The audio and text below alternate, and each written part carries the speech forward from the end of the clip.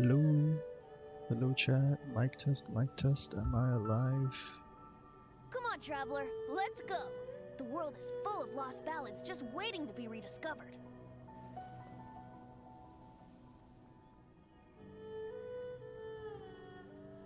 Mic test, mic test. Mic test, mic test. Yeah, that sounds good.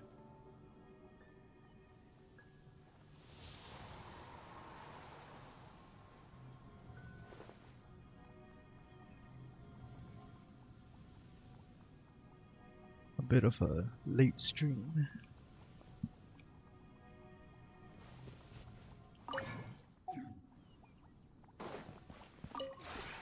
This rep... If you Hold on. ever...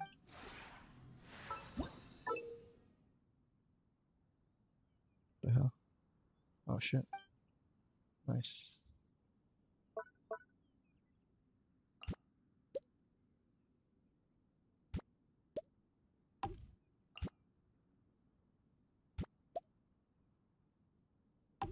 Oh, you can use keybinds now.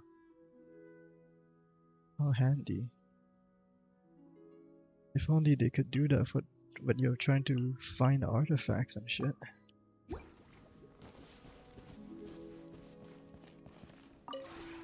This realm...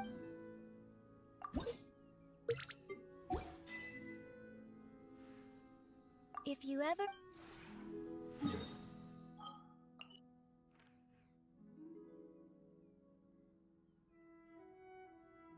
So I did some extra stuff before the stream, like the Hexarai buff quests, so that this stream will just be the story.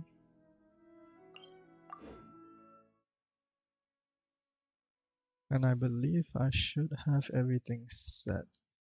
I will upload a separate video of the Hexarai quests and my pulling session with Durin.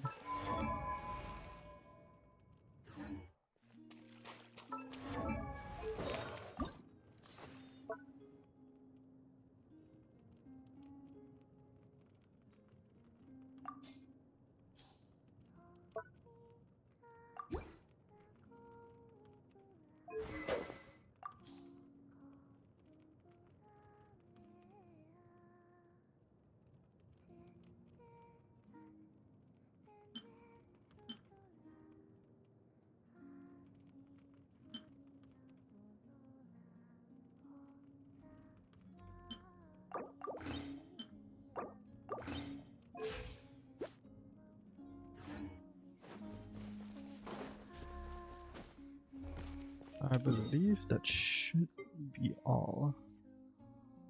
I did my dailies, I spent my resin.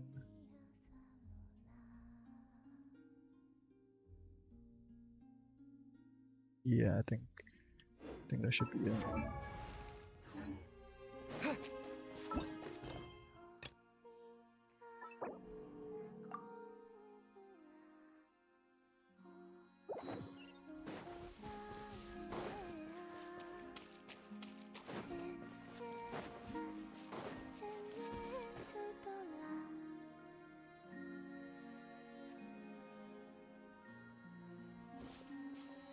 Hey, she's sitting up!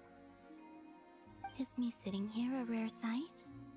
No, we just thought you'd be resting. Hey, Zach got Perhaps I would paid. have been, were it not for the sudden arrival of some unexpected guests. Not that I consider it a disturbance. After all, you are the only ones who are free to enter. Would it not be a little unfriendly of me to lie down while we speak? I didn't realize you put so much thought into little things like that. Seeing Ether's mouth move. What the fuck?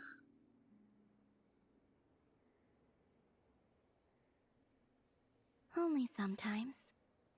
There have been moments lately where I think about you and your companions. They are warm, mysterious, and cozy memories. Very few of my past memories are anything like that. They say that travelers return home bearing bags full of souvenirs. But my luggage was empty, and I believed it would stay that way. return home? So, you're still planning on returning to the moon? Yes. This planet continues to reject me, reminding me that I do not belong here. If I remain in Teyvat, there will come a day that I disintegrate. And I don't mean reduced to dust, or turned into food for the flowers. I mean, I will cease to exist entirely. Alright then. Well, we're sure gonna miss you. But it sounds like we'll have to say goodbye. How do you intend to return? The moon prayer night is soon to arrive.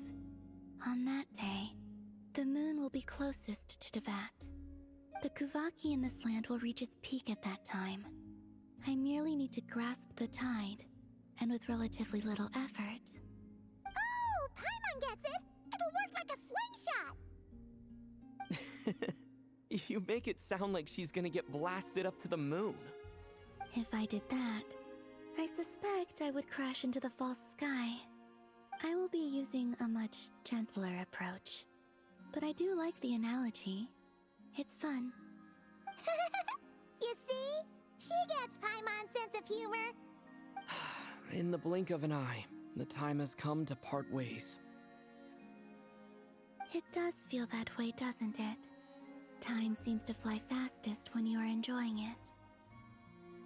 I have always thought of myself as a wanderer on this earth. And it has Wanderer? never expressed any desire to keep me here. Yet, just as I plan to depart, it tugs at my arm. Is this a gesture of affection? Or is the world mocking me? Oh. Were you hoping I can answer that?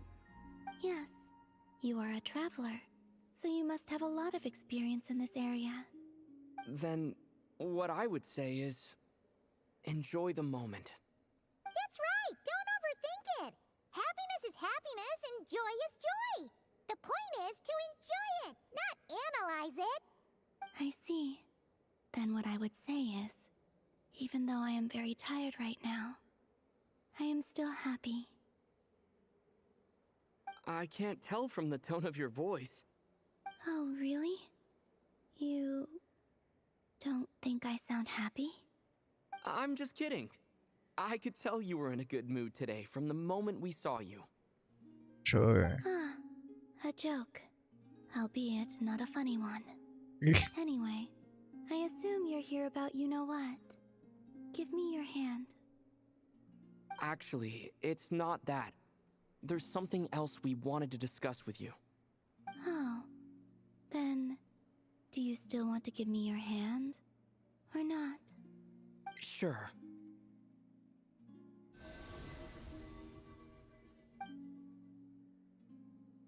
Thank you. So, I've heard that in the moon prayer nights of the past, people here would hold celebrations in the moon goddess's honor. Since you helped so much in our fight against the Rehir of Solnari, I think you deserve a farewell party before you return home. I haven't asked everyone else for their opinions on this yet, but I'd like to invite you to join the upcoming moon prayer night. I've never joined a moon prayer night before. I'm not sure what I would even do. Oh, don't worry about that! We take care of everything! All you need to do is show up. Of course, there's no need to force it if you're not feeling strong enough. It's just, this kind of felt like a golden opportunity. But they call me Kutar, and the Fatui have an arrest warrant out for me. I shouldn't appear in public right now. Yeah, there will definitely be complications, but I'll make it work. You have my word. Yeah, we got your back. Well, he does. Paimon's actually not too sure what he's planning. All right, if you're sure. I will not refuse your invitation. I suppose it wouldn't hurt to pack a few more sights from this world into my suitcase before finally learning what my homeland looks like.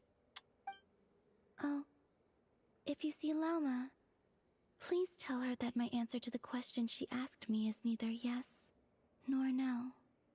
Rather, it is. There is no need. That was kinda cryptic, but sure. Guess it's between the two of you. We'll pass along the message. Bye for now!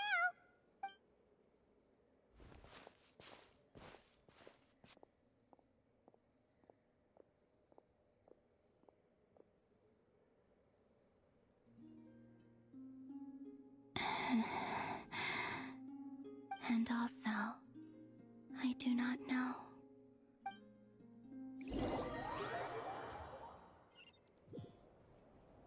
Since she's agreed to join the festival, let's go see who else wants to take part. Llama's gotta be the person most familiar with the Moon Prayer Night. We should start with her. Also, what exactly is your plan to keep her safe? Not sure yet. I'll figure something out. Yo, Zach's still talking? That's Are you great. serious?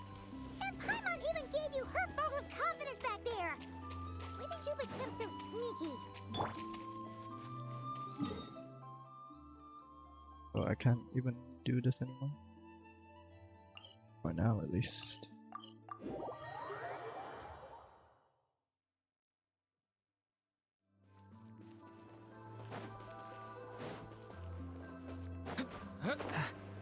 Our first Mondstadt 5-star since Eula.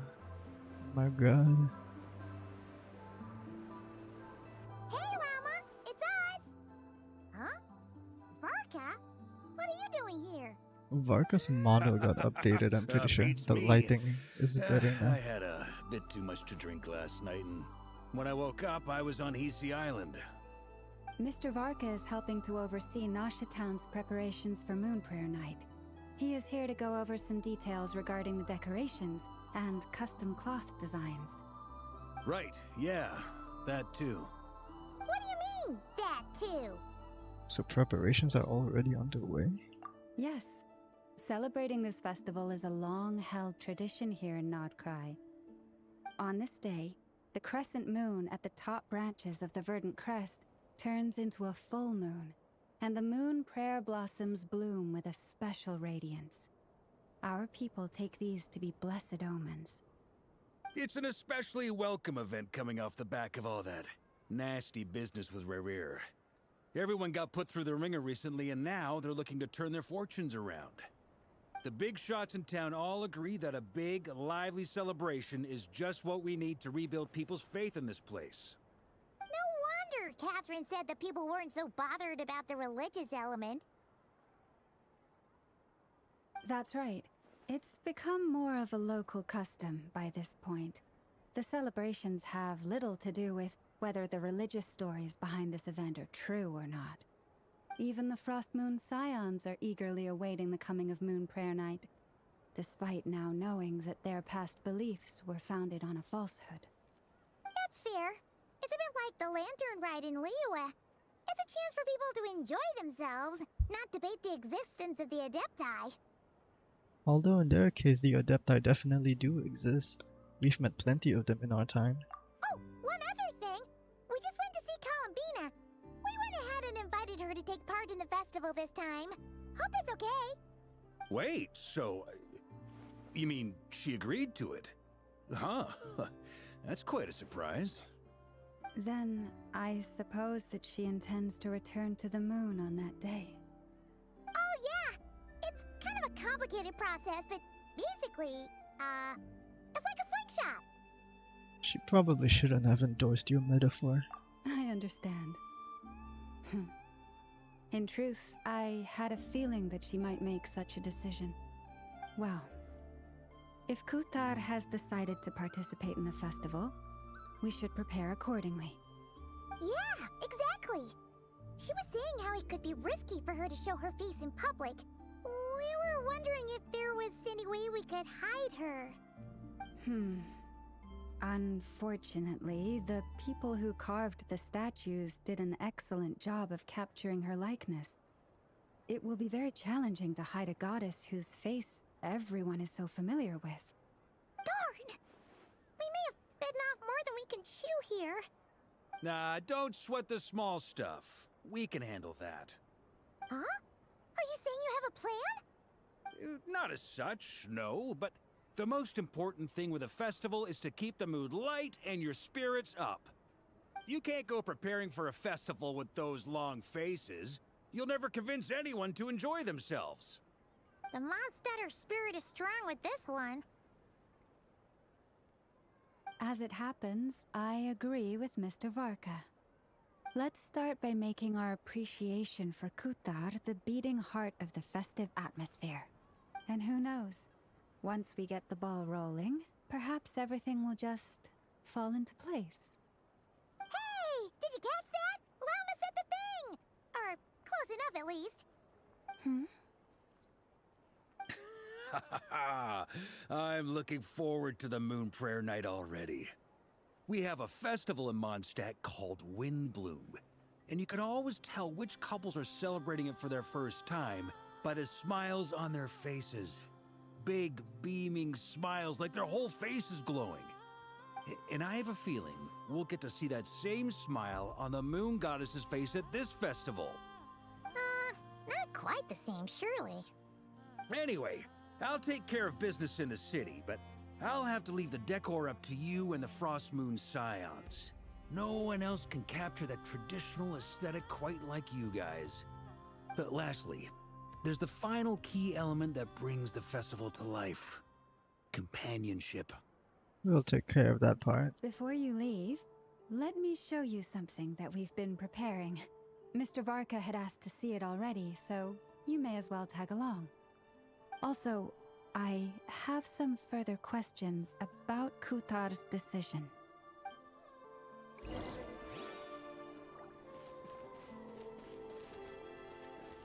Oh shit, Varka's walking.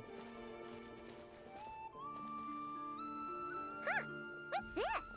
They sure look like they're having fun. I believe so.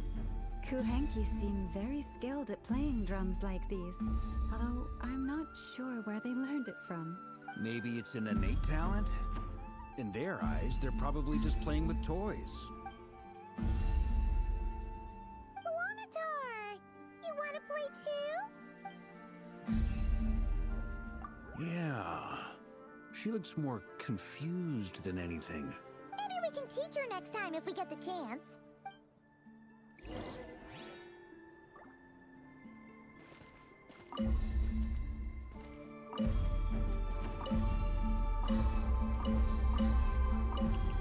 The fuck? What are these floaty things? Moon veils. We hang them from buildings in the city during the festival. When you look at the sky through them, it creates a Jesus lovely Christ, how misty fucking effect. tall are you? Oh my god.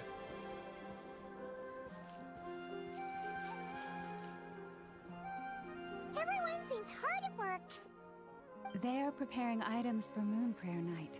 For instance, the sculpture being made over here, Mr. Varka and I were just finalizing the details of where it will be placed.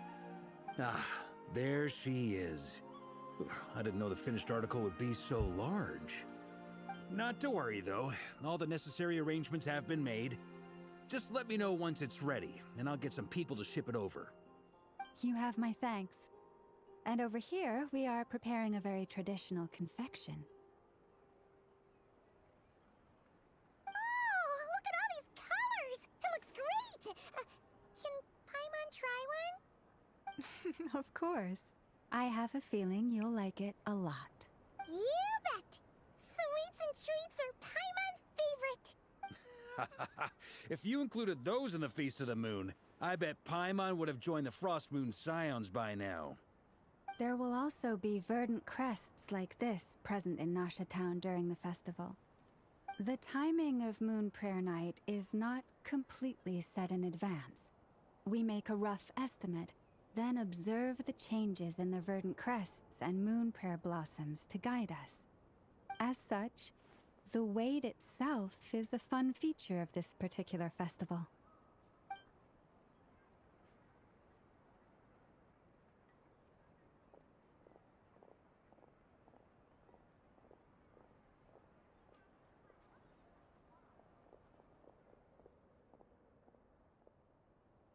let's talk here. To tell the truth, I am very surprised to hear that Kutar is willing to participate in the festival. I once asked her if she'd be willing to stay with the Frost Moon Scions. I could introduce her to everyone, and we could be a family to one another. She did not answer, but she has not appeared here since. I took this to mean her answer was no, but if that were the case, she would not have accepted this invitation. Speaking of answers, she asked us to pass along a message. Ah. I see. Maybe she is right. Maybe the Frost Moon Scions of today no longer need a moon goddess. But my wish was not for her to come here and be worshipped as a deity. I simply wanted to offer her a place to stay. I'm sure she believes that showing herself here might invite Fatui intervention, and as such she does not wish to cause us trouble. But what really pains me about all this is that this is her birthplace. She ought to belong here, yet no one has been able to grant her shelter. I think I'm qualified to weigh in here. When someone's about to depart on a long trip, what they need is blessings, not burdens. We should wish her the best, not make the journey harder than it already is. Anyway, she's agreed to attend, hasn't she? All we need to do is simply respect her decision. I see your point. Yes, she will soon depart after all. Our job is to leave her with some happy memories. Besides, who's to say her journey to the moon is a one-way trip? It's not like she can't come back and visit if she wants, right? Paimon agrees wholeheartedly. Festivals are all about having fun, so let's keep it simple. All right, I'm gonna head back to Nasha Town soon. Want to come with? I'm guessing you have some other folks to visit there. Sure thing, let's go! Bye for now, Wilma! Thank you all. Goodbye.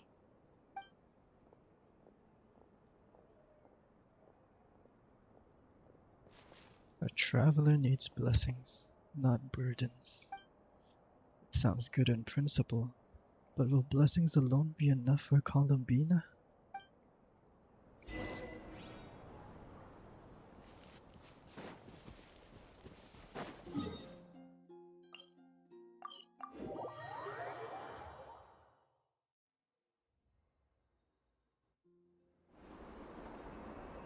Whoosh. Huh? Hey, over there! It's Durin and Albedo with Flints! What could they be chatting about? Chatting about how to get a upgraded character model. Your guess is as good as mine. Ah, Grand Master, and the Traveler and Paimon. Hello there. It's been a while. Perfect. We have some new volunteers for our investigation. Sorry, what investigation? Wait, let me guess. The righteous Lightkeepers are finally ready to hunt down the Abyssal Dragon? Haha. Yes, that too. What? Yeah, right! Oh, wait! Why does everyone keep saying that too? Well, to be precise, the facts match, but not the causality. Wait, so I guessed right? Half right! Don't act so impressed with yourself. Maybe I can explain. We ran into Mr. Flint's north of Nasha Town. At that time, we just noticed a few abyssal creatures out in the wild, but the strange thing was, I didn't detect any traces of abyssal energy on them at all. On closer inspection, we realized that they were not real monsters, but something akin to reflections in the water, or perhaps a mirage. Mirage? Huh? What do you mean? Like, you could see them, but not touch them? Exactly. It was very peculiar. They roared and tried to attack us, but we could not make any physical contact with them. I think I've heard of things like that happening in Nodcry before, but I don't know much about it. Yes, it's a known phenomenon. Mirage-like illusions tend to appear in Nodcry in the run-up to Moonprayer Night. From a distance, they appear quite real. I myself thought that Misters Durin and Albedo were locked in battle with abyssal monsters when I first arrived. But after sharing intel and investigating a little further, we can confirm that these illusions are harmless. There is no great cause for concern. I see. I'm glad that they weren't real. All the Mirage stories I've heard are either animals, rocks, or small houses. Abyssal monsters, though? That's a first. It's a first for me, too. So I'm planning to look into it further just to be on the safe side. I intend to inspect a few more locations. What about you two? Any plans? Alice contacted me a few days ago. She'd like me and Durin to assist her with an experiment. But we lost contact shortly after receiving the message. I'm sure that comes as no surprise to anyone familiar with her. We don't know when the wind will blow, yet when the wind blows, we will know. That, in a nutshell, describes how Alice operates. Yeah, that tracks. That tracks. Okay. Well, I suggest we investigate this Mirage business in the meantime. It's piqued my curiosity, and I'm pretty sure I know someone who will already be 10 steps ahead of us. Well said. Right? Whatever's happening in Notcry, she always seems to be the first one to know. Let's go see what she knows. We can invite her and her staff to the festival while we're at it.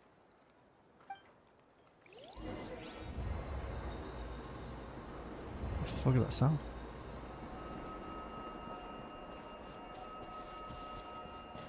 What the hell?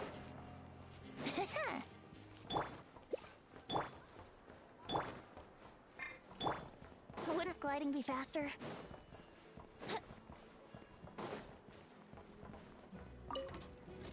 Oh wait, wrong. My bad.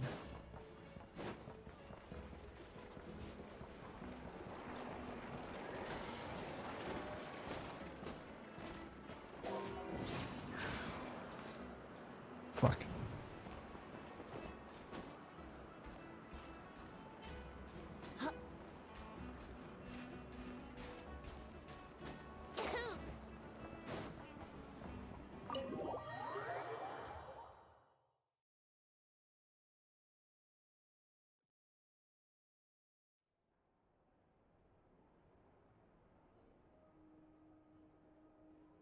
You're right, I have noticed.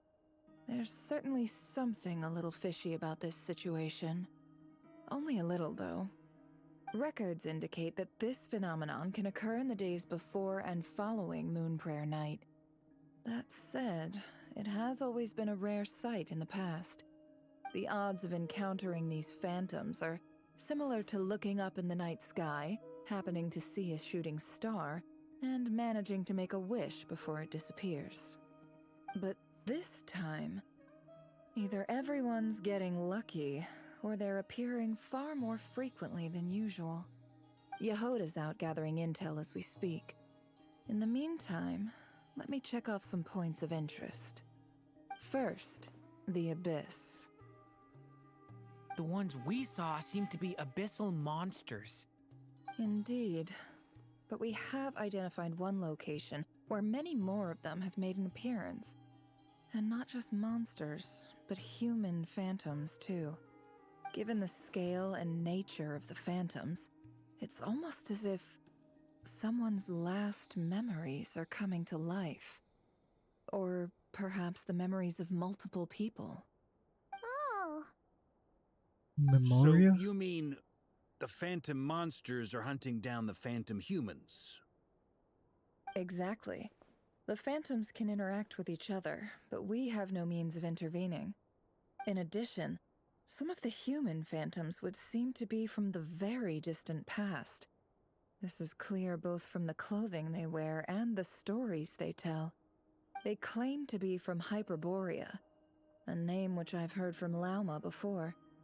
If this is true, it means they must be from 6,000 years ago. Did Paimon hear that right?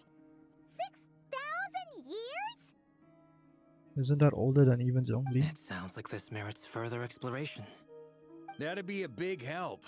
I'll leave it with you, Albedo. My knowledge of ancient history is non-existent. I used to doze off every time the pre-Knights Favonius era came up in class. It's quite a miracle that you were able to understand these phantoms' speech, given how long ago they lived. I suppose you're right. But I'll leave the archaeologists to ruminate over that conundrum. As an intelligence broker, my sole interest is in the value of the information I gather. Which, in this case, hopefully means earning myself some good favor with our dear Lady Moonchanter. What the hell? So calculating. Whew, this intel broker logic always catches Paimon by surprise. Sounds to me like we could split the work up. I think the abyssal phenomenon is best left to Albedo, Flints, and me. Agreed. It coincides with my duty as a lightkeeper. For my part, I'd like to understand the abyss better. Even a little knowledge would go a long way. This is certainly a rare opportunity to study the abyss. But even rarer, perhaps, is the chance to make contact with the ancients. The Curatorium will take the lead on investigating the Hyperboreans. We put in the work to learn what we know so far. It seems only fair that we get some quantity of exclusive intel. That just leaves our trusty team of 2 unassigned. Wait, we're a team? Since when? Since you became an honorary knight, of course. This was part of my grand plan all along. Ha ha ha! Oh yeah, by the way, we managed to convince Columbina to come to the Moon Prayer Night celebrations. Would you and Yehoda like to join too? She agreed to that? Huh.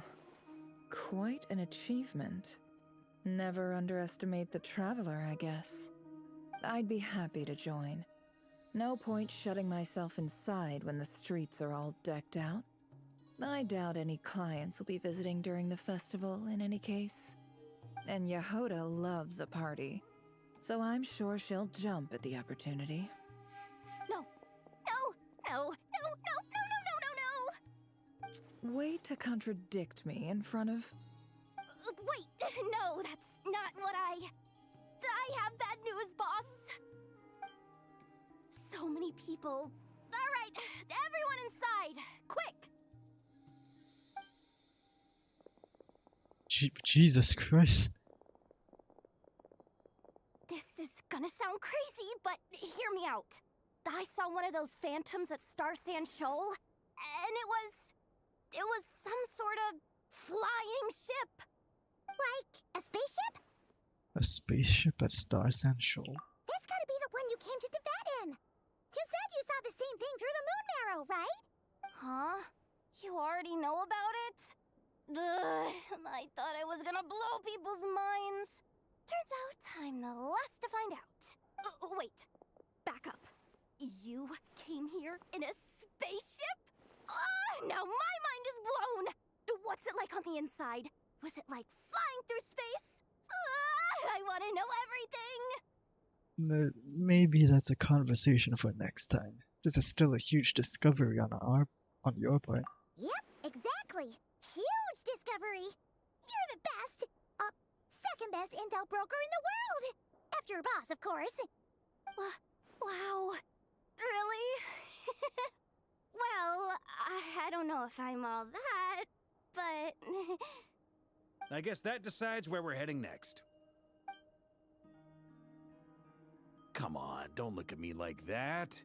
I know the spaceship doesn't have anything to do with me, but you don't want to leave me as the only one twiddling my thumbs, do you? Please? Fair enough. You can tag along.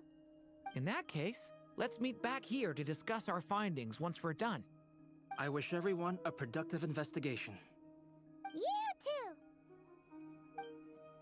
It's crazy that Kwai Dao is still getting paid, like to voice his character released so long ago, What's and bro up, is boss? still getting paid. Aren't That's we crazy. gonna head out? Tell me, Yehoda, when did the Curatorium start giving out intel for free? Oh, sorry, boss.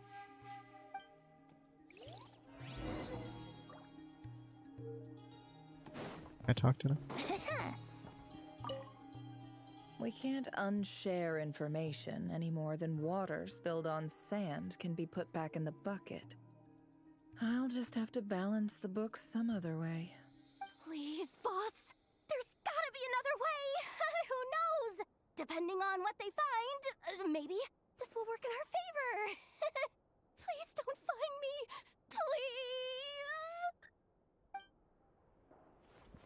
Please. Such a goated voice actor. Oh wait, I have Yehuda. I can like interact with shit now, can't I?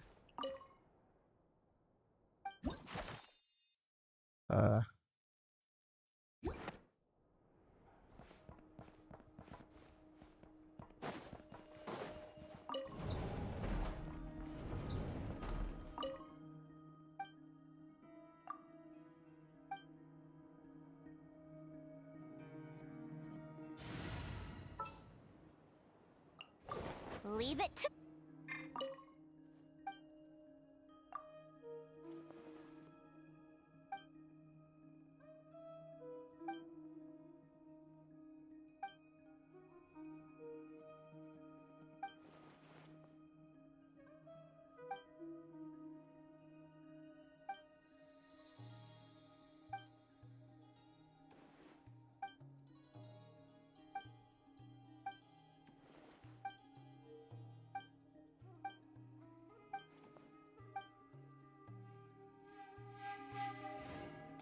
Wow!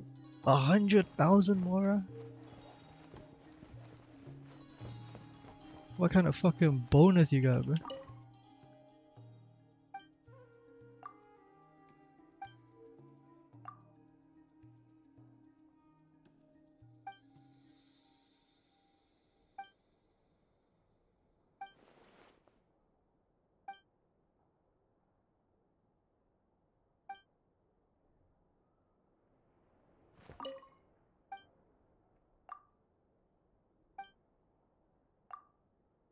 Is this the same letter again? Oh, what the?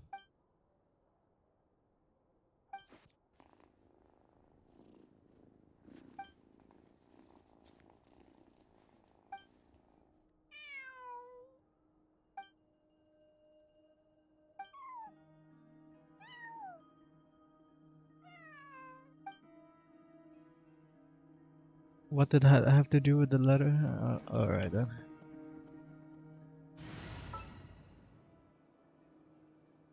Ready for a...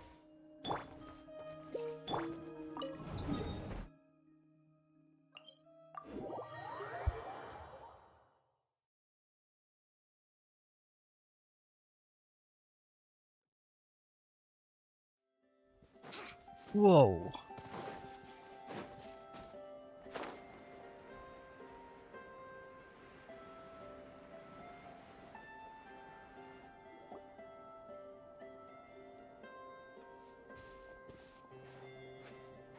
Well, what do you know? Yehuda was right on the money. This Phantom really is your spaceship. But that's so weird. Why would it show up here? Is it some kind of projection? Or a ghost? Like, maybe it no longer exists. But somehow it left an after image? I'm not sure either. Ah, you're already here. Miss Lauma, what a surprise. I thought you were busy with festival preparations. I was, until one of our people informed me that a strange sight had appeared at Star Sand Shoal. No one's ever seen something quite like this before. I thought I should see it for myself. Same here. Oh, so we heard that these things appear around the festival period. Any idea why that is? Unfortunately not. We have very limited information about them, since they can't be interacted with. And no human phantoms have ever made an appearance before now. The most we've been able to deduce is that these sightings appear to be connected to the increase in Kuvaki energy around this time. Let's look around and see what we can find out. Yeah, seems like that's all we can do. This is all so confusing. Allow me to lend you a hand.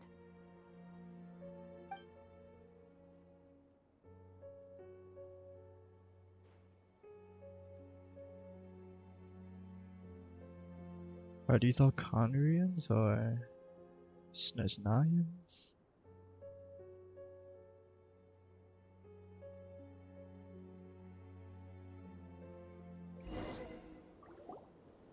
everyone. Our friend here should be able to provide us with some information. Is that a phantom Rhyhorn deer? I've heard about how the Frostmoon Scions live in harmony with the animals, and can even communicate with them. That's coming in handy now, for sure. Okay. Yes, I understand. Then how about this?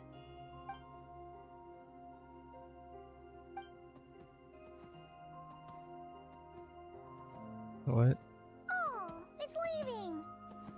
It appears to share our curiosity about this giant spaceship, so I asked it if it wouldn't mind investigating along with some friends. In return, I told it about some nearby spots where the wild fruit grows abundantly. We may live in a different era from these phantoms, but I trust that the terrain, climate, and ecology here are more resistant to the effects of time than some things are. Let's give them a moment and hope for the best. I thought we couldn't interact with these phantoms. All back together? Must have been a lot of fruit. Indeed. Now let me ask them some questions.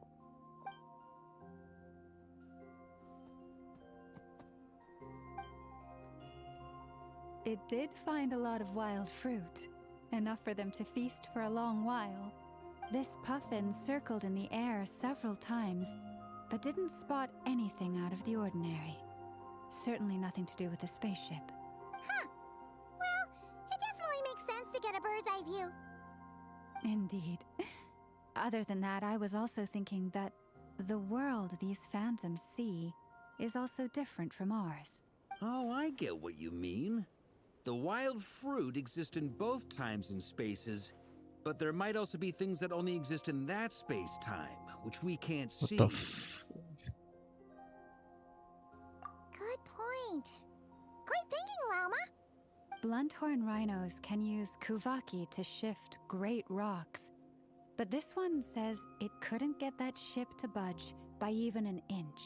The sniffer mole tried too, but despite being a skilled digger, it could not get through. They say that the spaceship looks robust and undamaged. It seems completely impervious to any and all attacks. Whatever lies within is well defended from harm. So, just like us humans, there was nothing they could do about this spaceship either. Yes, still, they deserve our thanks. We are grateful for all your efforts, dear friends. Now go, and enjoy your feast. I've noticed some other human phantoms gathered nearby. Come on, let's go talk to them. But I thought we couldn't interact with them. What? Or maybe we just like interact physically with them, I guess. What is this thing? I've never seen it move, and there's no way to get inside. Goodness knows. My grandpa says it's been sitting here at least since his grandpa was still alive. What about his grandpa? Did he say anything to your grandpa's grandpa about it? Huh? I don't know. In all likelihood, it was here back then too. Hard to imagine something this huge could move. Guess that means that as far as they're concerned, this ship's been around a long time.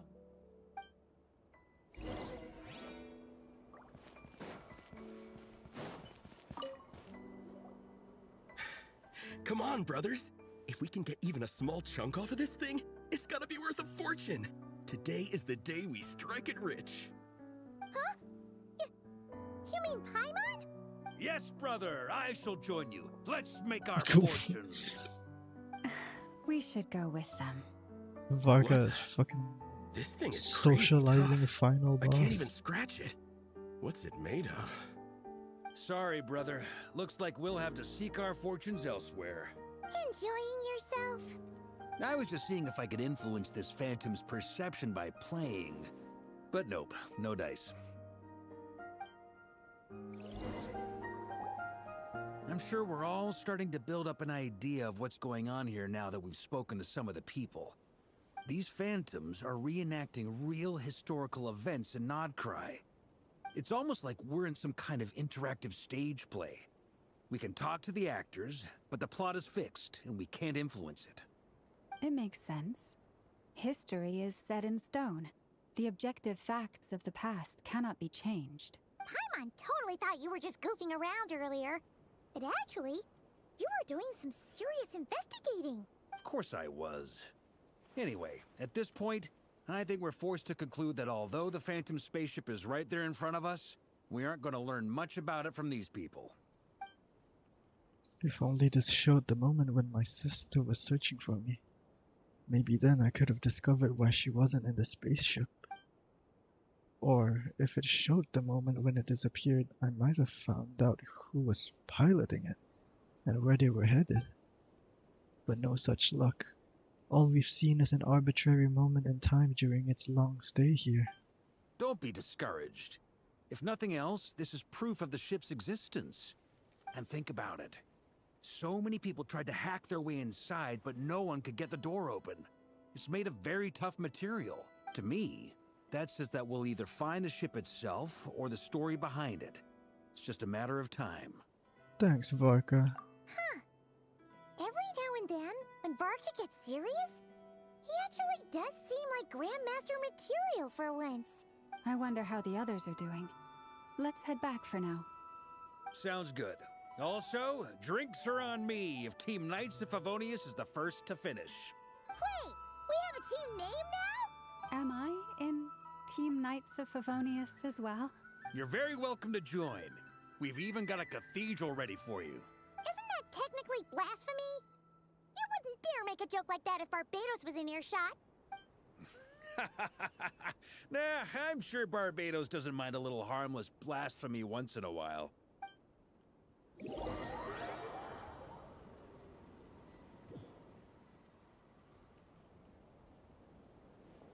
Whoa. Oh, Conrian. Oh, no! Get away! Oh.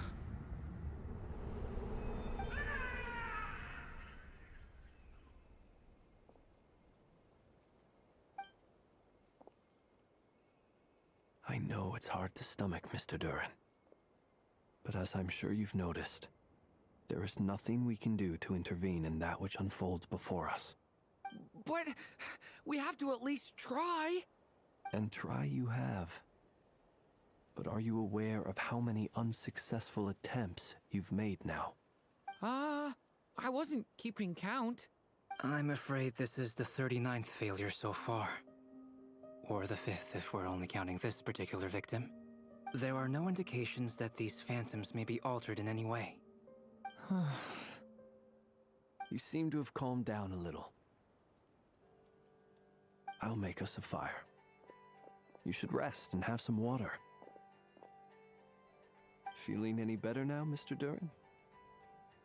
May I ask a few questions? Be my guest. What exactly are we witnessing here? What happened to those people? My guess would be that we are seeing Nodcry during the Conrian Cataclysm. Would that be accurate? Conria. That is correct.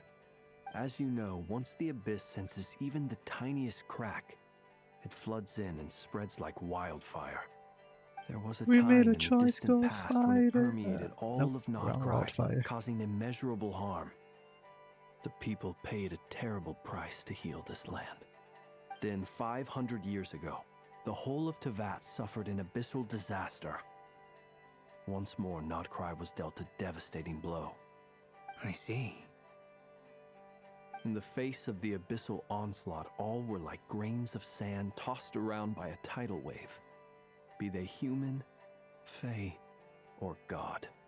The moment you witnessed is but one drop in a whole ocean of catastrophe. All right. I guess that answers my second question, too. I wanted to know why there's nothing I could do to help them, and that's because what we are seeing is history. That would be my guess as well. As I understand it, history and fate are not all that dissimilar. The latter may be unseen to us, but both are immutable. Yes. Fate was determined long, long ago. Durin I sits with still his have a couple of tail other questions curled for to you, his Mr. side. Flint. You mentioned more than one abyssal disaster that has struck this land in the past. How can you be sure that what we're seeing is from the Conrian incident? And also, how are you able to stay so calm when you're talking about these events? From everything I know about you, you're not cold or ruthless, and you're not indifferent to the suffering of others. Alas, I am forced to show my age. I must be 600 or 700 years old by human measure. Wait, so you... One is not easily moved by history when one has witnessed the truth firsthand. I'm sorry. You needn't apologize. Your passion is a good thing to have. Treasure it, because someday you may find it in terribly short supply. Hold on.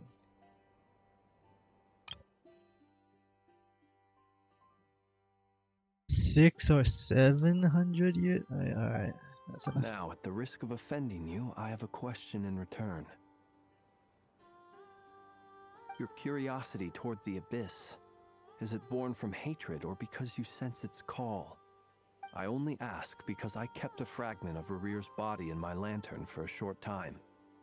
Specifically, his heart. So I know what a burden it can be to carry the Abyss with you. And I hear its power growling from somewhere within you. In my eyes, your mere existence is a miracle. My honest answer is... I don't know. I don't think I have the confidence to say for certain. What I will say is the Abyss is not the only issue that haunts me. Even before I became who I am today, the question dogged me constantly. Should I even exist at all? My doubts remain unresolved. But when we fought Rarir, something became a little clearer to me. Sometimes it is the darkness within us that allows us to achieve the impossible. I certainly got the sense from your 39 attempts that you were trying to achieve the impossible. It sounds like you've resolved to see the truth for yourself.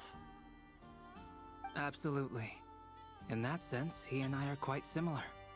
Then I wish you every success. I look forward to the day of your transcension. Well, if everyone's caught their breath, I suppose we should head back. Oh, and one last thing. I'd appreciate if you kept our discussion about history a secret.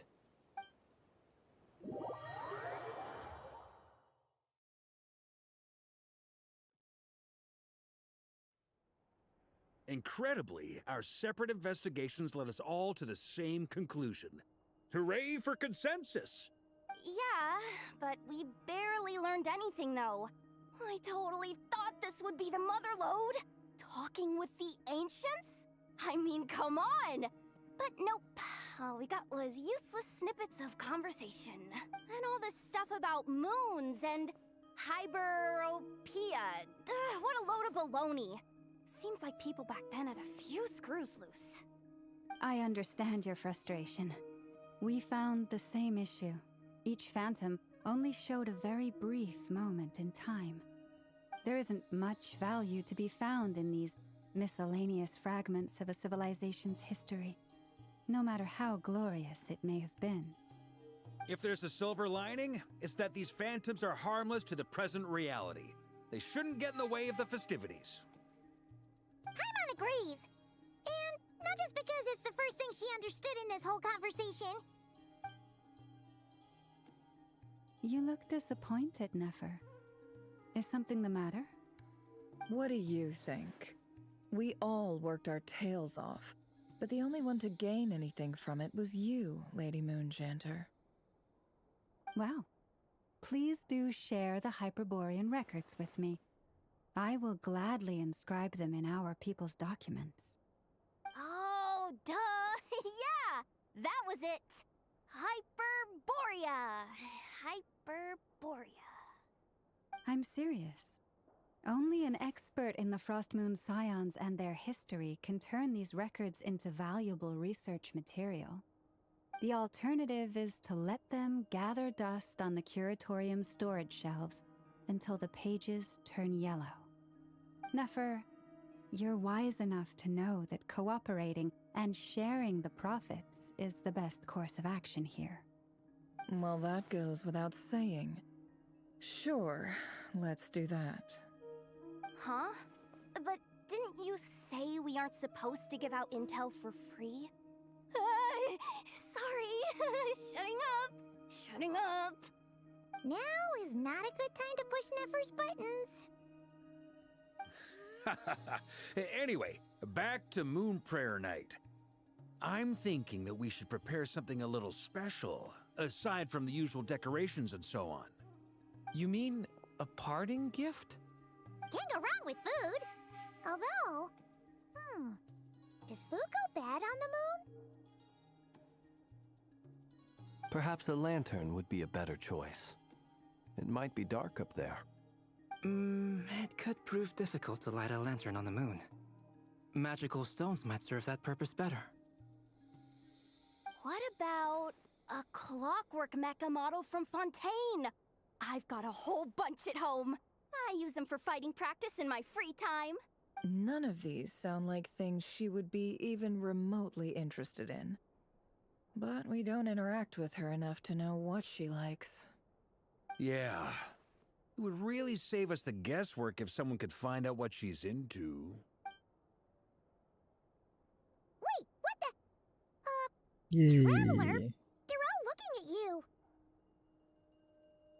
Okay, I got it. I'll find a chance to ask her. Great! Haha, problem solved. Now, I need to stop by Dory's. Gonna need her help sourcing a bunch of stuff for the festival. Then let's leave it there for now. We all have our own business What to the hell? attend to. Traveler, if you find out what Kutar likes, let us know right away. Gotcha.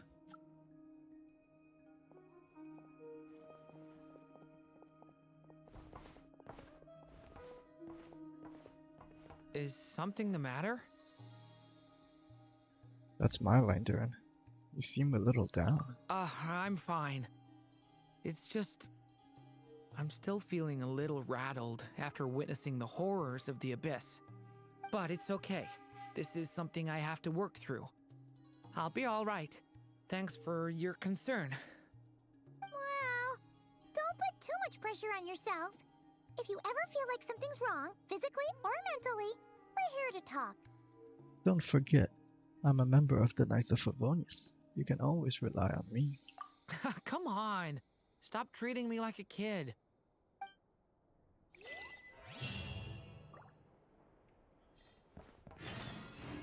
Which is why we need a lantern guaranteed to work on the moon. Yes, I have a few ideas, but the lantern itself is the easy part. The real issue is how little we know about the lunar environment. Wait, you two are serious about this? Let's just say I'm intrigued by the shining magical stones that Mr. Albedo has mentioned.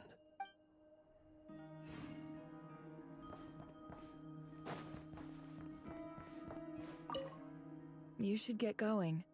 It's important that we ascertain what Kutar likes.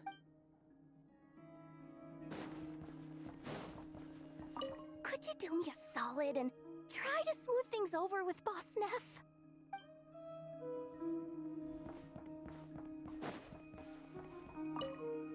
Miss Right. Lauma, would you accompany me into town? I think it'd be best if you saw the Frost Moon Scions decorations for yourself. Very well. Let's go. Fucking Venti has to break his neck just to look at him, bro. Look at him.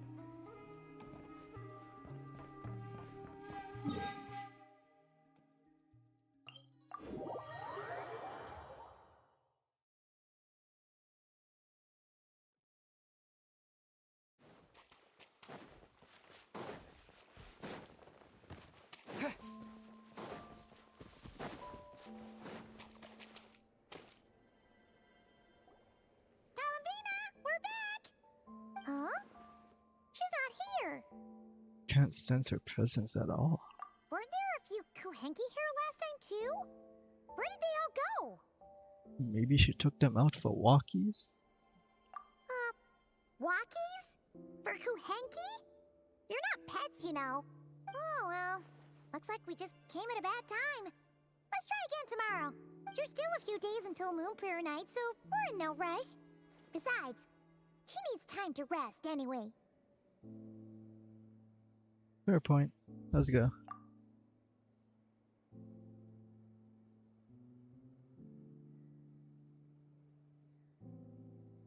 Kalamina! Are you back yet? Oh, how strange. Looks like she still isn't here. This is a bit odd. Right? It's not like her to spend so much time outside. Especially since she's worried about attracting unwanted attention. By the looks of it, she hasn't been back all day. What about Luanatar? Luanatar, you there? Hey! Do you know where Kalambina went? Sorry, didn't understand. But if you know where she is, could you take us to her? Sounds like an I don't know either to me. Yeah, that's even stranger. Paimon, look. The flowers. What about them? Oh, that's not good news. They change color when Kalambina gets weaker, right? And they look super pale right now. Let's go. We've got to find Llama. Good idea. She might know what's happening.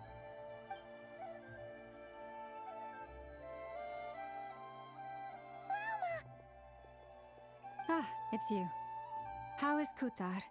Is she okay? She's missing. No, she hasn't. I came here to check on her after I noticed the flowers had changed color. Based on past precedent, she must be very weak right now. Even getting up to walk would be a struggle. It seems unlikely that she wandered off outside. Not to mention that she doesn't do that at the best of times either. So yeah, this is super weird.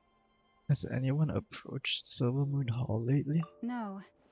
Very few people are in the know about Kutar's whereabouts. And if anyone suspicious had visited, they'd have left some sort of evidence. Come on, let's go to Nasha Town. If anyone has seen her, someone there will know about it. It's not Kry's information hub after all. Makes sense. Let's go!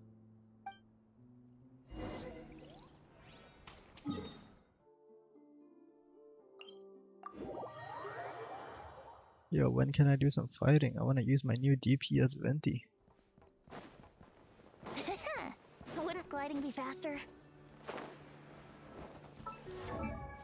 Venti needs new wings, bruh. Oh.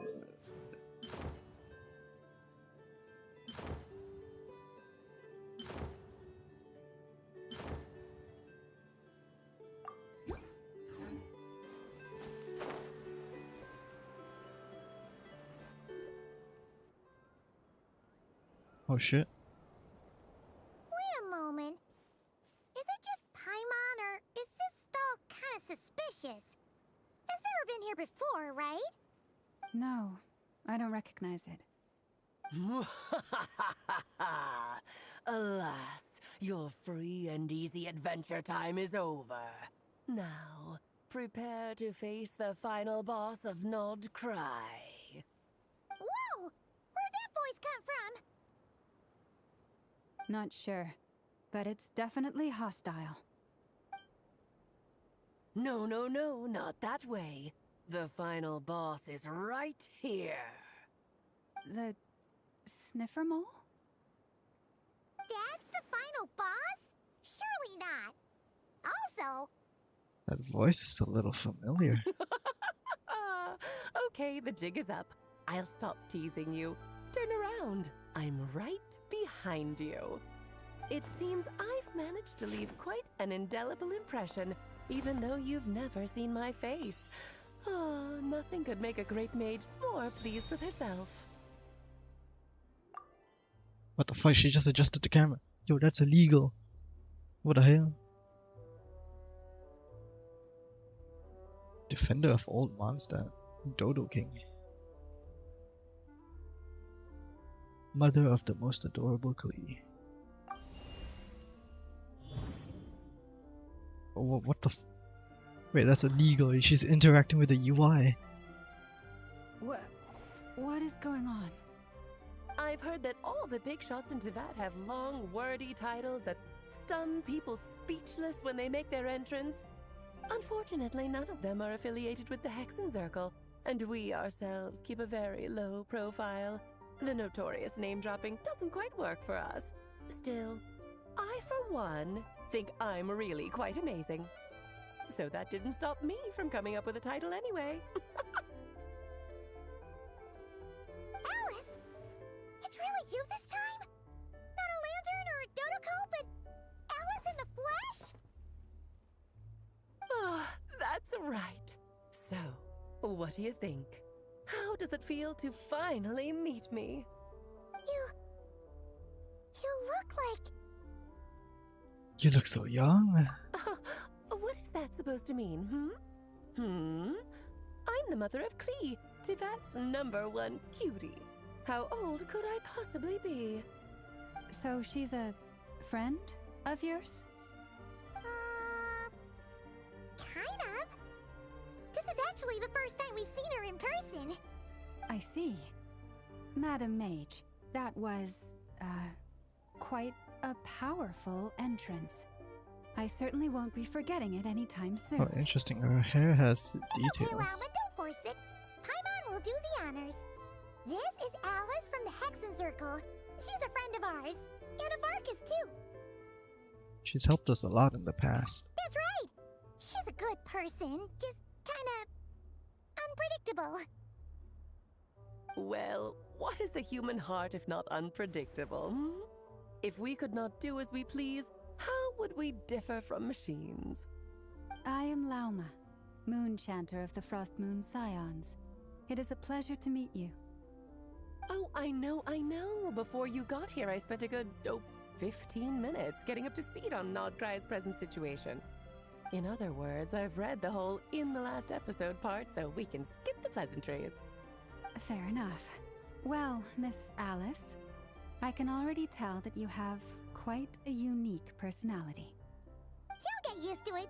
Paimon sure is. So anyway, what are you doing in Nodcry, Alice? Oh, I thought I told you already. This time, I'm the final boss. What? And what a formidable foe I shall be. Powerful, confident, decisive, and good luck finding my weak spot. You will never succeed. I'm going to send a formal request for Jean to put you in solitary. Oh, drat! My one weakness, and you found it in an instant. Fate has been dealt a devastating blow. Thus falls the great Dodo King. Why are you playing along with this nonsense? For funsies, of course. What's wrong, Paimon? Are you disappointed in me? Am I a gigantic letdown? No, it's just... you seem like a busy lady. And this is the one time you've shown up in person. Paimon figured it would be for something more high stakes than just goofing around. You're quite right. I'm here in Nodcry because something big happened. Something big enough it caught the attention of the Hexenzirkel. It concerns the 3 moons, Tevat's borders, and of course, the moon goddess you are currently searching for. You know where Columbina is? Kind of. Why don't we discuss this over a pot of tea? My main reason for coming on this trip to Tevat was, of course, to have some fun. But I do technically have a job to do as well. Namely, maintaining the stability of Tevat's borders. I'll skip over the complicated parts, but to sum it up, abyssal energies are all that lie beyond Tevat's border. We'd find ourselves in a real pickle if they ever made it through. And the phantoms you've been seeing are a sign that the border has been disturbed. No wonder they tend to show up around Moon Prayer Night. Is it because the real moon is now so close to us that its power can cross the border? In part, but only a negligible amount passes through. Just enough to influence the verdant crests and so on. And as you've noticed, there has been an unprecedented number of phantoms appearing this year.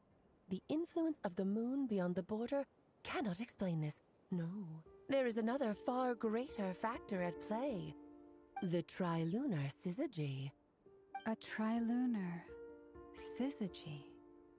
Eons ago, before the heavenly principles came to Devat, it was the then 3 moon goddesses who controlled the laws of this world. You're talking about life, death, and such, aren't you? Oh, that's exactly it! The 3 goddesses split these powers amongst themselves, promising never to consolidate them into one singular body.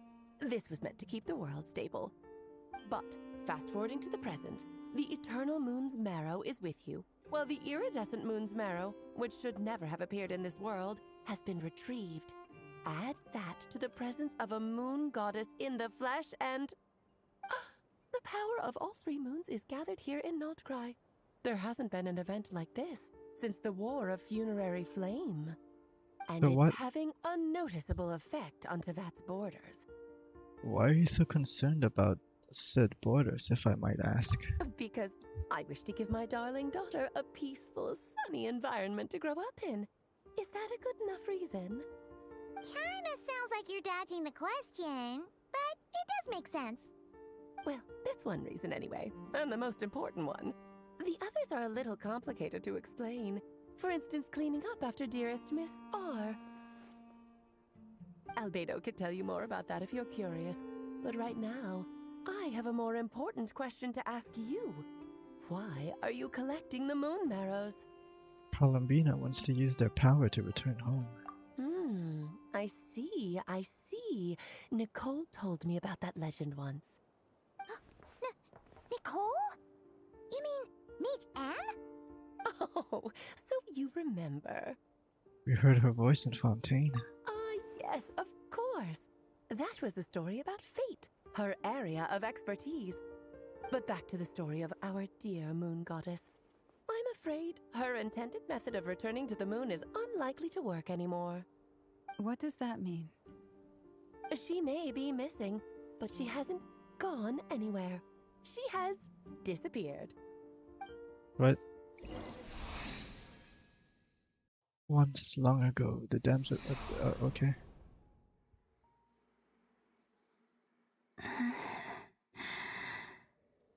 My body is so heavy. Wait, no. It's my mind that's heavy. My arms and legs are as light as a feather. What's happening to me? I feel drowsy, like I've been asleep for too long. Is it daytime or nighttime? Is the moon out? I think I'll go for a walk.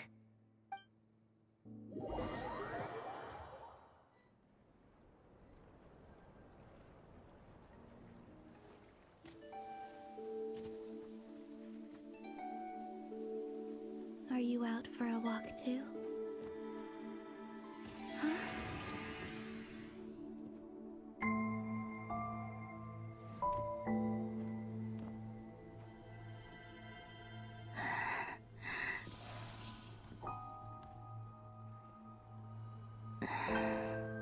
The day has come at last.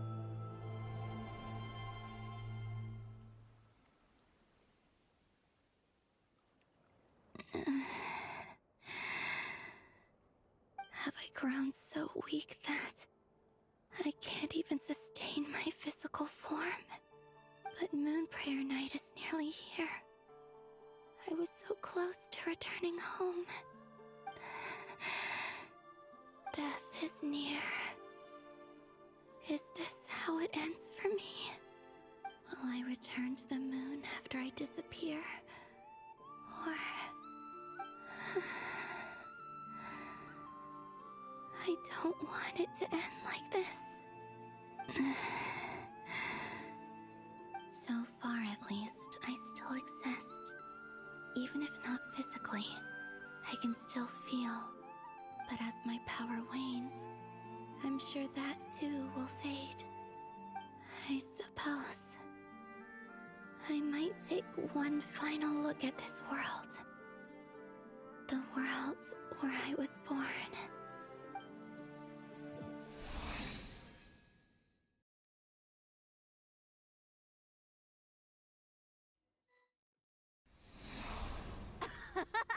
Come on, come on! Wait for me! The Frost Moon Enclave. How much it has changed since I was born. These decorations, they're so heavy.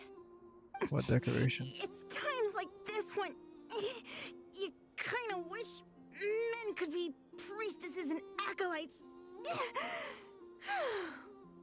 How fascinating. I've never had the chance to be privy to people's private lives in this way. In the past, people would get so solemn and serious the moment I showed my face. Like they were frozen stiff. Karina, Lametti, it's time to eat. Coming! I want to watch them a little longer. Oh shit, we get to play as Columbina. What the fuck? Whoa.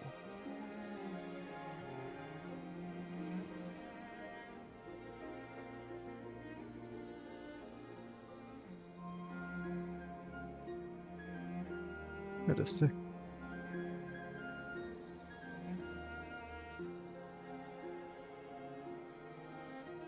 I hope that this is how she actually walks, like when we get to play her, when she becomes playable. That would be sick.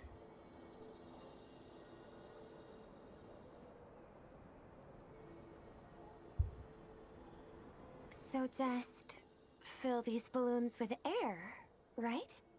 Yep. Try a couple now to test things out. The rest can wait till Moon Prayer Night. Think fast.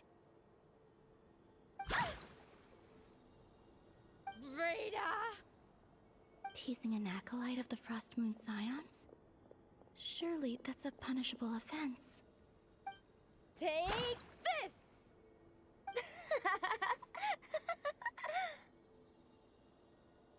Huh? Alright, enough horsing around. Lady Lauma gave us a task. We should get back to it. The task is just to check that the balloons don't leak, right? Doesn't matter if we fill them with air or water. Yeah. Okay, you got me there. And you got me there. But still, we can't use all the balloons before the festival even starts. We won't use all of them.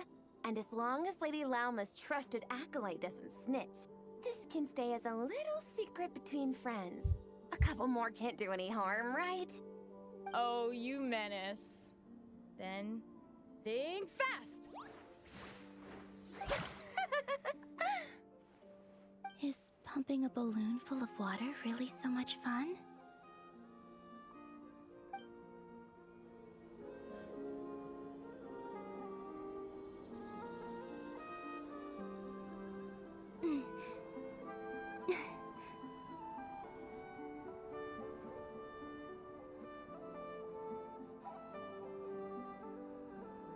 I'm sure you're both tired from playing all day. Come on, eat up.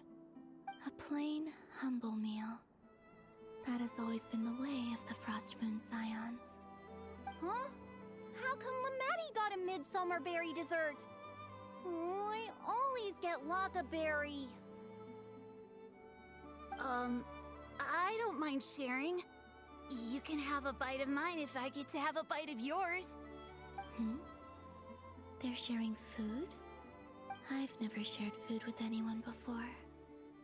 Even at the Harbinger tea parties, everyone just ate off their own plate.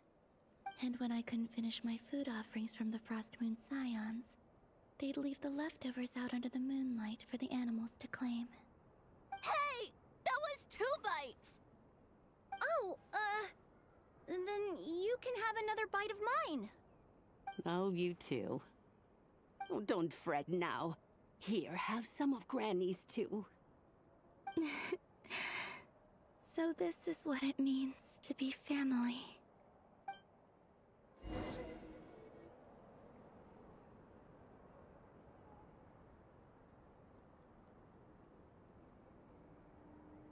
I'm seeing so much that I'd never usually get to see. They'd never act like this when I was around. It's nice, being able to just watch people in peace in these final moments. What a rare opportunity. I think I'll go take a look around Nasha Town, too. Maybe the Traveler will be there. Thank God I don't have to walk all the way there.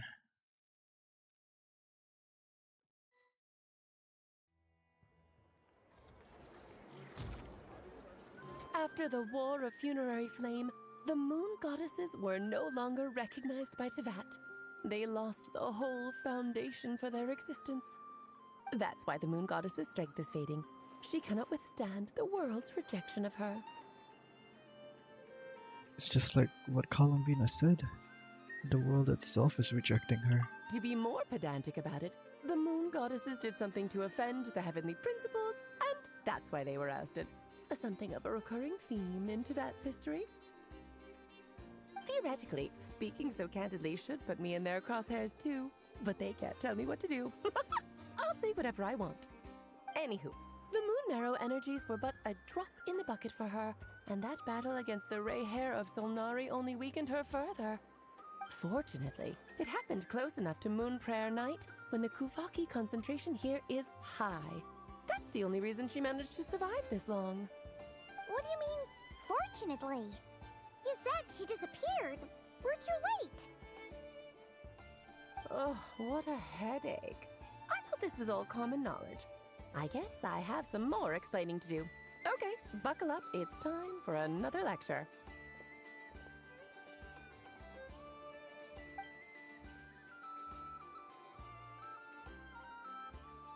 Now, I said earlier that the moon goddesses lost the foundation for their existence.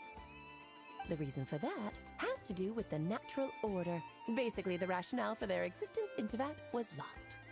The same logic applies to the present moon goddess too. Consider her existence so far. Her comrades in the Fatui called her Damselette. And she was worshipped as Kutar by the Frost Moon Scions. But these connections have now been severed, whether by her hand or yours. So, the rationale that once sustained her existence is now gone. Wait, we did that to her? Oh, well, strictly speaking, yes. But let's not start pointing fingers, shall we? I'll only end up as the big bad villain, and that's not the kind of final boss I want to be.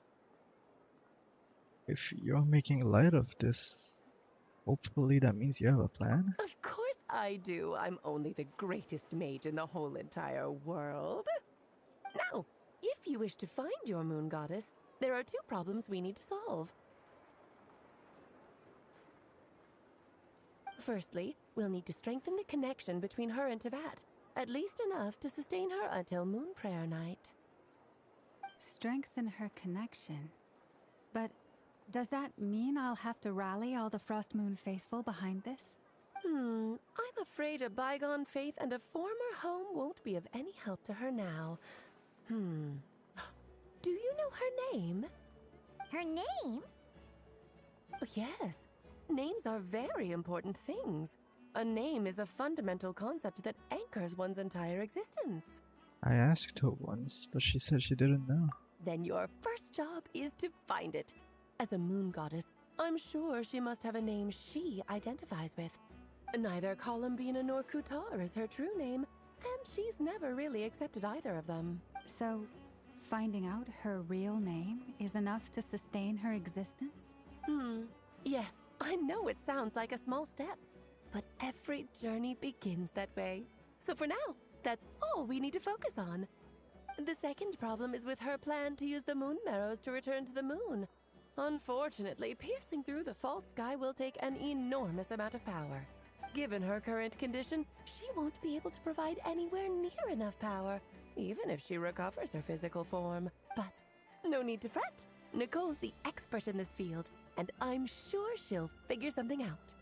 Wait, Mage N is going to help us out too? That means we've got 2 Hexen Circle mages on the case. This is turning into a pretty big deal. Actually, this is more of a side quest for me. Like you said, I'm a busy lady, so I can't stay for too long. I'll have to return to Tivet's border soon. Thanks for telling us all of this. That's the upside you get for looking out for my little Klee. Hopefully that will incentivize you to carry on keeping her company in the future. Anyway, Only you jokes can keep me aside, company. you'd better Yo, get moving. what? It will take quite a miracle for the Moon Goddess's consciousness to hold out till Moon Prayer Night. Oh, I suppose I might as well tell you where Nicole is before I leave. Off you go now. Time to meet your new friend. Oh, yes, and a little suggestion. Don't forget to mind your heads. What? I wonder how Durin's doing. I should really go see him before I head back. You really are super busy. I most certainly am. There's so many children I have to keep tabs on just in Mondstadt. Durin, Albedo, Venti, Varka. There were some unexpected names in there. Klee didn't make the list, huh? Of course not. Klee is my pride and joy. I have no qualms about her, because she's the best child in the whole wide world. Yep. Klee's a little angel. I'm glad you agree. Well, all the best. See you when I see you.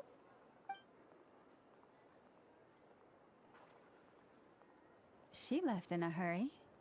Yeah, she didn't pack up her stall. Should we handle it for her? I doubt that's necessary. I must say, I'm now very curious about her daughter. Klee, wasn't it? What's she like? Kaboom. That's a long story. Come on, we'll fill you in as we go.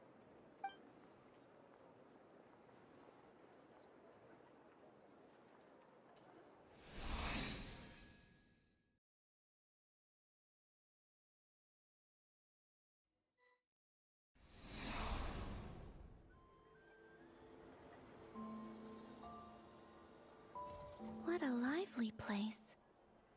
I've never experienced Nasha Town like this before. Hey, you old geezer! Your hammer's rusted through! Who are you calling old geezer? Are they quarreling? I'm looking right at him! You've really gone downhill since giving your daughter free rein in the workshop. Can you even swing a hammer anymore? It shouldn't take you days just to fix a single chair. You might as well use that hammer to massage my back for all the good it's doing. Don't run your mouth, or you'll get a back massage that'll put you in bed for the rest of your life. Look, the materials haven't arrived yet, all right? You know how busy it gets in the days before Moon Prayer Night. I'll bet you send all the materials to your little princess. Blood's always thicker than water, huh? All right, you've made your point, Uncle Koski. As soon as the materials arrive, fixing your chair will be the #1 priority. And Dad, if you've got time to chat, why don't you lend me a hand, See? Lolka knows what the score is. I guess they're friends. But the way they spoke to each other was so ugly. Then again, it wouldn't be the first time I've seen something like this. Columbina! Sing outside my door in the middle of the night one more time, and I'll unscrew your vocal cords. You hear me? Oh, Zandrone. Says So that was bien her way Lex. of trying to be friends with me. What a pity. I won't get the chance to say any ugly things in reply.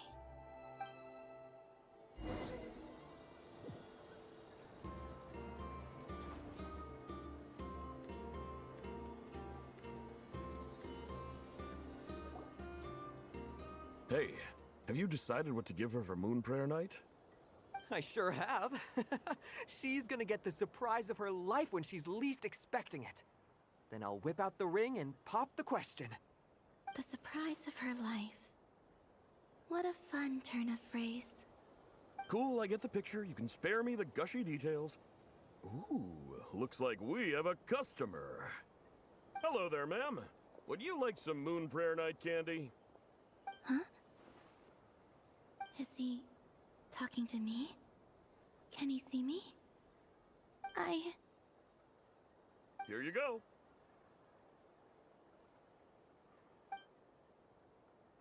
Oh.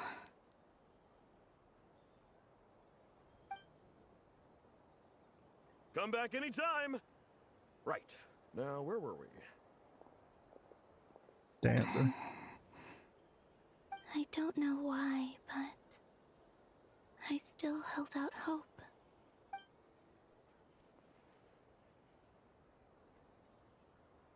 The most important thing right now is to find that mage. This name thing seems super important too, but where do we even start looking? I'd better go pay the Fatui a visit.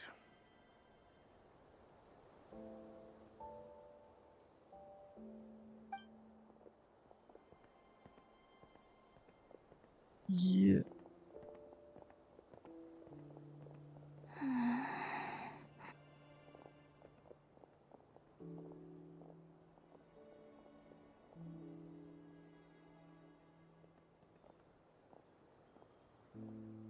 Columbina?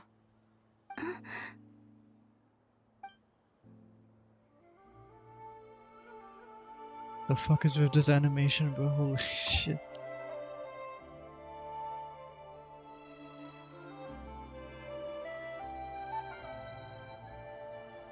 Traveler? Let's go! This is no time to be spacing out!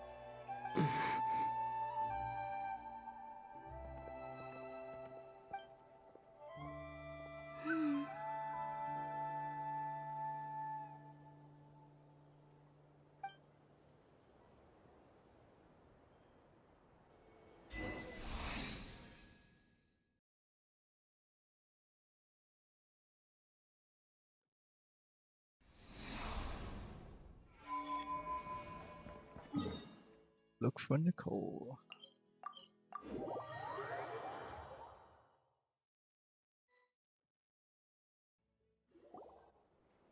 Where are they going?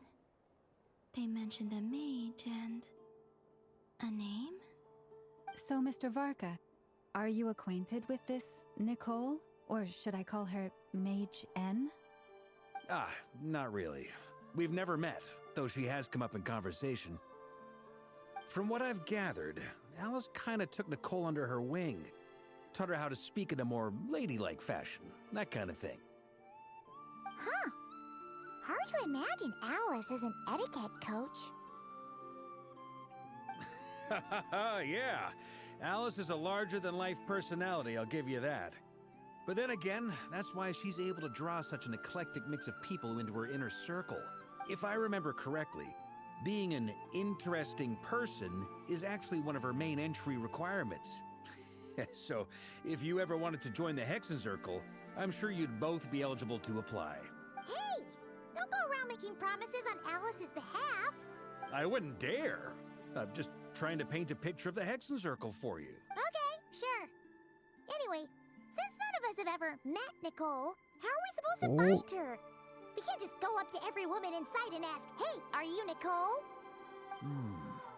Maybe something she's wearing will give it away? Like, a windbloom pinned to her chest or something. Wait a minute. Alice never said Nicole was from Mondstadt. Oh, true. I recall that each mage has their own cup. That would be this young lady, then?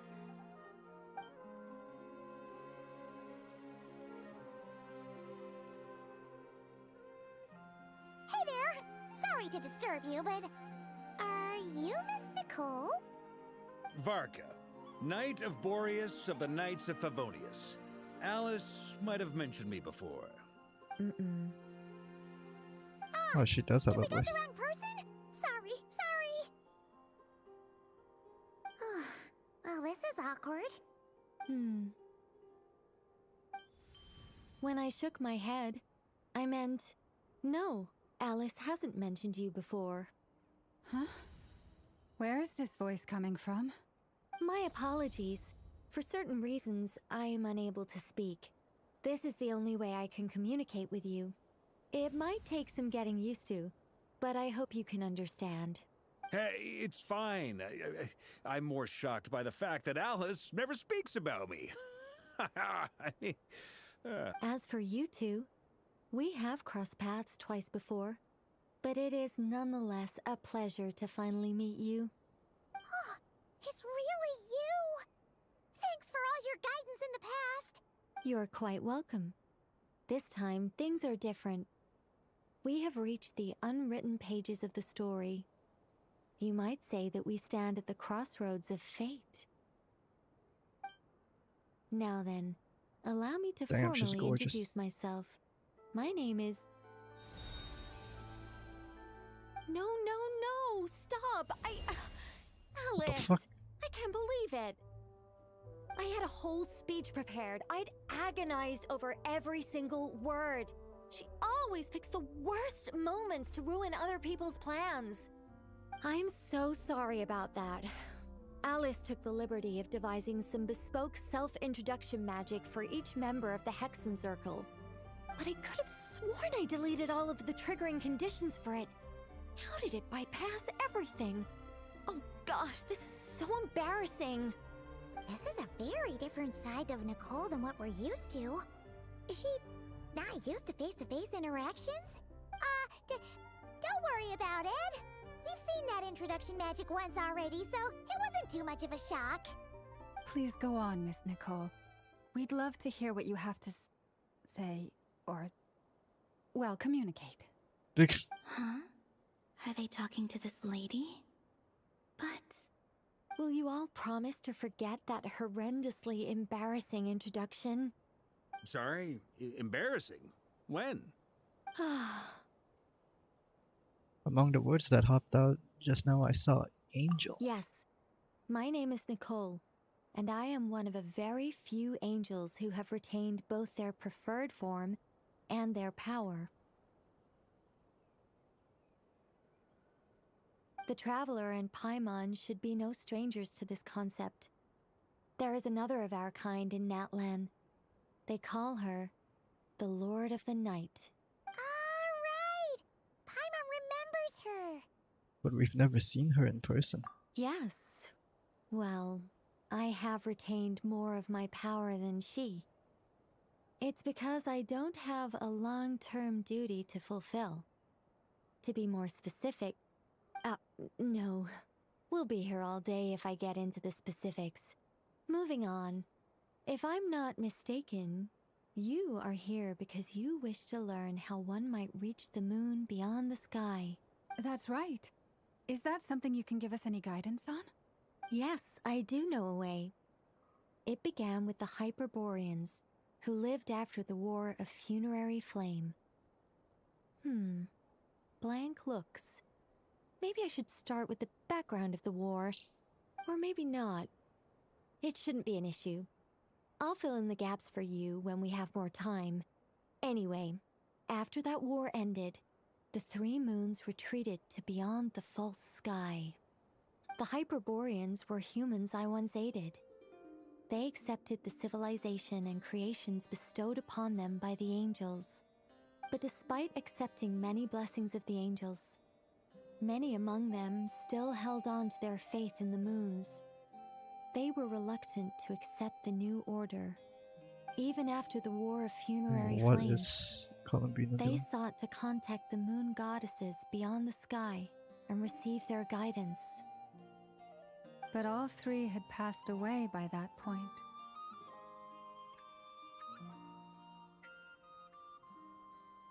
This mage has a unique method of communicating. Is she talking about the moons? Yes, but they did not know. And so, still they prayed for the moon goddess's mercy. After building titanic structures that consumed vast amounts of Kuvaki, at last they glimpsed the moons and heard their voices. But of course, they were gravely disappointed. For it was then that they realized the three moon goddesses were dead. Oh, that's such a sad story. It is. Humanity was in a very sorry state at that time. The angels who had once aided them were gone, and the War of Funerary Flames had left them homeless and destitute. Just a second, I gotta ask. How relevant is all this history to the task at hand? Well, I mean, it's... Okay, it seems we've drifted into irrelevant narrative waters. It's been a while since I've had the chance to speak inside someone's head. As soon as I got started, I lost control and the words just flowed out like a waterfall. What I'm trying to say is... Right, yes, that's it. The relevant part is the ritual created by the Hyperboreans. The fact that they bypassed the false sky and saw the true moons implies that they successfully built a connection between Tevat and the outside world. Which means, with enough Kuvaki and a sufficiently stable connection, it should be feasible to send one person over the border. Okay, so they built some kind of portal? Oh, yes. A portal. Yes. Is something wrong? You sound disappointed. I just didn't expect you to summarize it so well. It turns out I could have said all that in one word, if only I'd managed to think of it. No, please, it's fine. This is invaluable knowledge. I'll be sure to record and preserve everything in writing. Oh, really? Well, in that case, I suppose I could backtrack and add some more detail. I did gloss over a few things so far. Whoa, whoa, whoa, time out! Let's summarize what we've got first. The Hyperboreans were the last ones to use this method, right? So we somehow need to find whatever structure they built and make sure there's enough Kuvaki to power it up. Luckily, we have the moon marrow of both the eternal and iridescent moons, so we're all good for Kuvaki. Which means the key issue we need to focus on is finding the place. Am I right so far? Yes. Although, I expect the structure is long gone by now.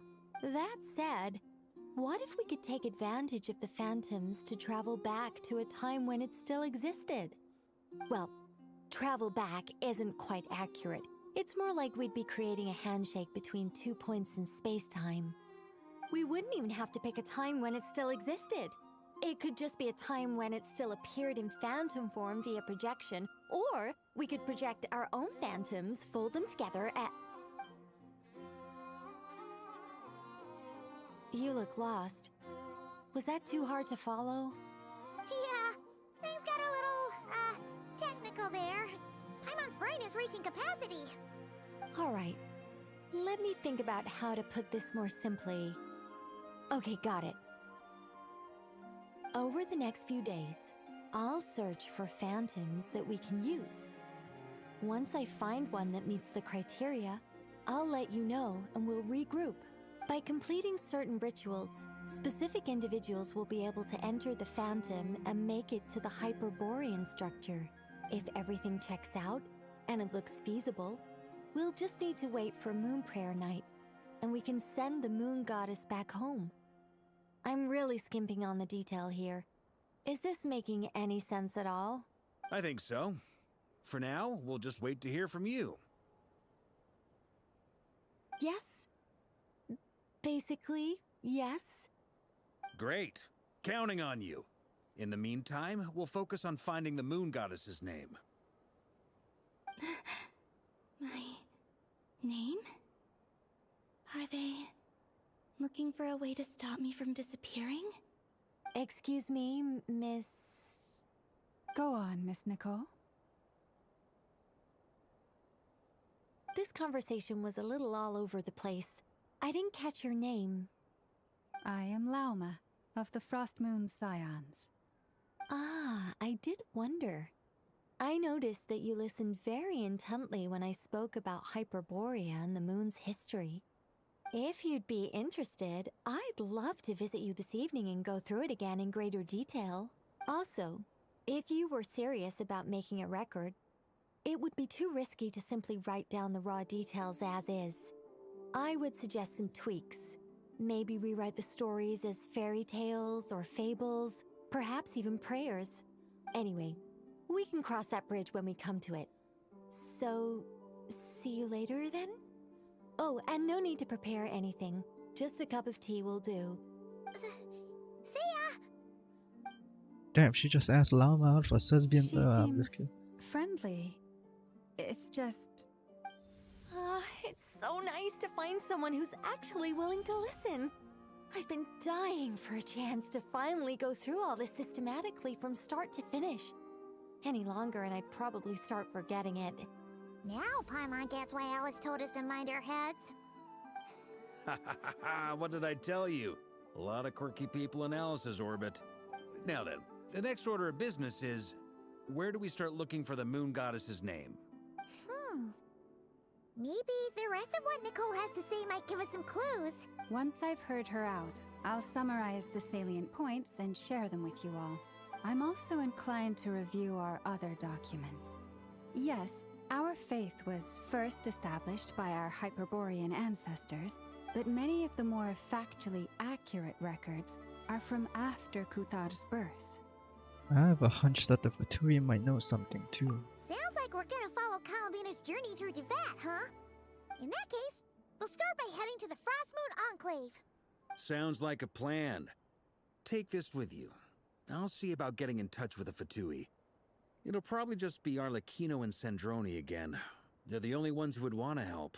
Thank you, Mr. Varka. Don't mention it. Honestly, I'm more comfortable dealing with the Fatui than prying into the details of a young lady's childhood. Catch you later. I should follow them, just in case there's some way that I can help.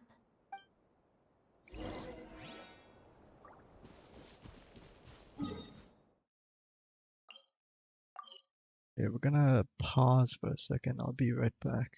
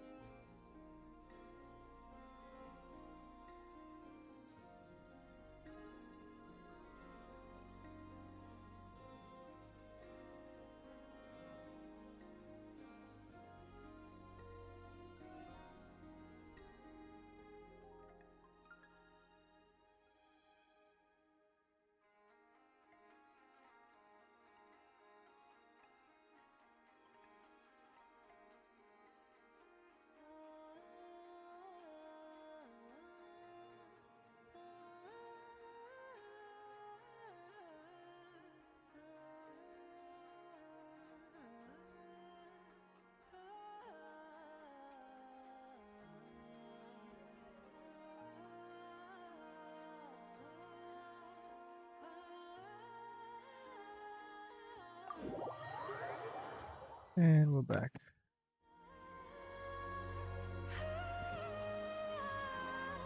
A while ago, I took the time to organize all documents in our possession that pertain to Kutar. What you see here is the material I consider reliable. Hmm? You're saying there's unreliable material too? Yes. Most of the information we have was transmitted through an oral tradition. Inevitably, some of her stories were mythologized and deified over the years through countless retellings. That's why I organized them into reliable and unreliable. There's no sense seeking answers in history unless we can ensure the veracity of the historical record. Makes sense. All right, let's take a look through.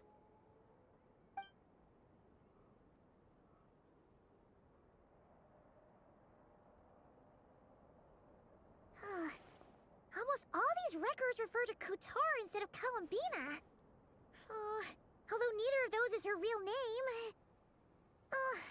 Paimon's not sure what point she's trying to make. What we can gather from these records is that the Frostmoon Scions worshipped her as a god, placing impossible expectations upon her. I cannot fault them for their earnest faith, but for all their devotion, worshipping her day in, day out changed nothing.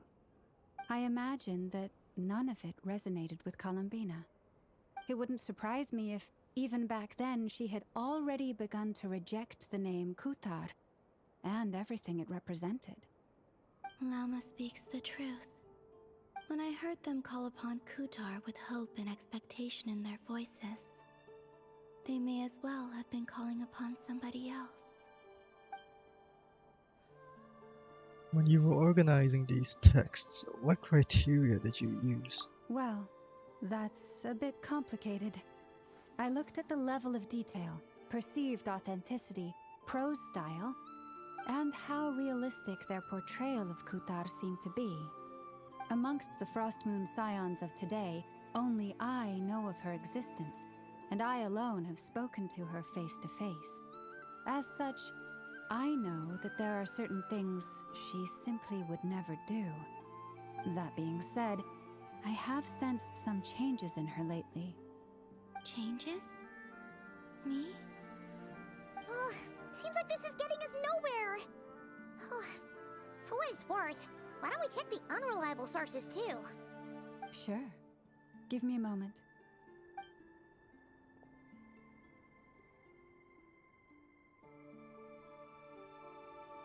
Exerting but a fraction of her divine might, Kutar sheared a great mass from the snow-capped mountain and cast it into the sea, upon whose surface shone the mirror image of the moon.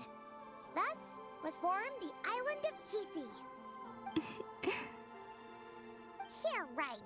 That doesn't even begin to pass the sniff test. The three moons are not but lies through and through. Only one moon has ever shone for us, and Kutar is her name. The subjectivity is strong in this one. The vast majority of ancient texts are filled with fanciful tales like these. I trust you understand my criteria a little better now. Kutar did not speak, merely gazing into the distance in silence. And where her gaze landed, this was her prophecy. Clearly, whoever wrote this text never even met Kutar. Otherwise, they'd know that her eyes are always closed. What about you, Traveler? What are you reading? Seems like a collection of anecdotes. Come on, let Paimon see. The child wished to build a wooden nest with which to shield a fledgling bird from the cold. But being so young and lacking in strength, the child could not snap the branches from the trees. Kutar was passing by. Upon seeing the child, she summoned forth the Kuhenki, who built a beautiful nest for the child. I remember that. Not knowing the meaning of Kutar's divine intervention, the child dared not to respond, and thus ran home to call their parents. But Kutar was gone. The Moon Chanter declared the event a miracle and took the nest as a relic, placing it on high for all to see. The child was named as one favored by the goddess, and was greatly respected amongst the people. Yet, no further miracles were bestowed, and this matter was forgotten in but a few years. Huh. Any thoughts after reading that? If it's true, it gives off a somewhat lonesome feeling. Yeah. Columbina probably just wanted to join the kid in making nests. Ah. I'd originally considered this a fabrication, because Kuthar did not perform any similar actions in subsequent records. But now that I think about it, it does seem like something Columbina would do. It's just that... She didn't know how other people would interpret her actions. She was probably worried about making things difficult for people. So, she gradually stopped joining in. Yes. Oh, that's so sad.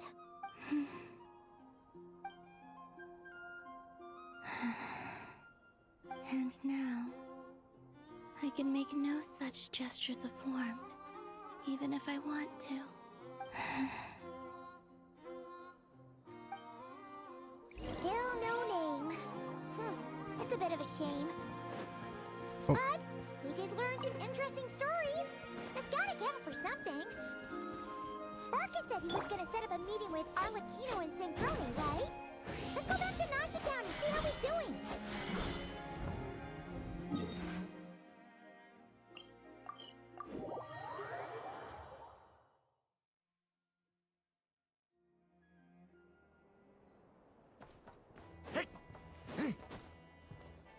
What?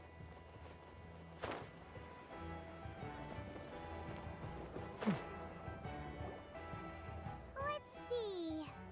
There's Varka. Oh, and it's Durin and Albedo too. Talk about coincidences. We meet again? Yeah, this is pretty much the same place we bumped into each other last time. I convinced them to stick around a little longer. We were all waiting on people, so I figured having a little company would help pass the time. Ah, so you've been waiting for us? Does this mean that you've already arranged things with the Fatui? Sure does. Now you're back, we can go meet up with them together. How'd your investigation of the Frost Moon Enclave go? Well, we didn't find out Columbina's true name. But apart from that, it went pretty well. We learned some stories from her early days. Aha, just as well that I didn't tag along then. I'm sure our moon goddess wouldn't want every man and his dog knowing all about her private life. Still, desperate times, desperate measures, I guess. Someone had to do it. So, Varka was waiting on us, but what about you two? Are you waiting for Alice? Oh, no. We already met with her. We discussed that experiment I mentioned to you last time. Oh, and she also handed me this communication device. I'm sure I saw one of these back on the Golden Apple Archipelago. That's right. I understand she informed you about the relationship between the Phantom phenomena and Tevat's borders, yes? She wants me to help her with some more experiments on that front. She said that she'll contact me through this device with more information. Ah, I see. Following instructions and making observations. Pretty common research method. Takes me right back to Albedo's lab. Wait, then who exactly are you meeting? Someone you know. Albedo's met him too. But I don't think Miss Lauma or the Grand Master have been introduced. Introductions are overrated. Oh shit. Especially in cases like this. It's you! So, it's not like the academia has prohibitions against going abroad. Also, I applied for leave. I've been writing to Hat Guy since obtaining a human form. I've already brought him up to speed on everything that's been going on in Nodcry. Hat Guy? Turns out, I actually have heard that name before. Oh? Then why did you react the same way I did? I only knew the name, not the fella. But since we're all here, let's do some introductions for what it's worth. I'm Varka, Grand Master of the Knights of Favonius. Lauma, Moon Chanter of the Frost Moon Scions. And I'm a Driosh from the Vahumana Darshan of the Sumero Academia. Hat guy. Good to see you again, Mr. Guy. I Mr. believe we last Guy. saw each other on the boat ride here. So they came to Notcry together. Mind you, the only reason I came here is because there's someone I want to look into. Who's that? The Doctor, also known as Dottore, second of the Fatui Harbingers. Just as I thought. From the tone of your voice, it sounds like there's bad blood between you. I was reviewing our archives and noticed that a lot of information about him was missing. Left a bad taste in my mouth. That's all there is to it. Dottore, or Zondik, as he was then known, once studied at the Academia, but he got kicked out before he could graduate. Zandik? I've heard that name before. Back in the ruins, when the Ibis King mentioned that student. That was the Doctor? So the Harbinger's #2 man is a college dropout? How embarrassing for them. Last we heard, he was planning something. We actually heard that a few times before, even coming to Notcry. But we haven't seen a trace of him since we got here. He only appears when something interests him. For all we know, he might have left already. But the fact he did something here at all is worth noting. It'll fill a couple extra lines in his file. Why does it sound less like a file you're writing and more like a criminal record? Anyway, we were just about to meet 2 of the other Harbingers. Want to come along? You might learn a thing or two about him there. Sure. Even though they're Harbingers, well, they're old acquaintances of ours, so, you know, when you talk to them, try to be... I got it. The Frostmoon Scion's relations with the Fatui remain tense. Forgive me if I do not attend. In that case, we'll continue assisting Miss Alice with her experiments. Good stuff. Everyone's having a fruitful time. All right, we better get going. I'll lead the way. I thought a Wanderer would appear in the second quest, not the first one. Are you here for revenge? Well, yeah. That's obviously part of it. But I'm not the only one who has a score to settle with him. Neither you, nor Lesser Lord Kusanali, nor I want to see him meddling with things again. Fair enough. One other thing. When we return, let's talk about Columbina. What's the hurry? Don't worry. Pigeons always know which way home is.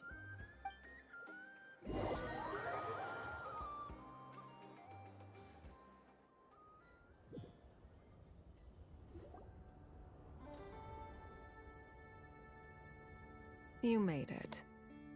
Who is this? A scholar from Sumeru. They call him Hat Guy. He's an old friend of the Travelers. Wait, this is the Academia representative you wrote about? He doesn't exactly look the part. I believe this will prove my identity. You'll notice it bears the seal of the Sanctuary of Surasthana. Well, what do you know? So it does. All right then. My mistake. It's fine. I expected as much. What? So as I mentioned in my letter, the Academia's got its eyes on Dottore. But this matter remains top secret. Apart from those assisting in the investigation, the fewer people who know, the better. If anyone asks, I'm here in Notcry to pursue my personal academic interests. Gotta say, Marka, you did pretty well to keep all this under wraps for so long. Sounds like you got in touch with the Academia about this way back. You flatter me. You're all Harbingers. What reason would you have to disclose information about Dottore? Where do I even start? Remember that time we fought Rerir at Star Sand Shoal? He sure let me have it then, didn't he? I'll bet Dottore had that all sketched out, with me as his convenient little pawn. He could not care less about us if he tried, but hey! The feeling's mutual. Does Dottore really strike you as the sort who values his relationships with his colleagues? Fair point. Definitely not. Which is why I always keep my guard up whenever he starts making suspicious moves. To that extent, our motivations align. On top of which, I consider you trustworthy people. Now, back on topic. In the wake of the Reikir of Solnari episode, Sandrone and I grew suspicious about Dottore's complete inaction during the entire affair. So we tried to find out what he'd been up to, but unfortunately to no avail. He never lets anyone in on his plans. The more he cares about something, the more secretive he gets. Indeed. Perhaps he believes that by keeping a low profile, he can avoid trouble. But that trick isn't going to work on his colleagues. Yeah, I mean, he's been researching the ancient moon's remnants. And he's been trying to get his paws on the moon marrows. Only an idiot would believe he doesn't have something more planned. With this in mind, I returned to Snezhnaya and relayed my thought called. That's pretty direct. Did the Tsaritsa agree? Yes. I made it abundantly clear that the Fatui's business in Nodcry is almost concluded, and we do not need 3 harbingers in this territory. Her Majesty concurred. Accordingly, Dottore has returned at her orders. I imagine he is continuing with experiments, which no one besides he would ever have any interest in. Common sense might mean nothing to him, but he's not stupid. He knows that no good can come from opposing the Tsaritsa. Smarts alone won't get him all the way. He needs the Rooster's resources and Regrator's Mora, both of which the Tsaritsa can strip from him by waggling a finger.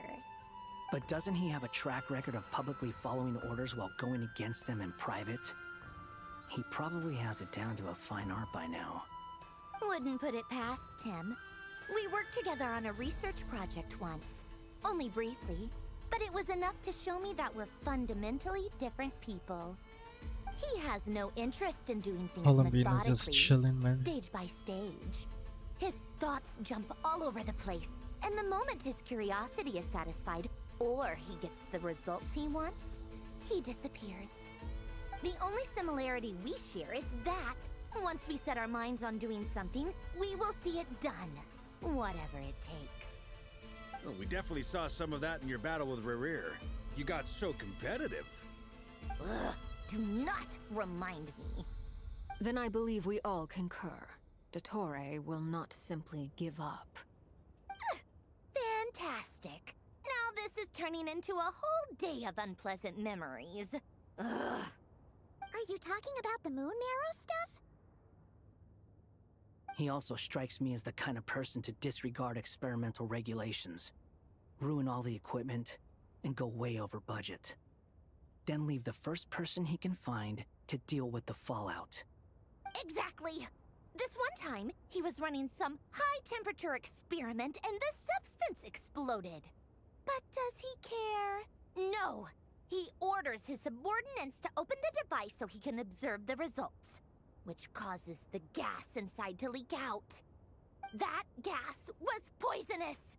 If I hadn't been there, who knows how many people might have died? And after all that, he left, while I was still cleaning up after his mess.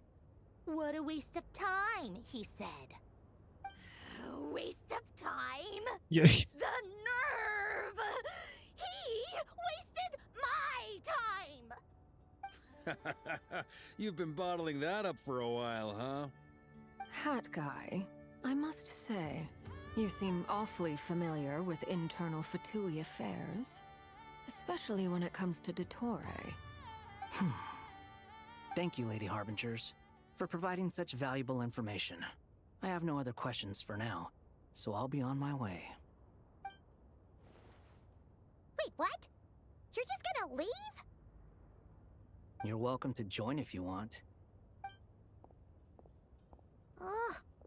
Just when Paimon thought he'd finally mellowed out. He makes quite the impression. I'll say. I've met tons of headstrong people, but not that many of them would join me in bad-mouthing Dottore. Anyway, back to the main agenda. Barca, you said that Columbina has gone missing? Or rather, disappeared. Yeah. We're working on building a connection between her and this world. The simplest method is to find out her real name. I've actually asked her that question before, but she said she didn't know. Considering our relationship, I doubt she was lying to me. What did she do while she was with the Fatui? As far as I recall, she was never dispatched by Her Majesty to claim a gnosis or anything like that. The Tsaritsa's plans had long contained a place specifically for her. I always thought that was weird. What could she do that the rest of us couldn't? Knowing what we do now, it's probably something related to Kavaki, right? More than likely.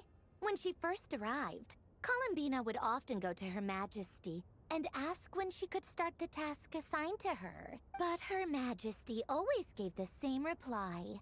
The time has not yet come. So she spent her days in Snezhnaya doing basically nothing.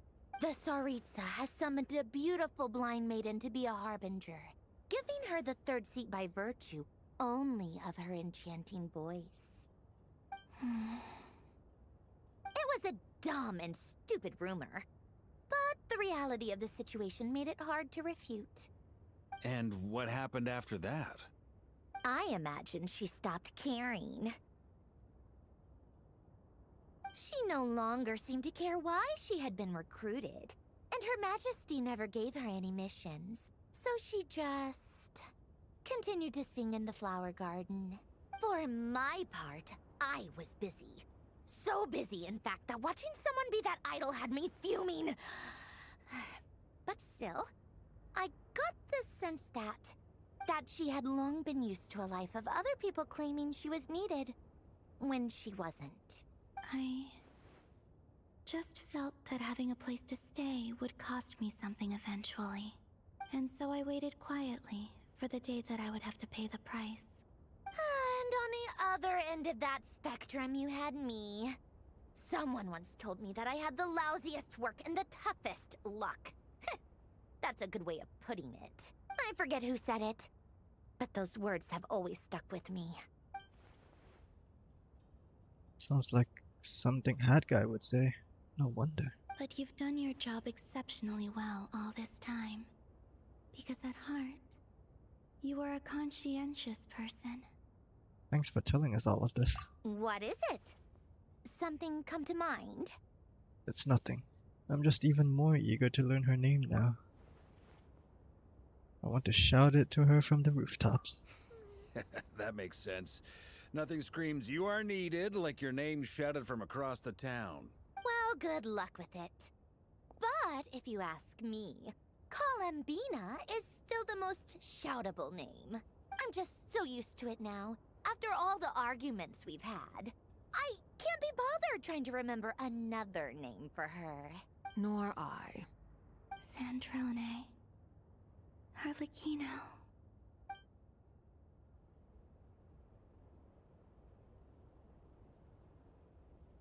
What the fuck? It's a Sealy! Does that mean Nicole has news for us? Ladies, I thank you for your hospitality. If the chance ever comes up, I definitely owe you both a drink sometime. I'm sure it will. You can make your own way out. Heck, you've been here enough times, you probably know your way around better than I do. Take care, everyone. We'll be in touch if the situation changes. Okay, time to do what adventurers do best.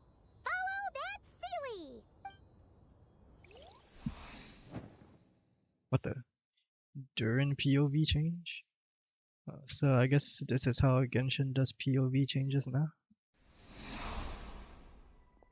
What the fuck is going Here on? you are.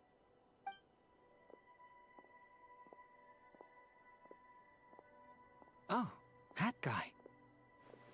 How come you're back so soon? Did things go all right with the Fatui?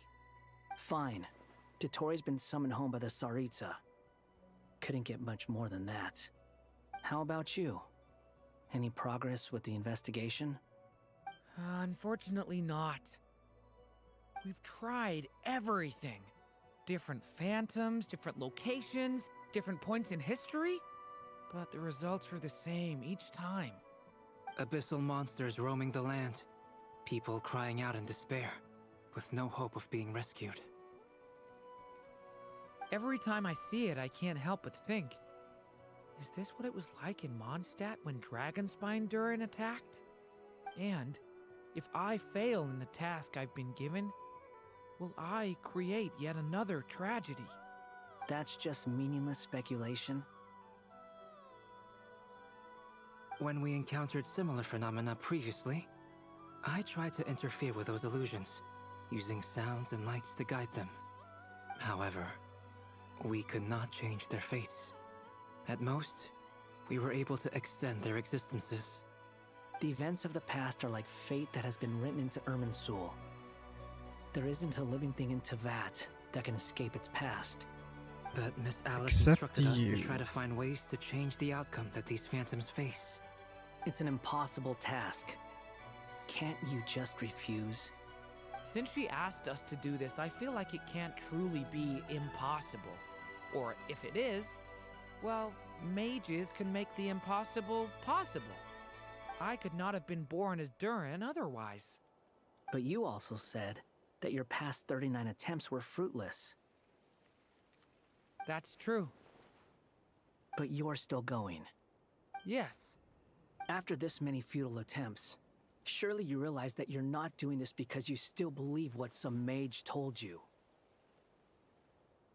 It's because you want her hypothesis to come true. It's something you wish for deep inside.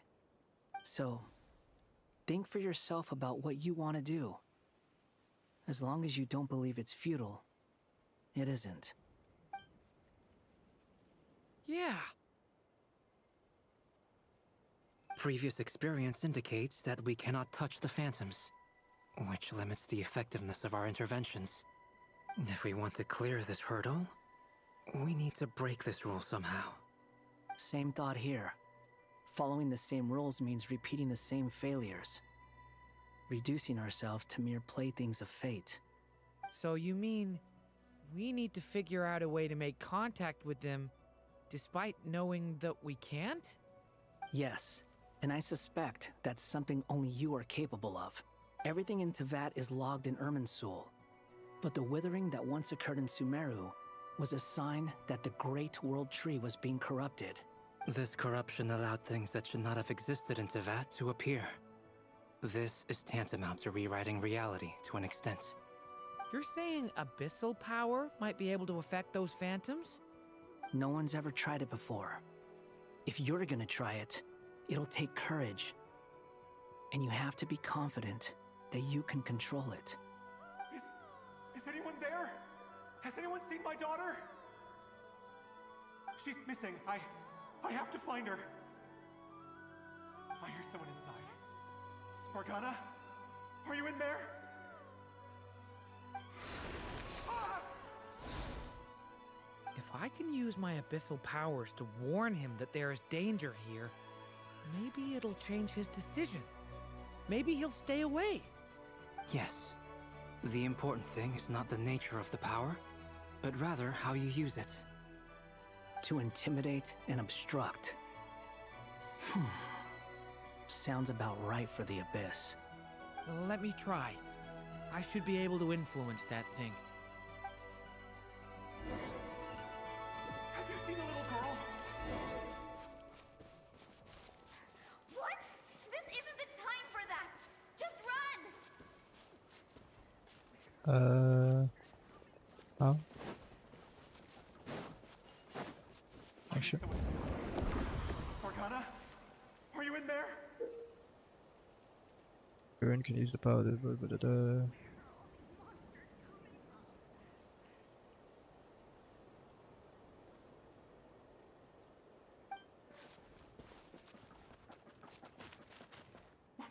What is this? It's dangerous. I should get out of here.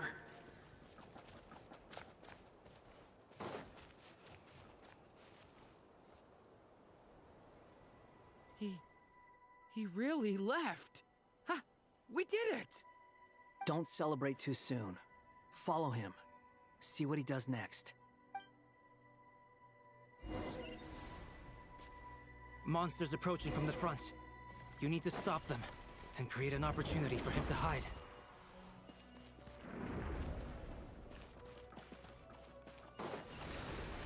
Oh shit. Help me!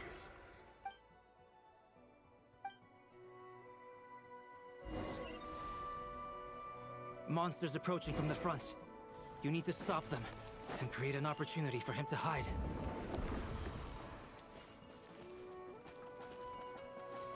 No! There's monsters ahead!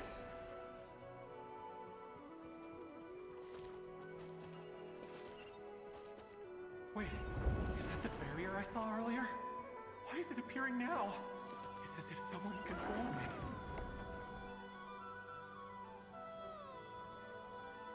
The monsters are gone. Is it safe now?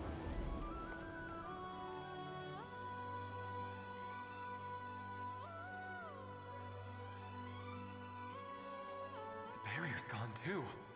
How odd. Anyway, I guess I'll keep going. Quickly, let's keep up.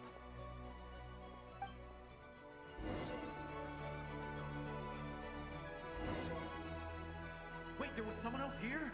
Don't go any further. We've got anti-monster traps laid out everywhere. But my daughter must just be up ahead. I have to go. This way's blocked.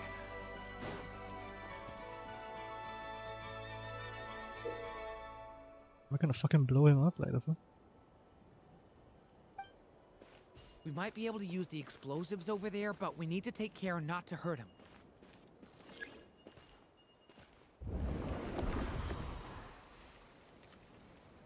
I'll use the barrier to keep him at a safe distance.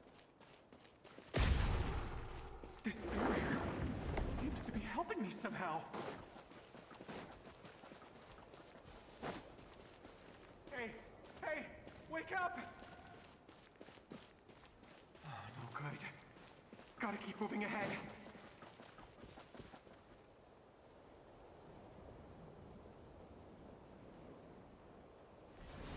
So many monsters! There's still a chance, Durin. Use the traps.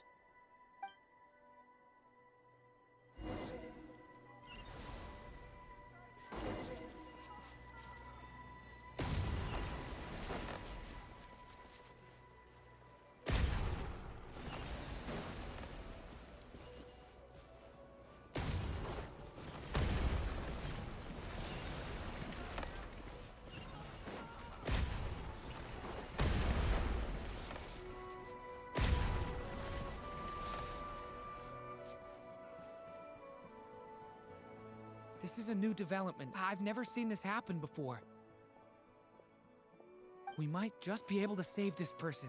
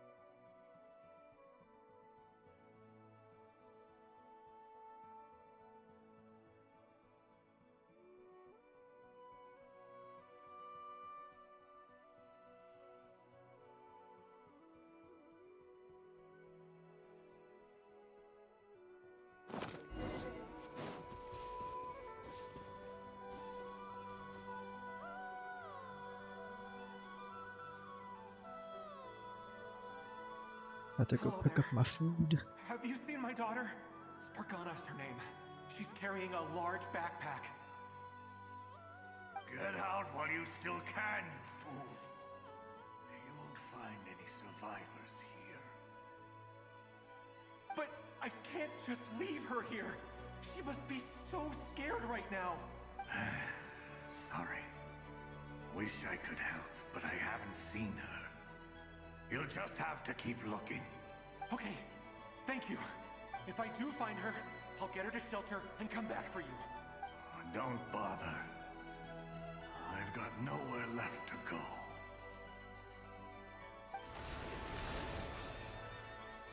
What's that noise? Monster! No, if he goes inside, he'll be walking into a trap. Let's try this once more. This time, we have to stop him.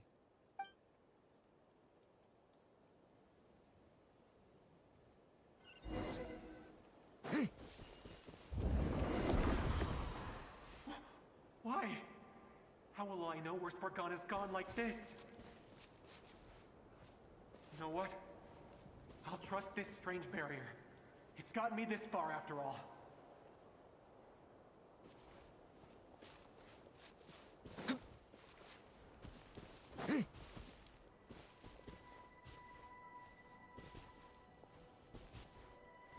Spargana, are you there?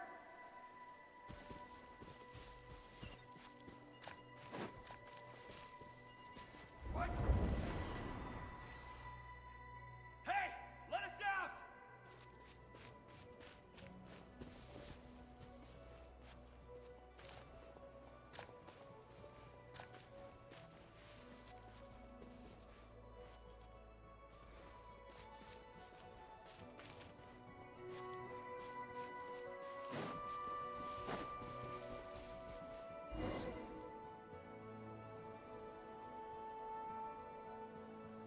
Huh? That looks like one of my daughter's books. Oh, thank you. Thank you. Yes, it's one of hers for sure. That's her name on it right there. She left her backpack here. Durin, just like last time. Use the explosives. We're being awfully calm.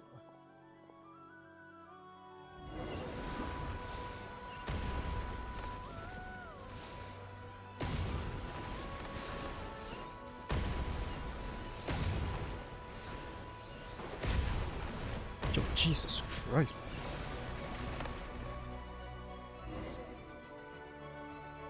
It won't work. There's not enough left. If he makes it in, he'll die. But then, this clue could be the key to him finding his daughter. It might not be the only one. Better he misses that clue than loses his life. I guess so.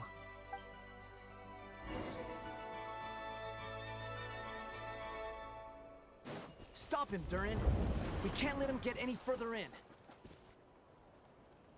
That's my daughter's book! She's passed this way! Why? Why won't you let me go in? I've searched and searched and searched just for this! But how will I find her without any clues? I no longer have anywhere else to go. The outcome will always be the same. You just delay the inevitable.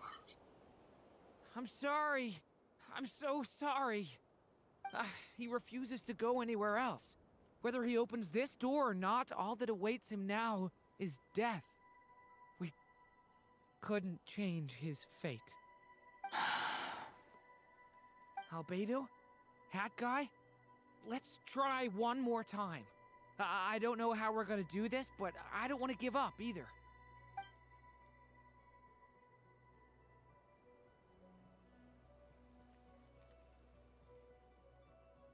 Why am I here? What's going on? All these scenes running through my head.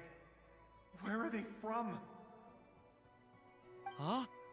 What's going on? His reactions have changed. How many times have I What's happening to me? I... Huh? Wait, who are you? You can see us now? I feel like I always could, but that I only just realized you were there. I'm sorry, I don't know how to describe what I'm feeling. But you were the ones guiding me using that marked barrier, right? I haven't done anything yet, but those monsters, those deaths, they feel like memories. Like things I really did experience. I won't find my daughter. In fact, I'll ultimately die trying to find her. Isn't that right? Well, no, it isn't. Yes, it is. Even so, we're trying to find a way out of this. You've not seen my daughter either, have you? It seems she really isn't here.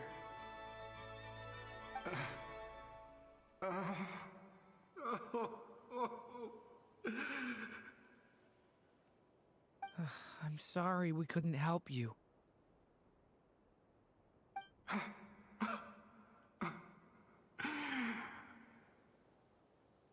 just tired. Maybe this is destiny. Maybe it doesn't matter how hard I search. How long do I have left? Experience says 15 to 20 minutes. 15 to 20. Thank you for all your help. Let's rest a while. You look exhausted too. Now's not the time for you to start pitying us. It's not pity. I'm just realizing that I've only got 10 or so minutes left. You know?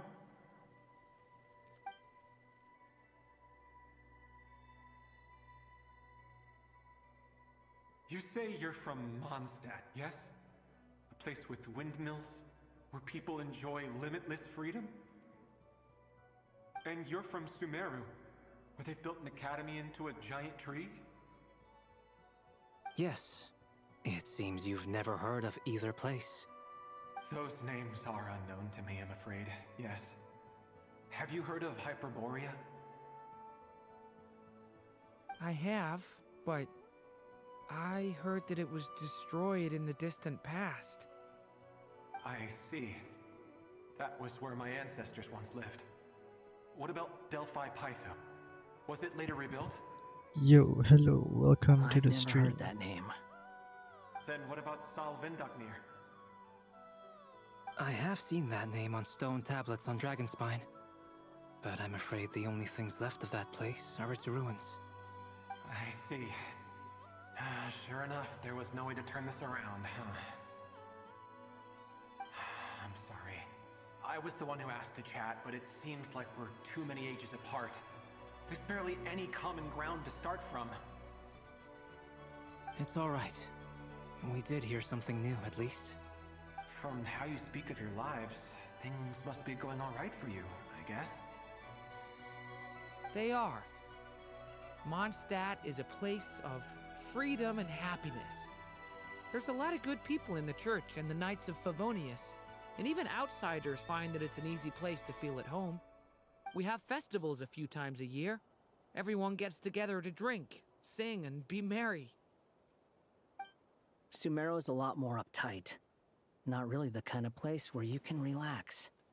It's a nation fraught with problems wherever you look. But if all you want in life is to seek knowledge, I guess it's pretty much paradise. That's wonderful. In other words, after this all-devouring black tide passed, humanity did not merely avoid extinction, but Black rose to tide. build prosperous civilizations anew. I mean, I can see you all right now. That must mean the future isn't a total mess, right? That's true. Well, time's almost up. Let's part ways, I think. Might be best if you don't waste too much time on me. The chances are slim, I know, but I'd like to spend these last few minutes looking for Spargana. If things work out, I'd love to tell her about what I've heard. May we meet again. Well, or not, most probably. In that case, may your wishes come true.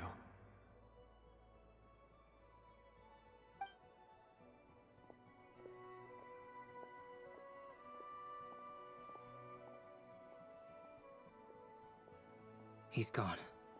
In a few minutes, he will meet the end that was his to begin with. The ending of this tale did not change, but I believe that we've just made the most progress we have yet. May your wishes come true. If only it were so simple. Hat guy, could I ask you a question? You've never talked about your past. It seems complicated, and it weighs heavily on you, too. Would you be willing to tell me about it? I mean, sometimes it's better to get things out in the open. Take that guy we try to help, for instance. At least he said goodbye with a smile, right? I know about Albedo's past. Our experiences are very similar, and he created me. As for you, you're my first friend, and you've witnessed every step I've taken. But by comparison, I know nothing about you. Either way, I mean, we're still best friends. But if I knew more about you, I might understand your thoughts a bit better. I've told you about myself. I'm a student at the academia. And what did you do before that? Prepared for the entrance exam? All right. If you really don't want to talk about it, I won't press you any further. I was a puppet built from the branches of a white tree, using technology left behind by the Conrian schools of mechanical engineering. A white tree? You mean an Irminsul tree? Yes. A branch of Irminsul that was once connected to the main tree. So you had a human creator too? Yeah. But my creator abandoned me after deciding that I was a failure. After that,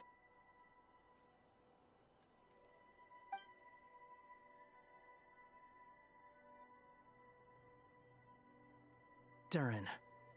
Resisting the influence of the Abyss, suppressing the urge to destroy, trying to do the right thing. None of these things are easy. But no matter how hard they are, trying to rewrite past wrongs is far harder. You asked me if you would create a new tragedy if you failed. I told you there was no point speculating about that. But the real answer is, yes, you absolutely will. That guy. But at least you've got people here to help steer you away from the wrong path. So, just keep aiming towards the light. I will. I promise. All right, break time's over. Hello, Durin speaking. Hello, friends, it's me. What have you been up to, I'm detecting some unmistakable fluctuations here at the border. The amplitude isn't particularly high, but they're completely different signals from the ones before, and the scale is comparable to those I've detected previously. Alice, we were unable to save that person. However, he appears to have retained a portion of the memories gained through that cycle, and was able to hold a conversation with us. I see. Well, that is rather odd indeed. It definitely merits further attention. Could I trouble you to keep trying the same approach? I need to gather some more data. Counting on you. I should probably have Nicole come and check this out as well. Oh shit, that's the end of Act 5? Then I guess Act 5 and 6 is focusing on trying to rescue Columbina and discovering things about the past. Oh shit. There you are. I was worried you might stop to collect treasure chests opened by the Seelie along the way. It would have taken you so much longer to get here. Another conversation I cannot hear. Ain't no way they just threw us straight into Act 6, bruh. I am delighted to see that you understand what takes priority, and that your adventurer's instinct has not swayed your resolve. Really, I must applaud you for it. You should know. Paimon's head. Okay, I'll try and keep it short. My senses are telling me that this is where we shall find the entrance to the ruins. Oh, cool! Well, what are we waiting for? Let's open it up and see! Patience. This was a sanctuary of great importance to the Hyperboreans. A special process is required to open the gate. Oh! Like the place that housed the Eternal Moon's Marrow? Seems like the ancients were very fond of making tricky gate puzzles. Okay, so what's the plan? Need us to do anything? And just the short version, if you can. Alright then. I was planning to start with some background on the invention of these techniques. Are you sure you don't want to hear it? It's quite informative. Remember what you were saying about priorities? Fine. Simply put, we need 3 human representatives to successfully undergo a process of Kuvaki resonance. Think of it as a test from the 3 moon goddesses to see if the entrants are qualified, with the most recognizable qualification being Kuvaki. Pretty sure Lauma would ace that test. Oh, wait. But we need 3 people. I also have no doubt that the Moon Chanter would be qualified. But we would need 2 other people with the same constitution. Therefore, the most feasible method is not so much to follow the rules, but to figure out how the test functions and find a workaround. I've done some research, and it turns out the mechanism is rather crude. We'll simply need humans to stand before it who have sufficient Kuvaki energy within them. I'm with you so far. How do we get the Kuvaki in them? The easiest way would be transfusion. Take some Kuvaki from Nodcry's soil, put it into the bloodstream, and get it circulating in the body. So we're going to cheat on the test? Precisely. There are other methods, but this is the simplest one. Cheating the system is much easier than trying to hide from it. Huh? Sorry? Does the idea of cheating upset you, Miss Lauma? No, that's not it. I suddenly had an idea. Oh, what is it? It's about Moon Prayer Night. I figured out a way for Kuthar to join in the festivities. Huh?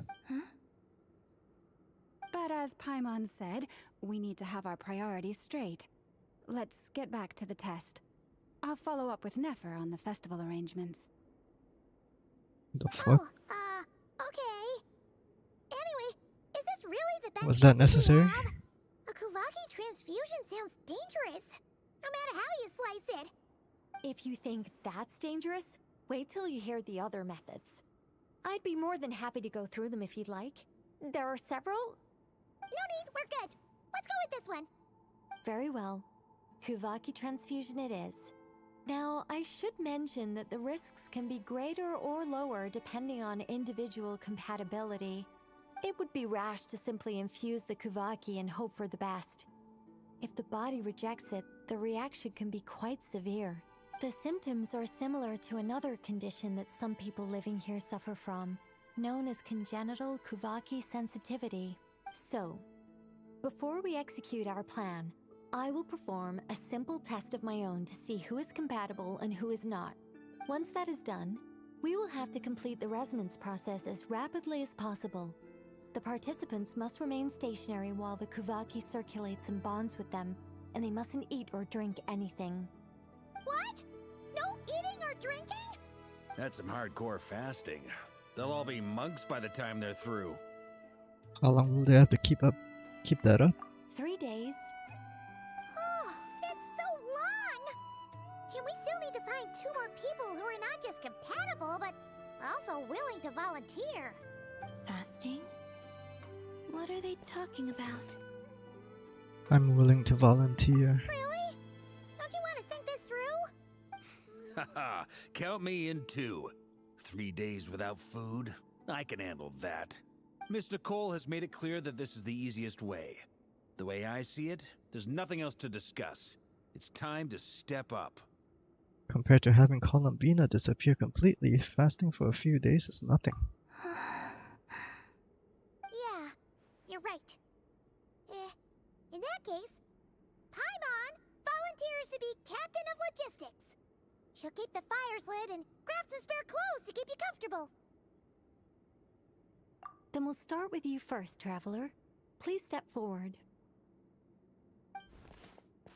Don't I already have a moon marrow in me?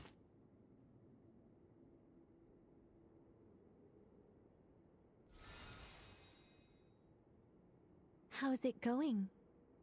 Do you feel anything? No. How about now? No. And now? Still nothing. What about now? Did you do something? You guys, it's not a competition, you know. All right, I'm officially impressed. Even as a descender, you can withstand far more than I imagined. It's like I summoned a giant stone titan to arm wrestle you, and your arm hasn't even moved an inch. In my last attempt, I infused 5 times the amount of Kuvaki required. That much? Yes. Safe to say, compatibility won't be an issue for you. You're eligible to join. You're next, Mr. Varka. Sure, here goes nothing. All right. I'll start where we left off. 5 Every times the required Kuvaki dose. Yo, chill.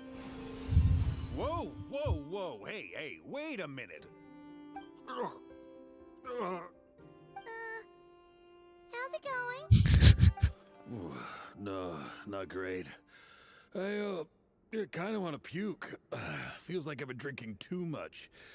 A few bottles of wine, then a big stein of Dark Horse, with some hard liquor from Liyue mixed in.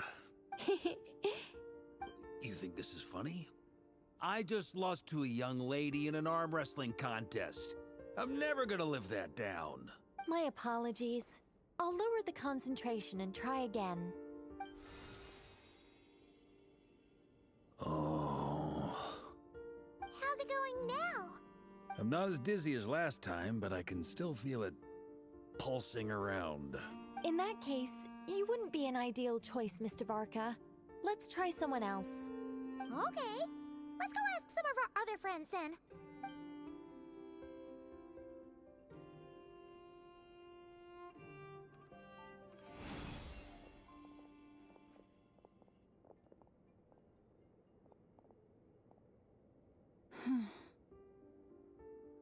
No surprises here, Miss Moonchanter. You're perfectly compatible. You may join. Never. I'm getting a slight headache. Shame. You were so close. Whoa! Time itching all over! Allergic reaction. We can't have that. Huh? Well, are you gonna start a what? The Hexenzirkel is an organization that cares for and protects children. We will not have them do dangerous things. Not even tests.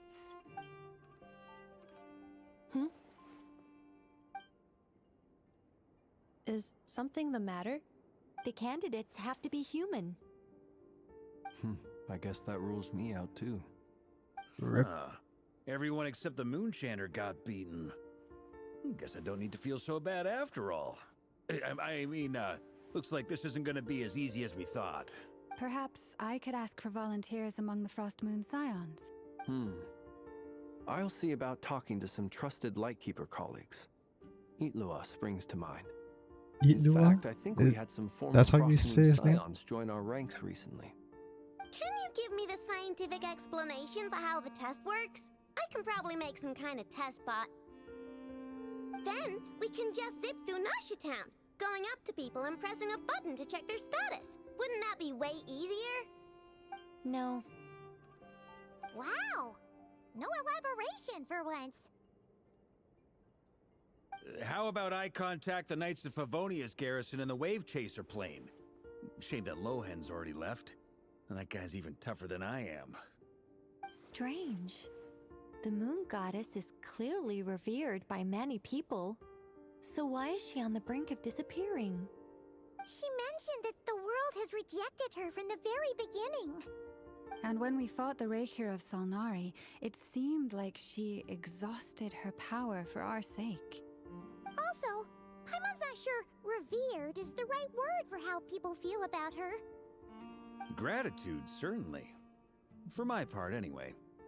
It's basic reciprocity. She helped us, so she deserves our help in return. Yeah. Even though she looked like she didn't care, she still saved a ton of people, including me. A review of the relevant data leads me to conclude that Miss Columbina is a good person. Yep, you bet! They really think so? I'm super surprised that Columbina isn't her actual name, though. I think it really suits her. It's light and graceful and... yeah, just a really pretty name. I know, right? Unfortunately, that's not our decision to make. Columbina. That was the code name the Fatui gave me. But it also came up in the song I heard when I was born. But... is that really all there is to it? What do I truly think of my own name? Is there anyone left who will still call me by that name? She told me to pick whichever name took my fancy. Why did I pick Columbina? Maybe because I felt that she never wanted to become Kutar and be worshipped as a god. Moon Prayer Night is getting closer by the day. We're running out of time. We need to look for other candidates. Then allow me to try. Huh? What are you doing here? You contacted your friends via the Adventurers Guild. Sandrone has been keeping an eye out for something like that, so she informed me. Since I have the ability to accommodate a moon marrow, I should prove to be a suitable candidate. Arlecchino. When can we begin? I see. We can begin right away.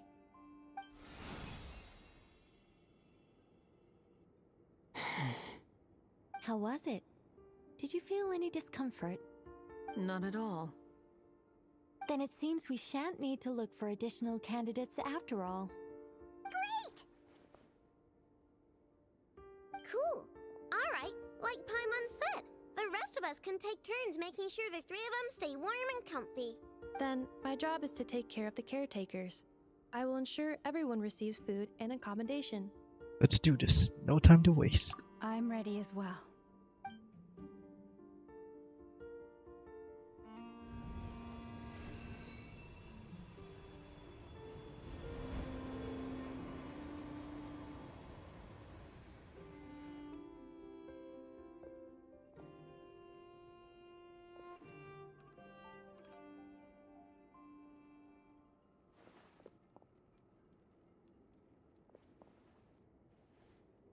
The hell?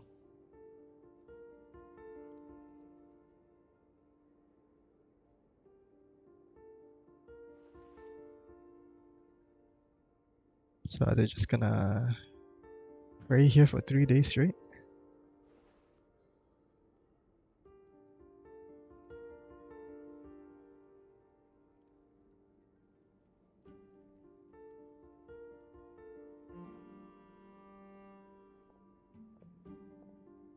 The work is done. The sacred scroll shut. The stars grow dim, the people silent. The white sun sets, the silver moon rises. O path to the temple, appear now before us.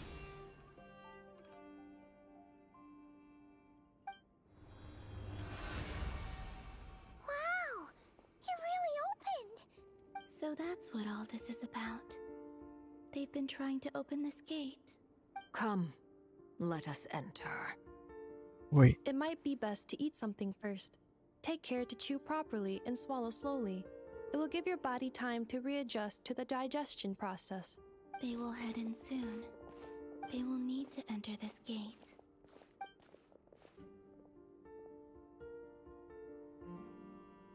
Huh? I cannot pass through. Is it because I have no physical body? It has been 3 days. My strength is all but completely faded. Can I really hold on until Moon Prayer Night? And they really just threw us straight into Act 6. Yo, can I take a break? I want to eat dinner.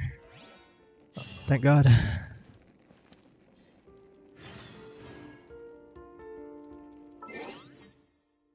Okay, I'm gonna take a break for a bit for dinner. I'll come back.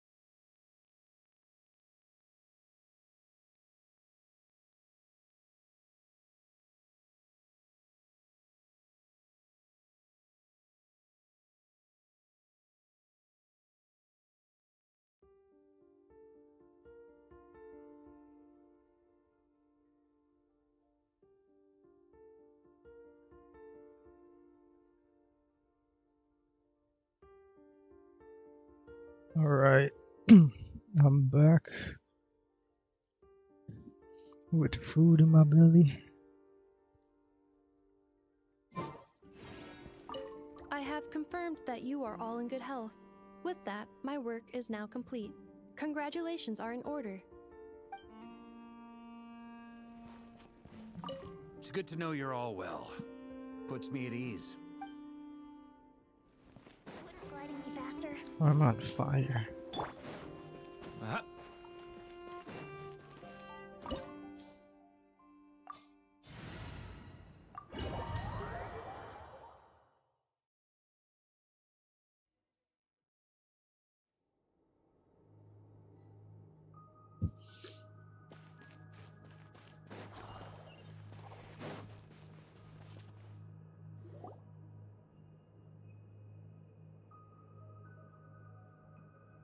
Are these people... Judging by their clothes, they appear to be phantom Hyperboreans from the distant past. That could mean they have some clues about the moon goddess's name, right?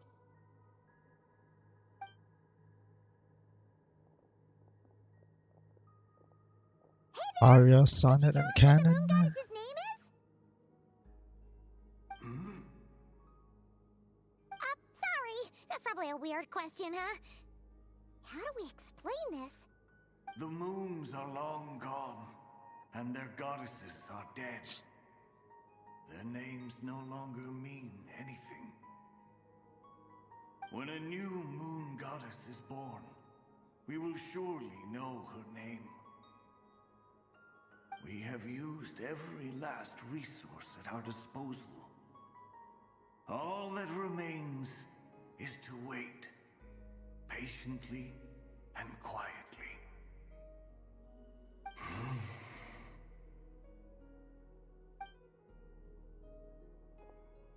Were the people of the past all this devout? It looks like this phantom doesn't intend to converse with us any further. Surely the new moon goddess he speaks of must be Columbina.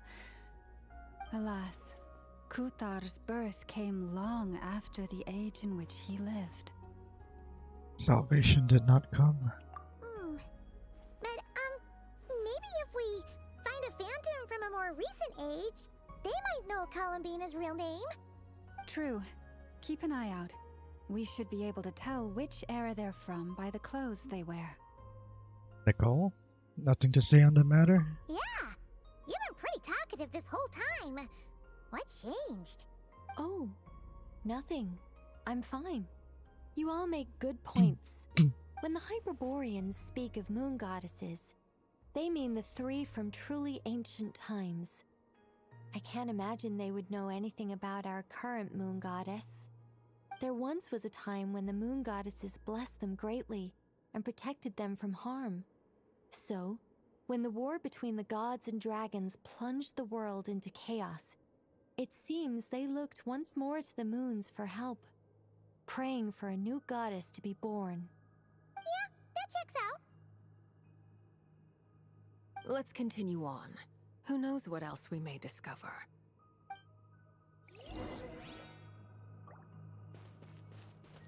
The moons have left for now, but they would not abandon us forever. When the moons rise again, we shall receive their protection once more. Even in the darkest hour, there is always a way out.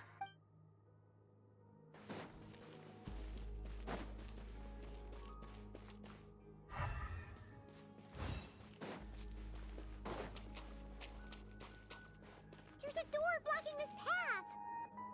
Not a problem. Try this. What's this?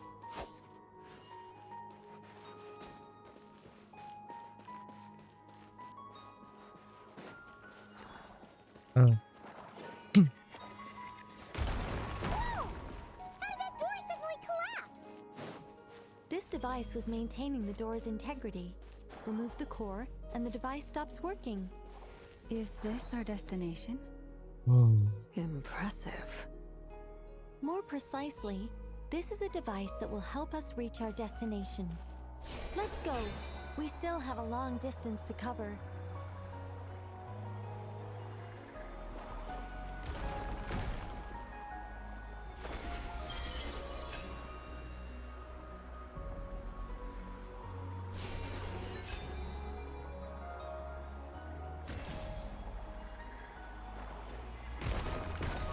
Oops.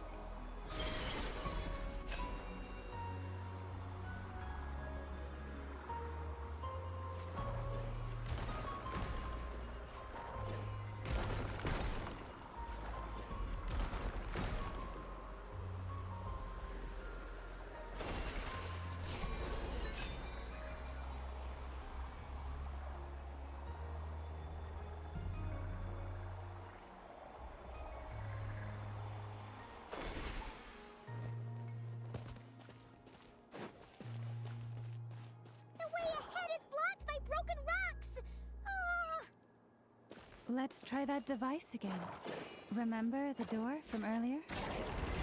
So it works in reverse, too! No shit. The humans we see are all phantoms, but the monsters are real. What a fascinating thing. There'll be plenty of time to admire it later! Teamwork is dreamwork! Let's... Yahoo! Think you can get away? Oh, come on.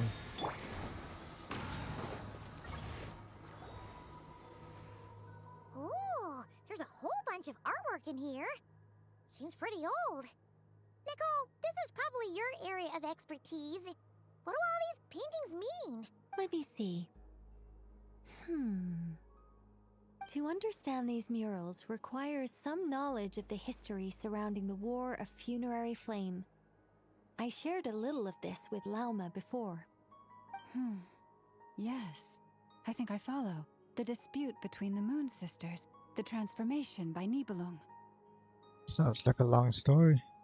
Maybe it's one to say for when we get back. Oh no, it's no trouble.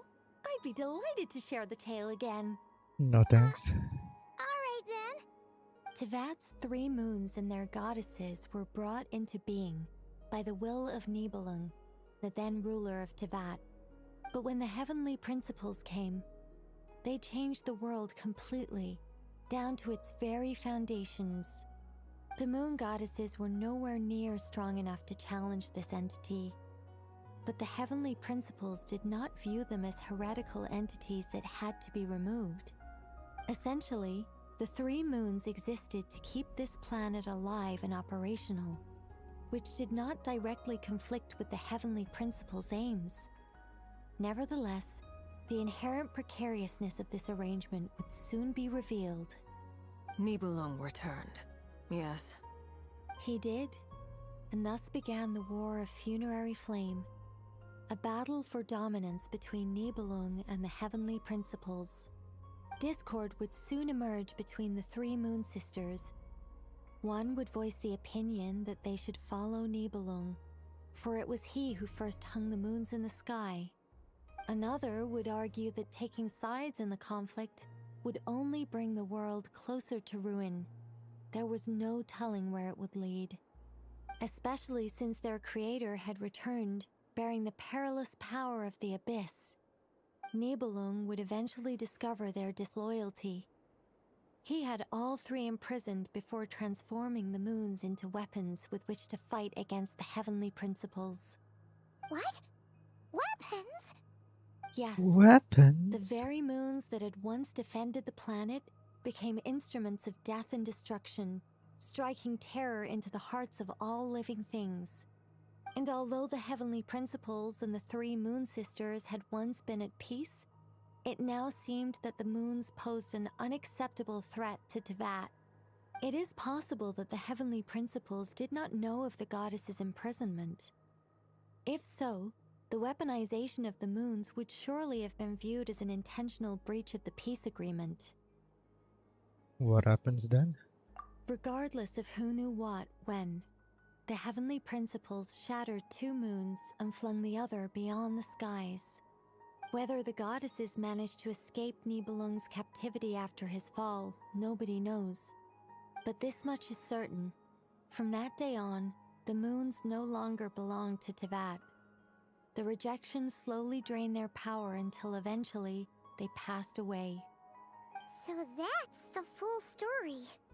You say the moon ceased belonging to Tevat from then on. Why then would Columbina be born here? That is perhaps due to the lingering connection between the Frost Moon, which was not shattered, and this world. You could see it as the three sisters' dying wish. They never desired war. All they ever wished for was to protect this land. I see. If the final fate of the three goddesses is as you say, then Columbina faces the same grave danger. Our investigation has yet to bear fruit. We must hurry. Yeah, you're right! Let's keep going! Oh shit, chest.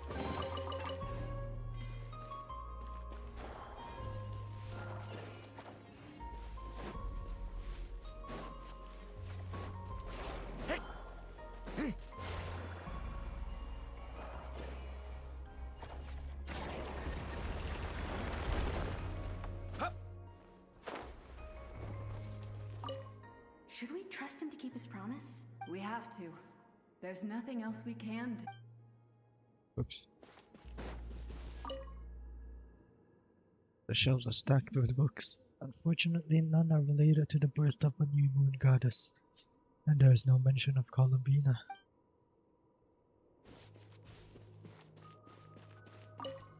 Why? Why do the creators of this world no longer show mercy upon their people? Remember his words. We must change our fate with our own hands. Wait, that's odd. Who is he? Is something wrong? No, not really. It's just that over 30 possibilities emerged in my head, so I can't be sure who he is. It's been too long. My memory isn't as sharp as it once was. Okay. 30! Wow! Impressive!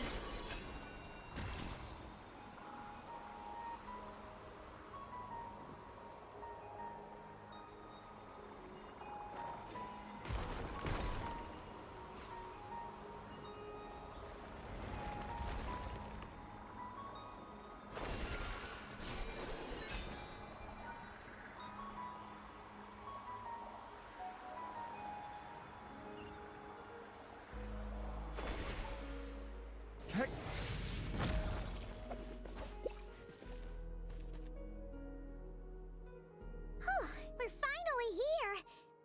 Guessing we'll need to activate this thing? Indeed. I was a little worried about that at first, but as we got closer, I sensed that the Kuvaki within it flows unimpeded. It should be functioning normally. The only issue is how to activate it. It's looking a little worse for wear. What about the cores from some of the other devices we've seen? Can we repair it using those? In all likelihood, yes. I imagine that would have been the Hyperborean's backup plan. Let's look for some cores.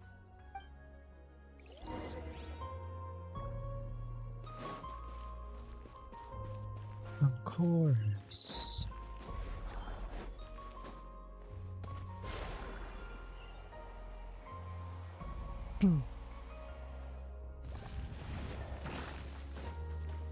Leave it to me! The story has only just... Too late for regret! Wait, she bad.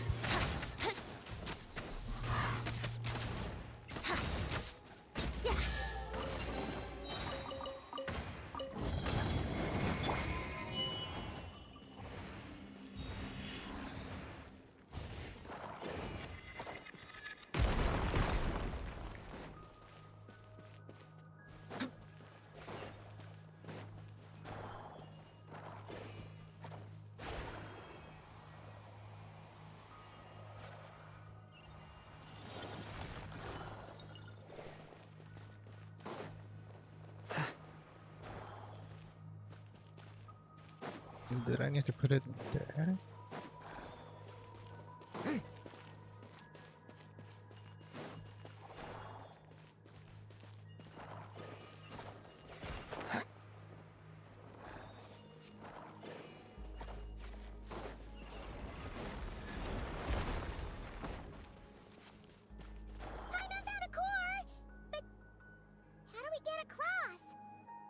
walk up, then jump down.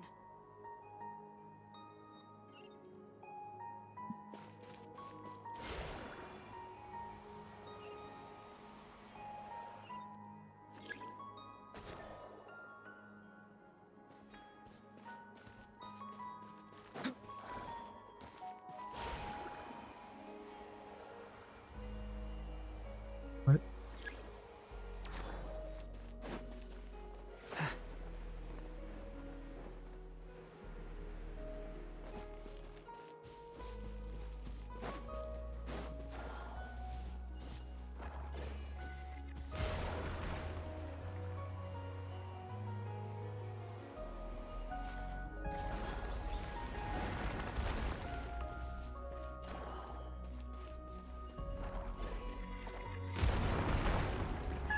That should be enough cores. Let's head back.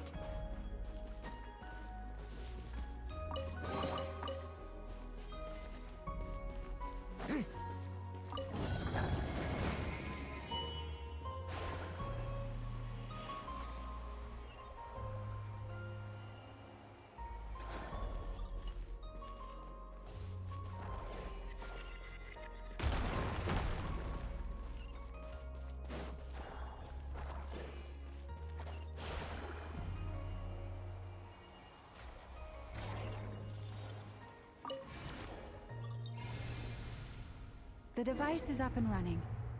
It's hard to believe that the ancients were capable of constructing such things. Paimon sees our destination! It's right up ahead! Yes, let's go.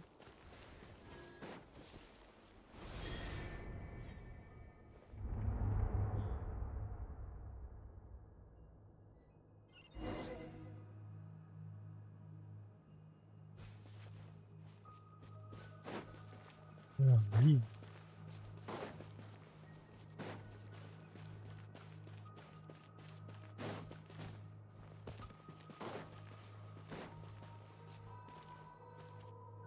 Headless statues.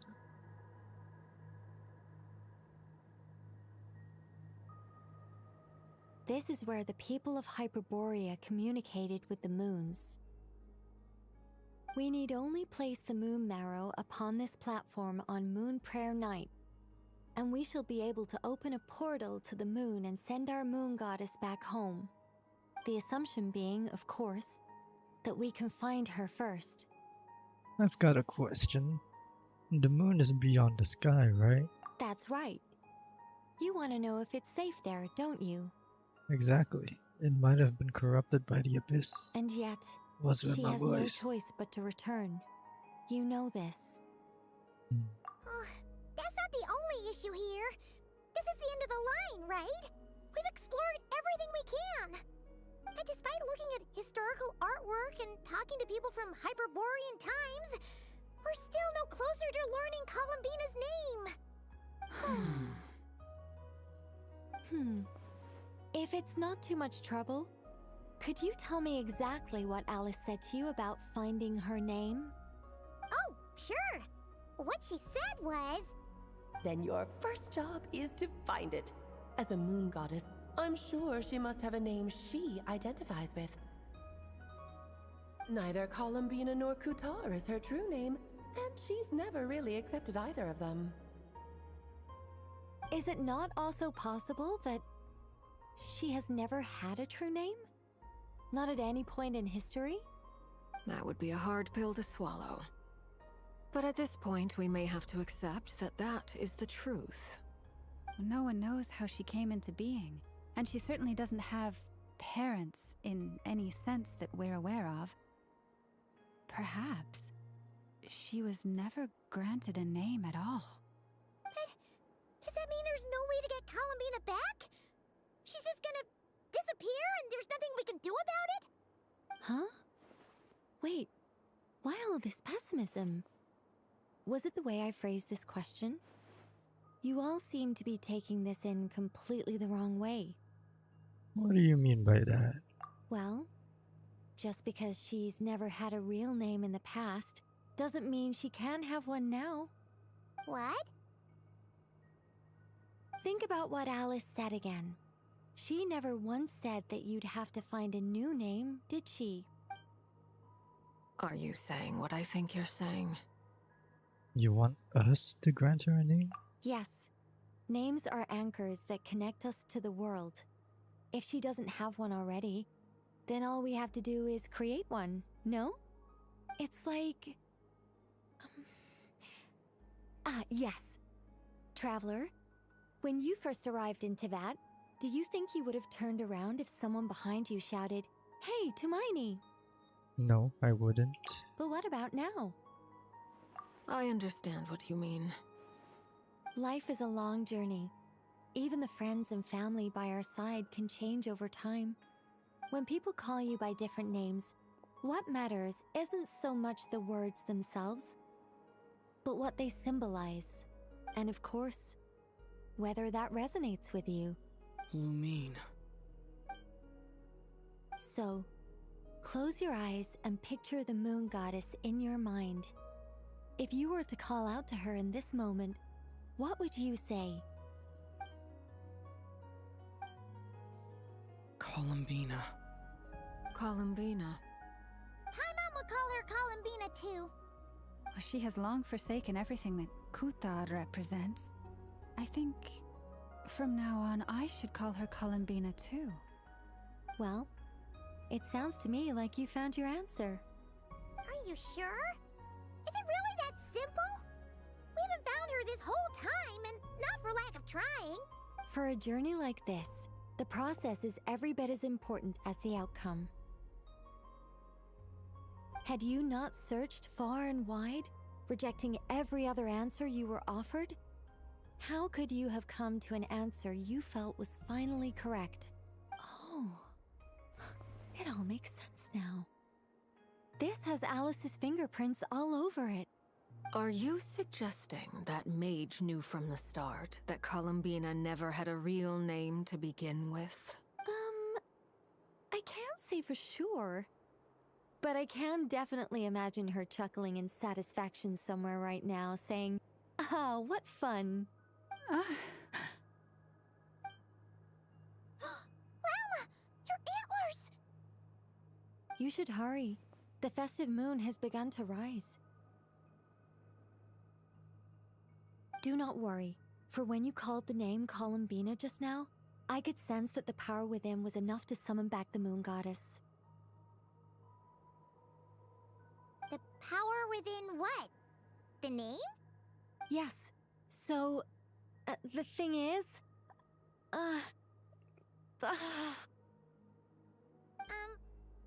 What's wrong now? This is so annoying. I really want to explain how that whole thing works. Starting from the founding principles of Teyvat and... Oh, I could talk about this for hours, but... Deep breaths, Nicole. Deep breaths. You're an angel. She's a sober, yapper. sensible, solemn angel who has her priorities straight. Okay then. Sorry for asking. Clearly a bad call on Paimon's part. Anyway, you all need to hurry. Last thing, remember how it felt when you called out that name. Then it is agreed. By the name Columbina, we shall find her. Then we'll throw her the best Moon Prayer Night party ever! And at last, we will send her home.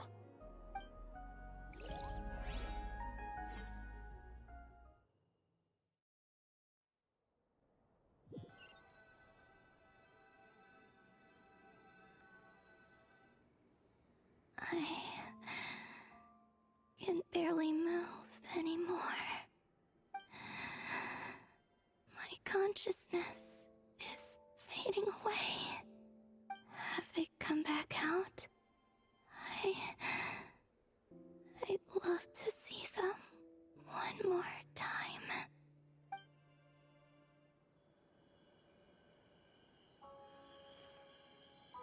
They didn't make it.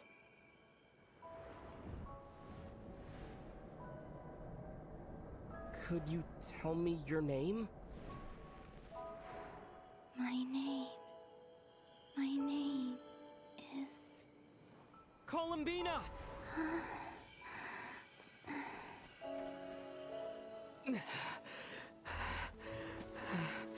Columbina! Are you here? Columbina! That's the name you gave when we first met. And it's what I've called you ever since. Columbina. It's a fine name. I have many fond memories of Columbina, and so do all of your friends.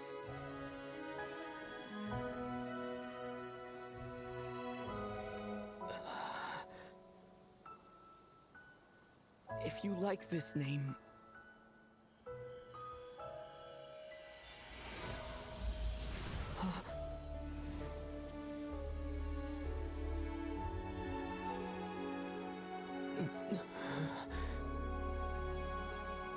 Looking for me?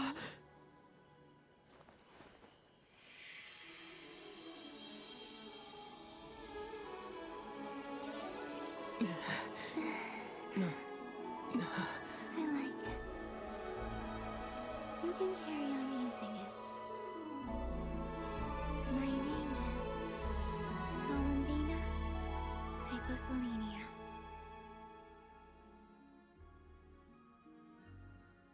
What a name Columbina drop. Hyposelenia. That's a wonderful name. I never thought that Columbina would become my real name. But after I met you and my other friends, the things that this name stood for slowly began to change. It went from being a Fatui code name to something my friends call me. How much she's changed since we first met. She never used to share her innermost thoughts. What is it? Why aren't you saying anything? I'm just so happy for you. Thank you. So, where's everyone else? We can go and meet them very soon. Everyone went to different places to try calling your name. Great. I'd like to thank them as well. Everyone's done so much for me. Searching for my name, entering those ancient ruins. Huh? Wait, so you were... Yes, I was there. Not physically, but my consciousness was still holding on. I followed you the whole way. Starting from when? You turned around and called out my name while you were in Nasha Town. Do you remember? So that's what that was. I could have sworn I felt someone pat me on the back. And deep down, I think I knew that was Columbina. Let's go. We don't want to keep them waiting. Sure. In that case, come with me. But... Hmm? Before that... Could you call my name one more time? Sure. Come with me, Columbina Hyposelenia.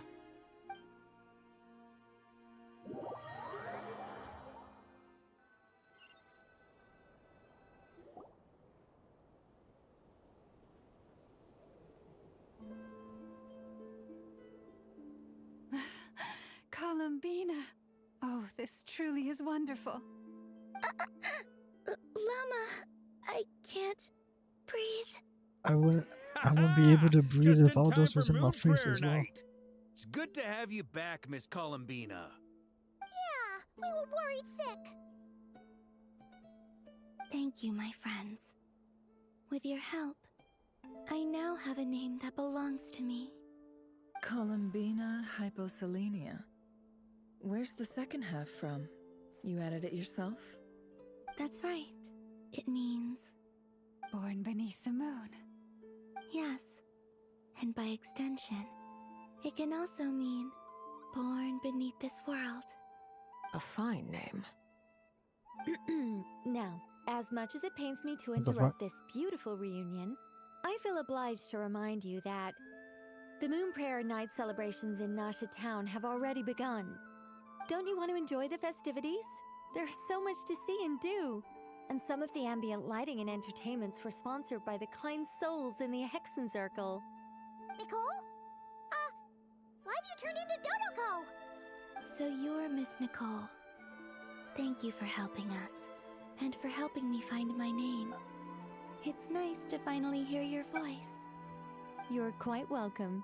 Guiding lost people to hidden treasure is what we Seelie do. And if you ask me, spiritual treasures are far more precious than material ones. Chests are all well and good, but this was what it's all about. Ah, so satisfying. Anyway, I had to go help Alice. It seems like she ran into some trouble. That's why I couldn't be here in person. But don't worry, we're with you in spirit. We'll be celebrating right along with you. Keep an eye out for the Hexenzirkel's festive stalls in Nasha Town. I think you'll like what we came up with. Alice said she even managed to rope B in this time. The Frost Moon Scions have also prepared various attractions. I believe Aino, Nefer, and their crew are setting things up as we speak. On that note, Nefer, about that request I made. It's all in hand. Yehoda is on site to ensure that everything goes off without a hitch. Wonderful. In that case, Traveler? Got it. Huh? Come on, Columbina. It's time to celebrate the best Moon Prayer Night ever.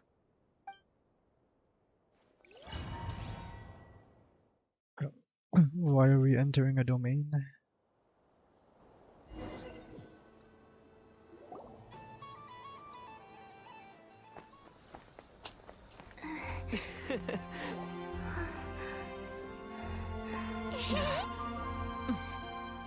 Hey, young lady.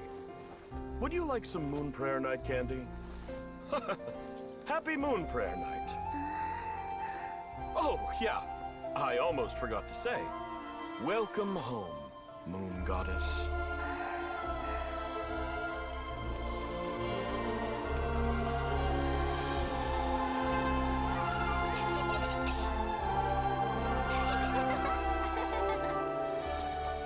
Welcome home, Moon Goddess. Welcome home, Moon Goddess. Welcome home, Moon Goddess. Turning Nasha Town into her home is a festive gift. A rather brilliant idea. Perhaps this is what Nodcry, Columbina's home, should have been like all along.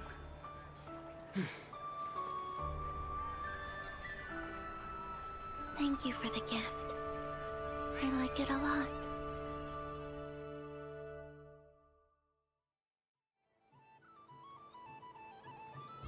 This feels like the surprise of my life.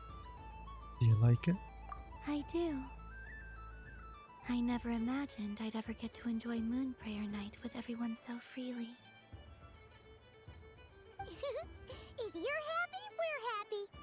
Quite a strategy you came up with. Hide the tree in the forest. It's not your usual style, Lauma. Is there something about Moon Prayer Night that enhances what's in your head as well as the antlers on top? Apparently so. It even inspired a perennial penny pincher to use their resources for a greater cause. It truly is a magical festival.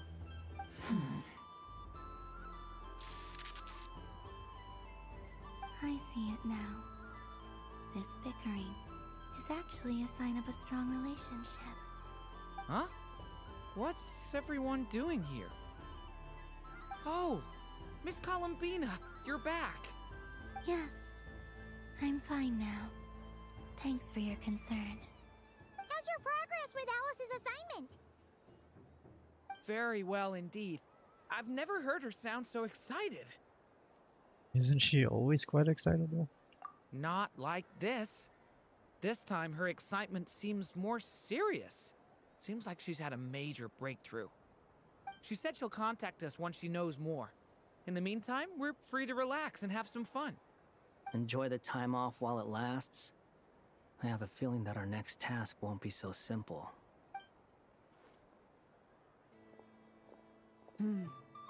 I should go.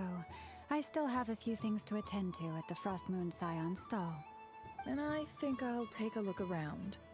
With any luck, this once-in-a-year festival will come with once-in-a-year opportunities. Hold up a second. Where's Varka? I believe he made a beeline for the flagship the moment he entered Nashatown. Ah, that's Mondstadters for you.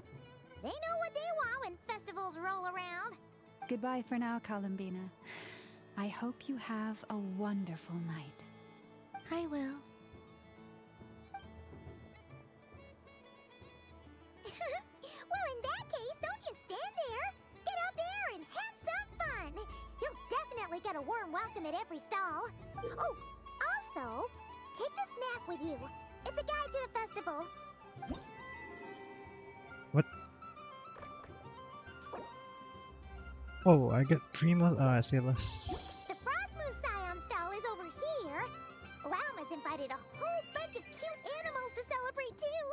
Over there is the Hexacircle section. Alice seemed more excited than anyone about this festival, so she insisted on making it a grand affair. Oh, and then there's the Nashatown local specialties, including... Actually, forget that. Better if you go check them out for yourself. Thank you. It looks like a lot of fun. Enjoy your moon prayer night. You're not coming with me? We'll be around. But don't you want to browse by yourself for a bit first? It's fine, don't worry. We'll be nearby. Yep. If you find something you like and want to try it out together, just give us a shout. We'll be right with you. Otherwise, just relax and enjoy yourself. There's so much on offer, so try to experience as much as you can. And don't forget to stuff yourself with all the delicious festival food. We'll probably run into each other while we're browsing. Alright then. Off I go. Have fun. Where should I go first? Oh fuck, I gotta actually... Yo! I get to play as real physical Columbina. This must be the mage's stall.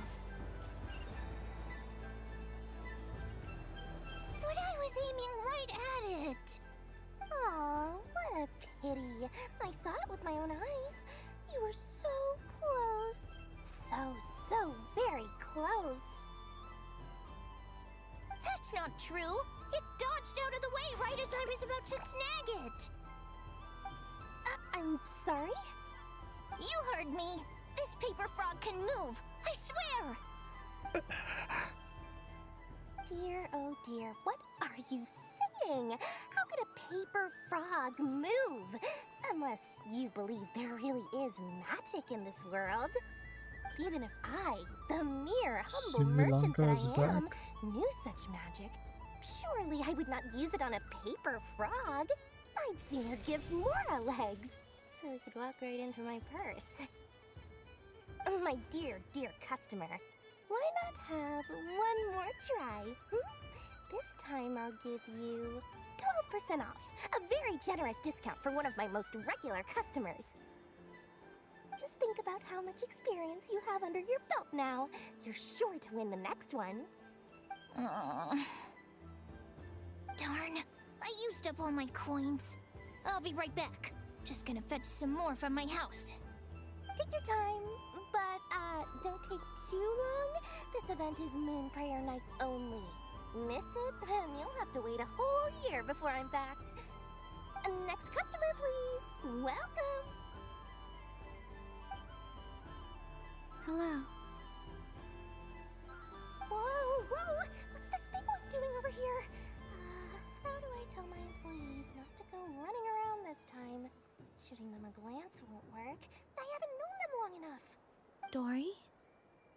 Why, hello there, Miss Columbina. Would you like to play my ring toss game? The rules are very simple, and it's easy to get the hang of. How much for a round? Oh, first time's free. Not a single Mora. After that, well, we can cross that bridge if and when we come to it. But with your sharp sharp skills, I'm sure you'll win all the prizes in one fell swoop. That was an obvious enough hint for them, right? Right? Hold the ring toss button to aim at the prizes.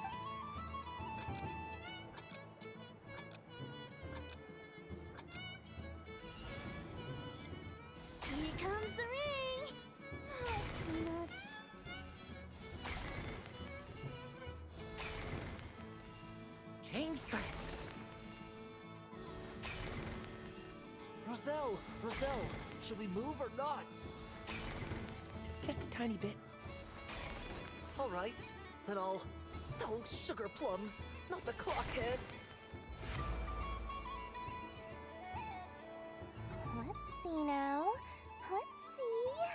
Wow, very good. That's the highest score we've had all night. And here's your prize. Yo, I get a Now, Nicole how about Dodoko. another round? As for the cost... Happy Moon Prayer Night, Miss Columbina. Happy Moon Prayer Night, Durin and Hat Guy. Are you here to play the game? Yes.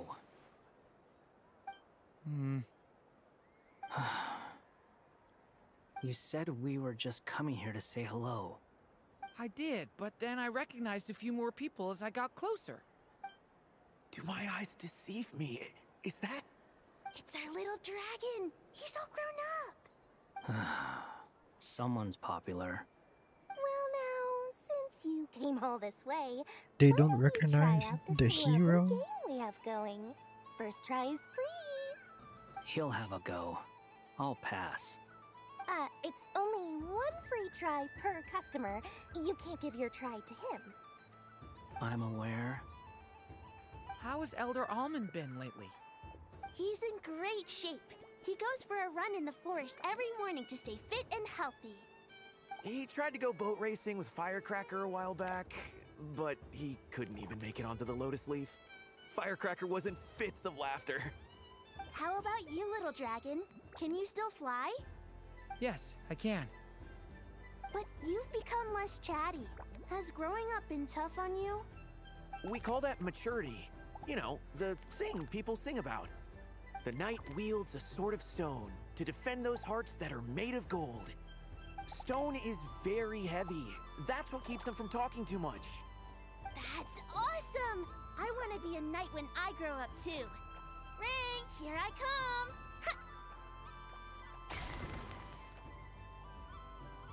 Oh, the hat-wearing man. I never thought I'd see you again. You seem more determined than when I saw you last on the train. If you say so. Oh, I do say so. The people you once Was helped this see the it conductor? clearly. It's because you are once again on the right track. I don't remember. Man. Simi Lanka was like, what, 2 years ago? The engine in our hearts propel us to the station of our dreams. I can move! I can move now, Roselle! What are you doing, running into the rings like that? You got them all so quickly! I have never seen anything like this in all my travels. Is this guy actually an old friend of theirs? But how? They're origami animals and clockwork people from a fairy tale. Getting to know them would be quite an arduous task, unless they share a hometown? I have to get to the bottom of this. Next time I see the great mage Alice, I shall demand answers. Thank you, Dory. I had a lot of fun. Now for your prize. Where did I put it? Give me a moment to dig it out.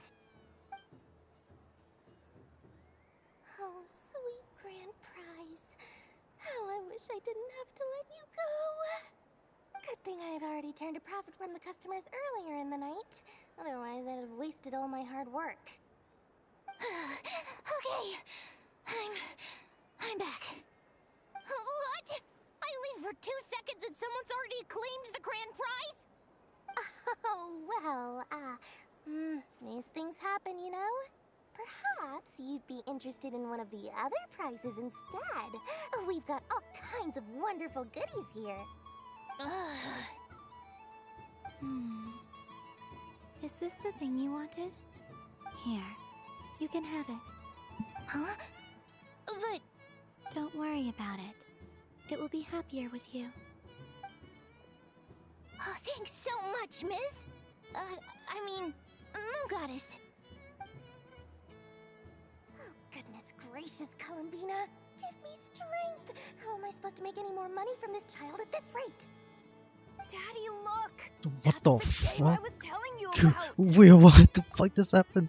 Wait, what just happened? Forget it. after all. Why is he I flying? think of some other way to swing this. Maybe What I the can try to fight fuck? this new kid. Durin is just staring at him. The fucking kid went flying. What the fuck? Yo, what is going on?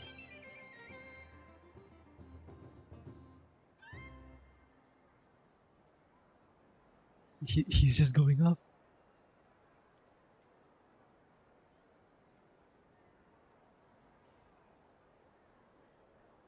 He's still going up.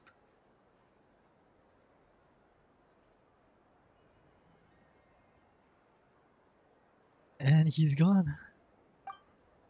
Huh? Oh, someone already won the grand prize. You can take mine if you want. Because Durin's just looking up at him. Why?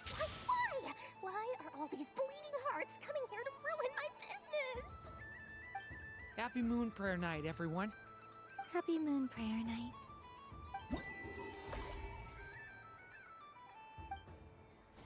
Wait, I actually have to visit all these?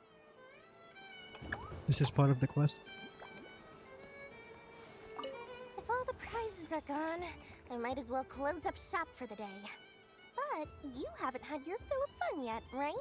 So the next time a customer shows up, you're going to have to run faster, alright? And remember, run out of the rings, not into them.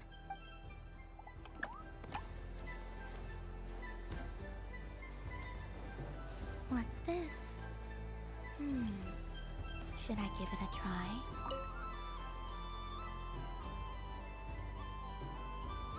Come on, Citrus. One more round. Just one more. But my neck... oof. It's acting up again. You should take a break. Health comes first. Yeah, don't push yourself. We'll find someone else. Hey, don't look at me. I'm the referee. It's the fucking Kermit the Frog. Do you need any help? Yes, we do. We need one more player for our game. Alright. Could you teach me how to play? It's really simple. You just throw the dice and move by that number of tiles. First one to reach the finish line wins. Rolling a hamster means you move one tile. A paper frog is 2 tiles, and a flying squirrel is 3 tiles. Because they go the fastest. Okay, I get it. So, we're all set? In that case, please take your places and let the game begin!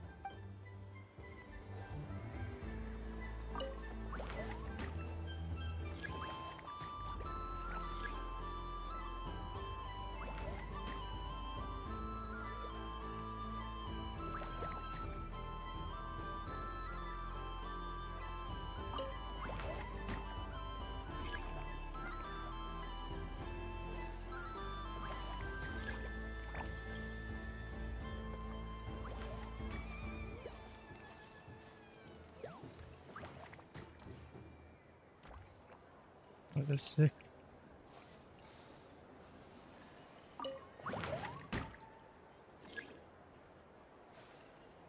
And the winner is the Moon Goddess! Congratulations!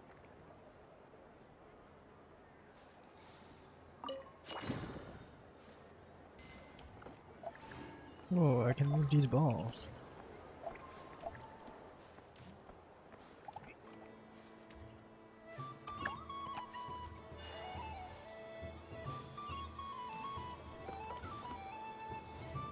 Damn, if this is how she actually moves. Archon's area. It feels very familiar. But everyone looks much happier than usual. If this is how she actually moves, that'll be sick. Happy Moon Prayer Night, adventurers. May you have a lovely evening. Done being a do-gooder yet? Thanks for coming here with me, Hat Guy. Are there any games you'd like to play? It's your turn to pick. I'll come with you. Why does that hamster think you've grown up? You haven't changed at all. I know you don't mean that. You're just taking the opportunity to make fun of me, aren't you? Even if you won't admit that taking some time to compose yourself is important, I can see that you're doing it in practice. Otherwise, you'd have taken off your hat and flown away by now. Looks like Albedo's socialization program has been far more useful to you than all those Vahumana textbooks.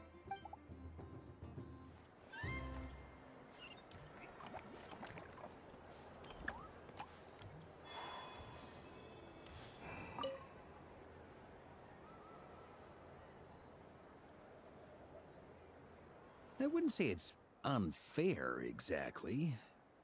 I mean, your voice goes right into people's heads. How would you explain that to the kids? You can't just explain it away as magic. Is something the matter?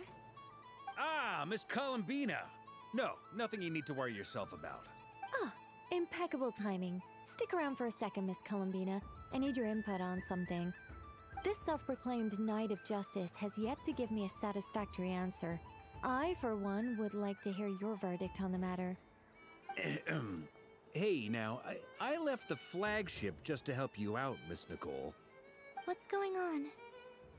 So Alice and I are both using long-range remote control spells that work on similar principles, allowing us to attend this festive fair in Dodeco form. Sorry, let me backtrack a little. While similar, there are some key differences. Alice, being a great mage, wanted her Dodeco to reflect something of her own charm and mystique, so she adjusted the way its tail moves when it spins around. An entirely gratuitous move, in my opinion. I hardly see how anyone is going to notice that. If anything, I'd say that anyone who stares intently enough at a Dodeco's tail to notice such a small detail is someone we ought to be highly concerned about. I only say this to emphasize that my question has nothing to do with tails. Now that we're clear on that, why is Alice's Dodeco permitted to interact directly with the children celebrating Moon Prayer Night, while mine is not? Your voice speaks directly into people's minds. See? Exactly what I said.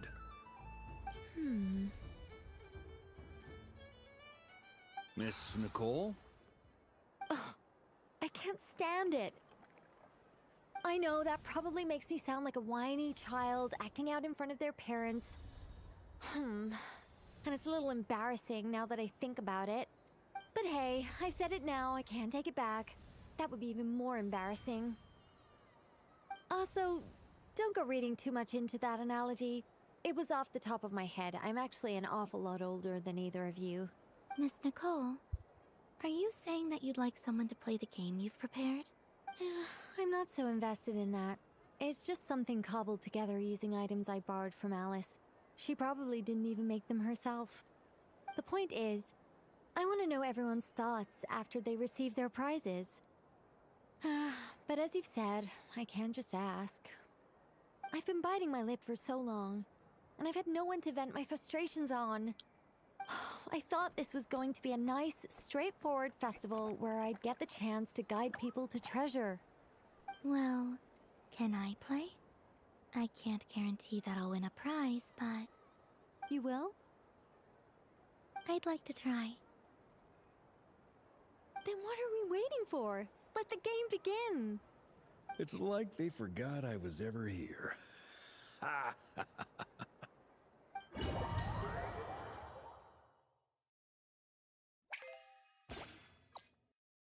Oh, it's this event. Wait, no, it's pinball.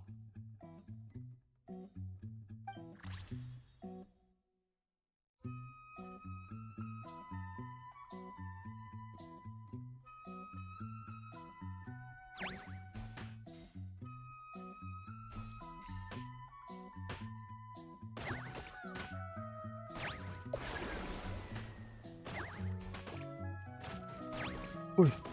Oi, without why?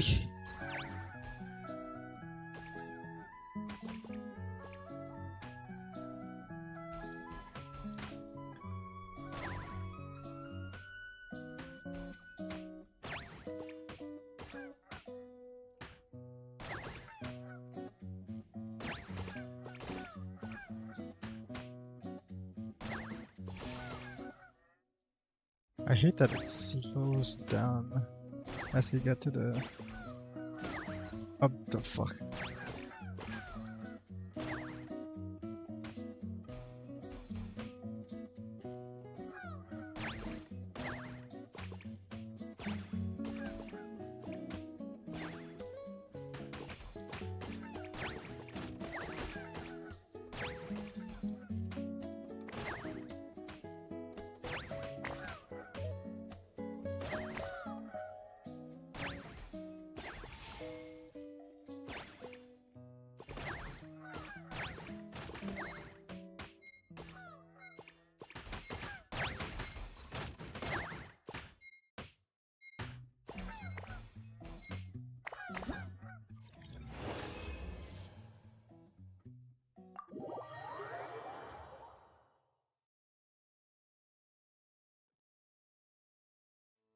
Congratulations, Miss Columbina! With your great wisdom, you have overcome every obstacle in your path and conquered the great challenge posed to you by fate. Fate? Well, something to that effect. If you'd prefer something more poetic, it could be the icy winds or the dawn. Anything you like, really. You could even go with the challenge posed to you by Dodeko, if that's what you're into. Anyway, you can take or leave my suggestions. Moving on. All my hopes are now resting on this. Can I open it now? Stop teasing me. Please, I'm begging you. No more talk. Just open it. Wow. What a lovely sculpture. Classic and cute at the same time. Thank you, Miss Nicole. I'll always treasure it. Ah, there we go. Music to my ears. You have my sincerest gratitude, Miss Columbina. Thank you for sharing your precious time with me and fulfilling my wish. Don't mention it. You've all done much to help me, and still, I'm the one receiving all these gifts.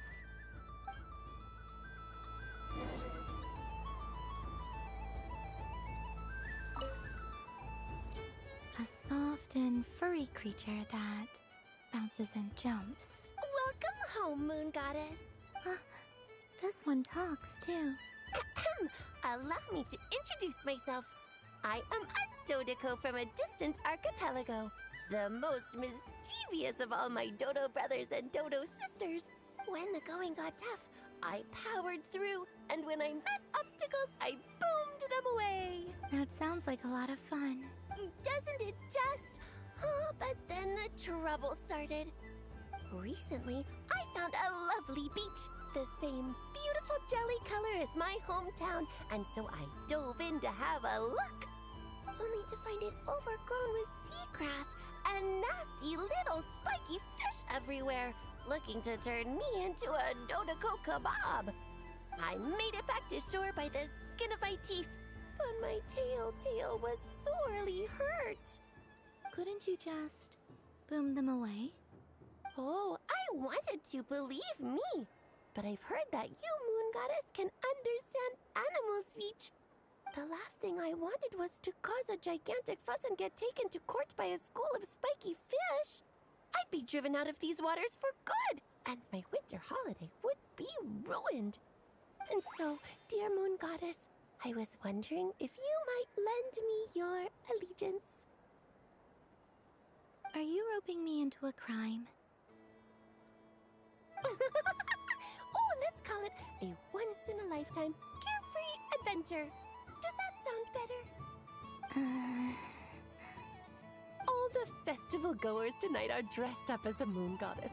But there's nothing to say that the Moon Goddess can't disguise herself as a Dodeko, is there?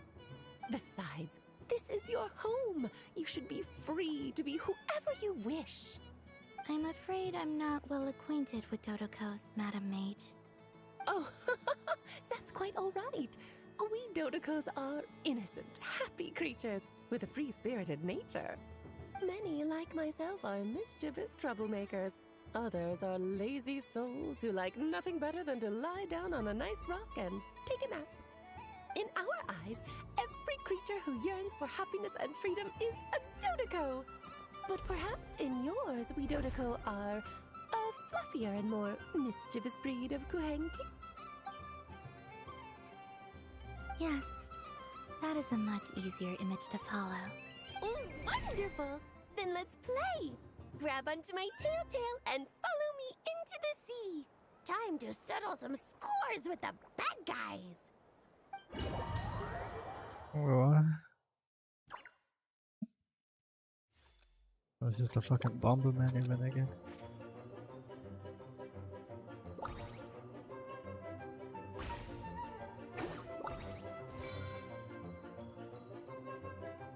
I just have to kill them.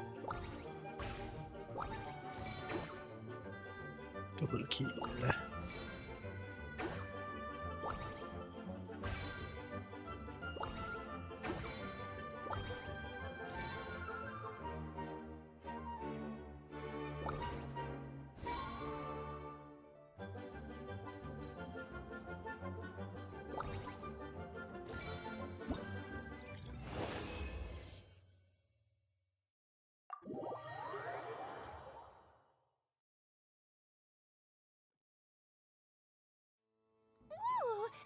remarkable talent. So, what do you make of it? The use of Jumpy Dumpties doesn't come as naturally to me as Kuvaki. But their unpredictability makes it fun. I think they call this... novelty? Indeed! And how did it feel blowing those pesky nuisances away? Not bad. Any guilt? What do you mean? Oh, wonderful! Lovely answers to all 3 questions. You've passed the safety test. Now I can give this special bomb to you as a souvenir. Remember, if you find any meanies living on the moon, you can use this to boom them into oblivion. I will. Up for another round of fish blast? Oh, of course, Yeah, of course. Feel free to come back whenever you like. There's always time for a dodo venture. So we got Barbeloth here as well. Oh, stuff. Damn.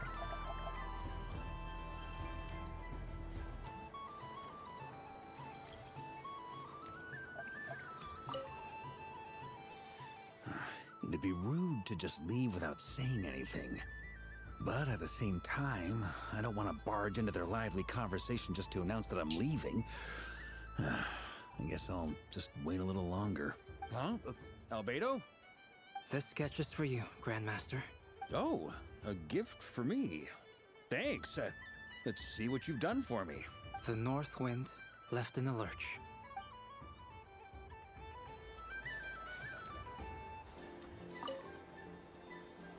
Welcome home, Moon Goddess. Oh, you're the genuine article. Alice was right. This Moon Prayer Night was worth watching after all. Another one that talks. Greetings. Pleased to make your acquaintance. I am the Hexenzirkel member they call B. Barbeloth Trismegistus. Columbina Hyposelenia. Pleased to meet you too. Hyposelenia. A fine name indeed.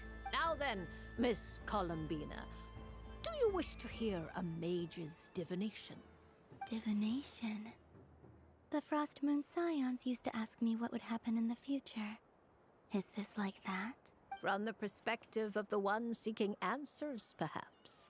As you look to your journey ahead, if you seek to understand the unknown, resolve your doubts, and soothe the confusion in your heart, divination could be for you. The unknowns on my journey. Of course, if one wishes to peer into fate, then hydromancy is the more precise option. But that is a complex affair, and to relegate that majestic art to the status of a festive amusement would seem somewhat uncouth. Besides, it is sometimes better to not know fate with great certainty.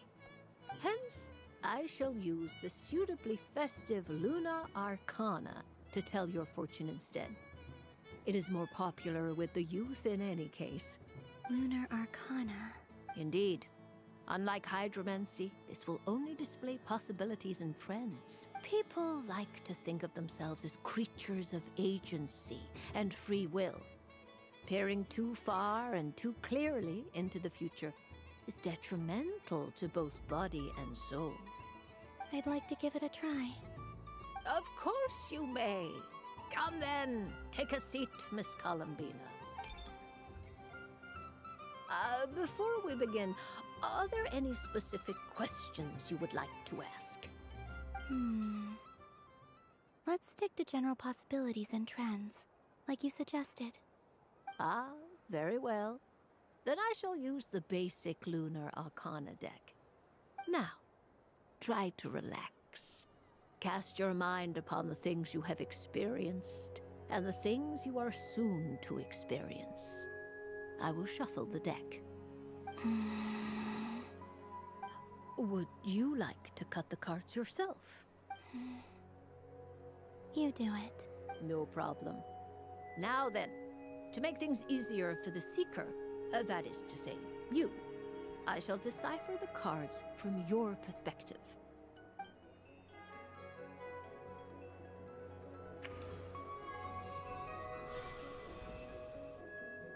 Please, draw the first lunar arcana.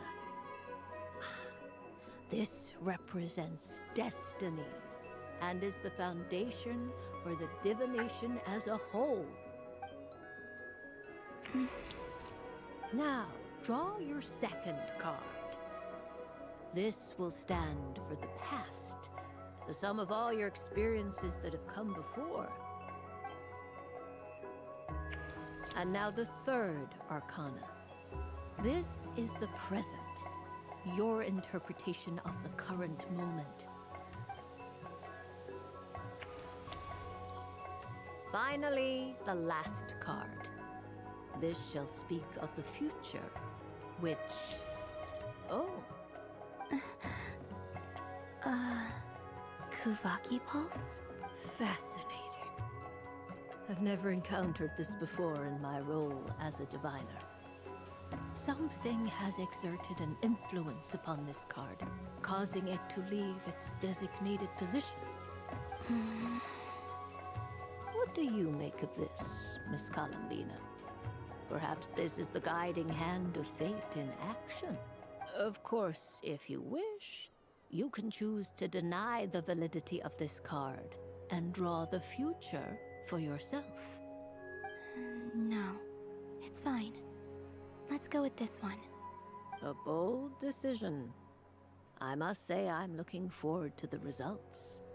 Well then, let us flip the lunar arcana in sequence and see what emerges. Sure. First, destiny. No surprises here. The card that represents yours is the moon. The moon. Indeed. The moon can represent the truth at some times, but deception at others. False peace, destructive calamity, and the world-changing power that lies within. When the moon is placed on the destiny tile, it indicates that your destiny is not what it may appear on the surface. Instead, it may yet have a hidden side. It symbolizes a journey through the fog, fraught with uncertainty and deception, where one must face inner challenges head-on. I don't understand. Patience, my dear. This is but the first card, which serves as a basis for the interpretations that follow. Our divination will only grow clearer from here on out. Now then, flip the second card, the one that speaks for the past. The Hermit, but inverted. Inverted? Yes. The Hermit symbolizes solitude, introspection, and the pursuit of truth. When inverted, it represents isolation, truth out of reach, and a path that leads one astray. Combined with the moon as one's destiny, the Hermit inverted represents a choice you made to stand alone in the past. It was a choice made not out of fear or arrogance, but for reasons that others could not perceive. You fumbled through the darkness without a guide, but you did not find your way. Rather, you went astray. More than once, it would seem. Is this about how I became Kutar despite not wishing to become a god? And how I joined the Fatui because I yearned for a place to belong? I suspect only you know the answer to this question.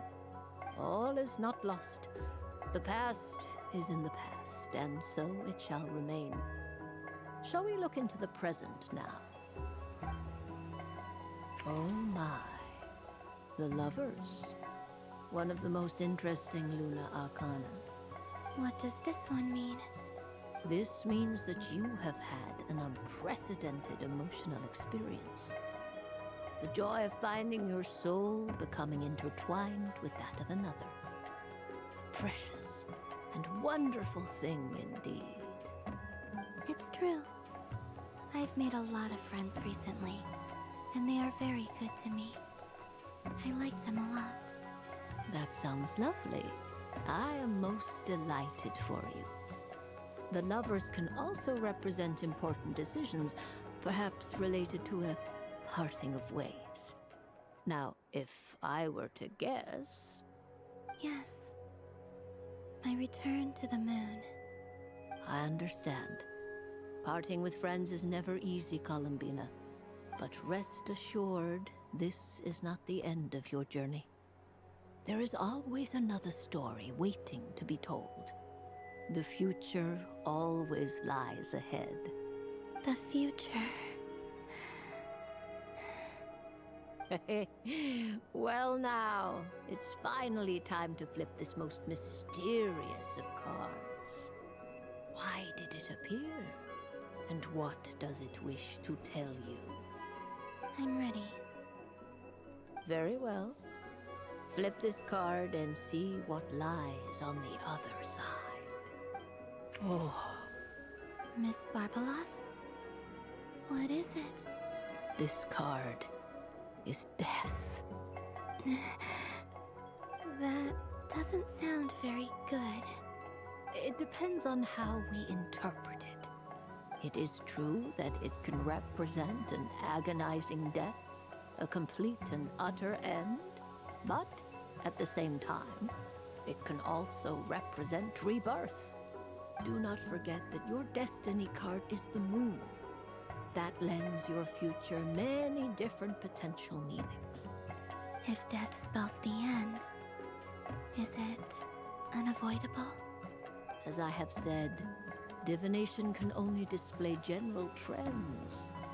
It is a rough guide, but it does not show predetermined outcomes. Allow me to summarize it for you. In the past, you may have lost your way, but now you have gained new connections and new strength.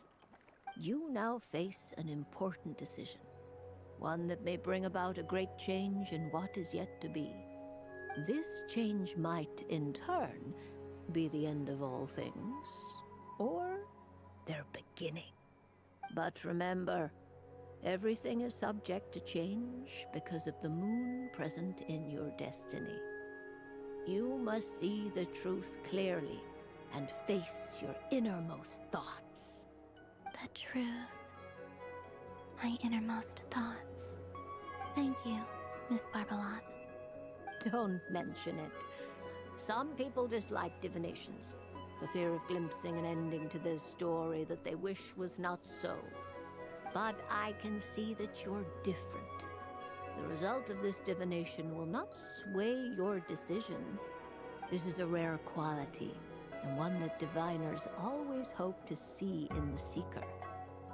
We are here merely to guide, not to exert undue influence. I understand. Go then and illuminate your future, Miss Columbina. The moonlight that shines from you now is most captivating.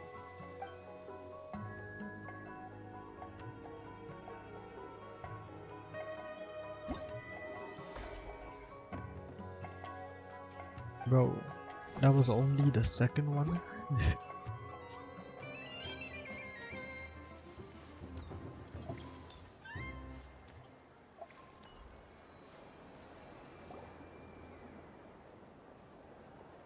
Dodoco's Whirligig!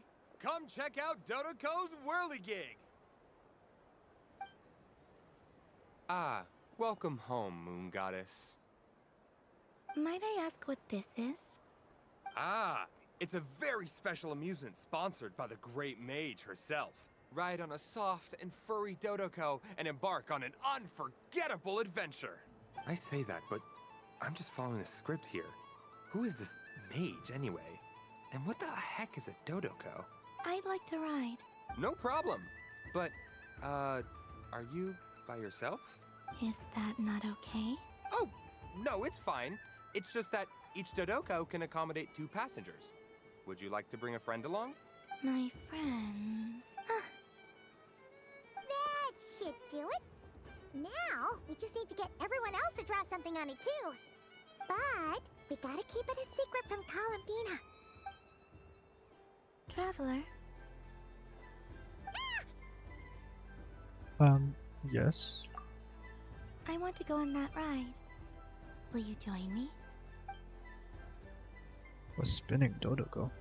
Ah, I see. It's a ride for two. Sure. Let's go then. One moment. Don't worry. Paimon will do the rounds. You go have fun. Nothing. Let's go. All right.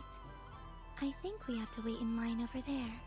Please take your seats. For safety reasons, you mustn't try to leave the ride before it comes to a complete stop. All right, you're all set. I wish you both a wonderful journey. Can always rely on Alice for weird and wonderful gadgets.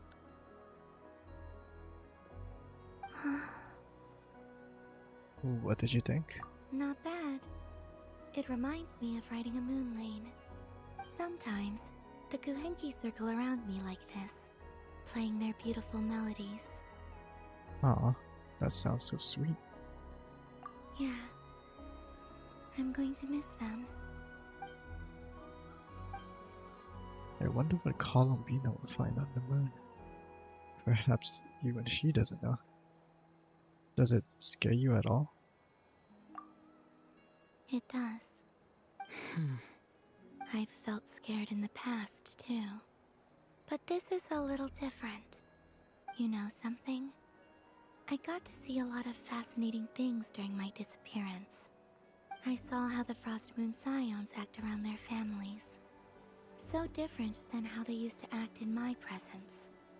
And I also saw how they interact with their friends. It made me curious at first. Why do people act so sincere when they're worshipping gods, but save their truest, warmest feelings for each other? Slowly, I came to realize that it's because they trust one another. They know, deep down, that they'll be accepted for who they are. All of it. The good and the bad. Your friends accept all of you too? I know. I knew it the moment you started calling out my name. What I fear now is the end. I fear losing all this the very night I have gained it. You won't lose us. Even after you return to the moon, your friends will still be here. Thank you for this conversation. Thank you for listening to me. Don't worry. This fear I have, and the unknown that awaits me, they cannot hurt me. Not when I possess a treasure far greater. I just want you to remember this version of me. The real me. On this final night together. Dear passengers, Dodoko's awesome adventure has come to a close. Please leave in an orderly fashion, and we look forward to seeing you again in the future. Don't want the journey to end, huh? Don't worry, you two. There's always another adventure waiting just around the corner.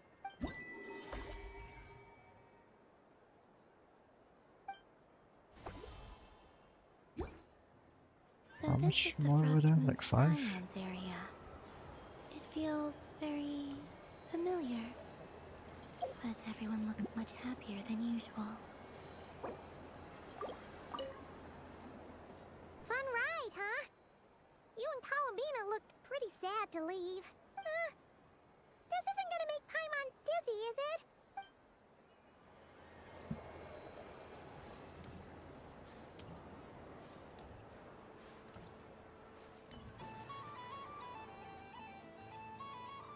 Wow, the Frost Moon Scion stall looks kind of plain, but it's pretty cool once you get into it.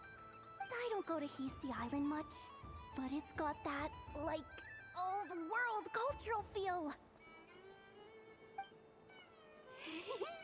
And if culture means we get more festivals, I'm all for it!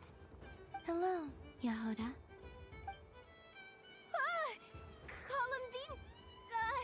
hello, Moon Goddess? That was too close. I almost gave the game away in front of the staff. wait. What's the deal with her shoes? They don't make a sound when she walks.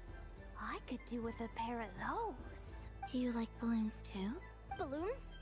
Oh, you mean those? What's so fun about balloons? I'm not a kid anymore. They're probably more up Aino's alley. Yes. The animals seem very curious about these strange flying objects. I was drawn here by their voices. I recently learned a fun new game you can play with balloons, so I decided to come and give it a try. A new game? What the fuck was that? Hello. Welcome home, Moon Goddess. Here to buy some balloons? Yes. Could you give me a few that haven't been inflated yet? Are you sure? I guess it's not a problem, but... Yes, please. Thank you. Uninflated balloons? But those are just little rubber pouches. What does she want with those? Would you like to play the balloon game, Yehoda? Huh? Sure. I guess. How do you play it? Wait here a moment. Oh. This is so weird. What have I got myself into now? I thought I saw Columbina nearby. What the fuck? Oh, that's the fourth Harbinger! Although she's helped us out quite a bit, she's good people, right? Is she looking for Columbina? Oh, guess that's my ticket out of here. I'm not sure my heart can take being sandwiched between two Harbingers. Hey, yo. Which stall is she checking out? Oh, it's that other Frost Moon Scion's one. Try on the headgear, see what it's like having antlers or animal ears for a day. I wouldn't be caught dead wearing that stuff. So embarrassing. I have enough gear to carry as it is. Wait, what? What the fuck? How peculiar. This would take some getting used to. I wonder if this is what it's like for Lynette. It really suits you, ma'am. What is this? She was so intimidating a moment ago, but now, dang, she's really rocking those ears. How does she make them look so cool? I suppose I may as well keep them on for now. All part of the festive experience. She's coming this way. How do you do, Miss Yehoda? Oh, jeez. Don't talk to me while wearing that thing. Where am I supposed to look? Oh, hey there. I'm looking for Columbina. Have you seen her? She just... Huh? Wait, is that what she meant by balloon game?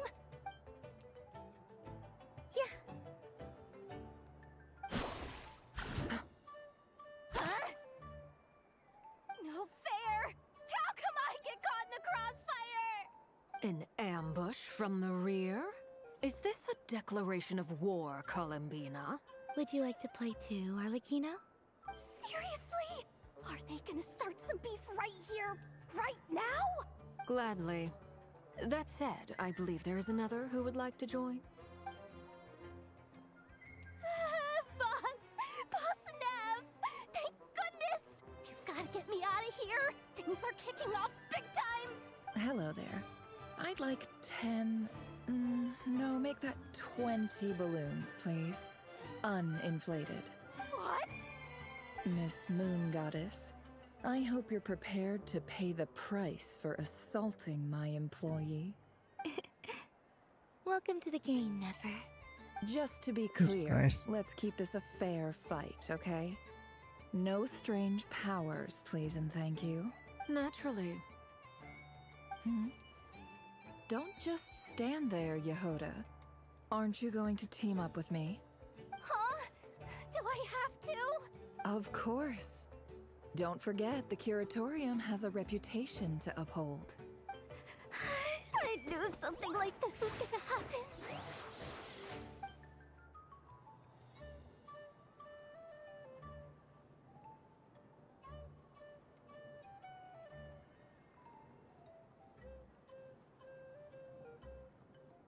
That's nice. Cat ear Alucina. I never thought I'd see the day. We got 5 more.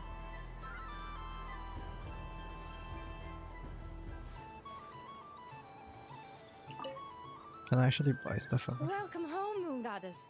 Would you like to try on some animal-themed headwear?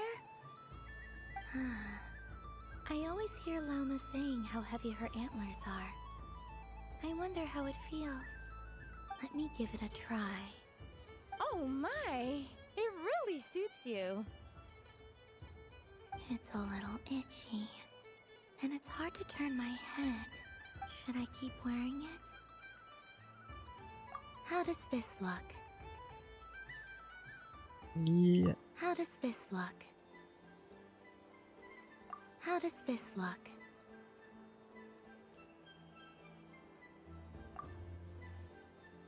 Yo, character customization? Whoa.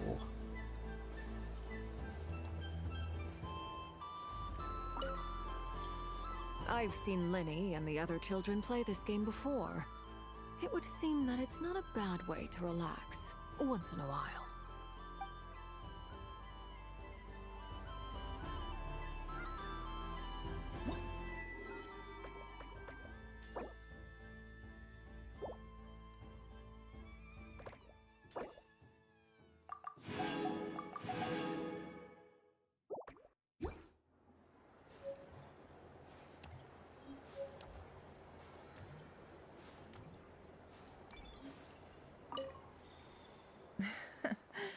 That was fun. It's a shame Ashru doesn't like playing with water, or I'd have roped him in as well.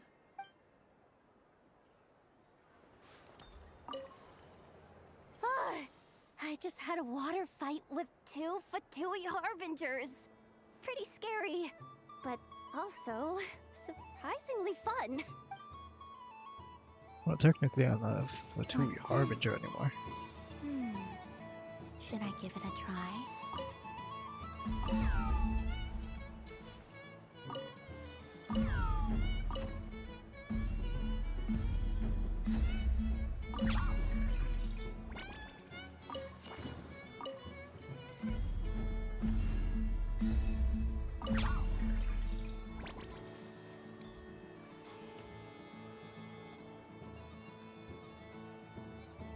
I wish for a never-ending supply of laka berries. What a humble wish. Probably written by a child.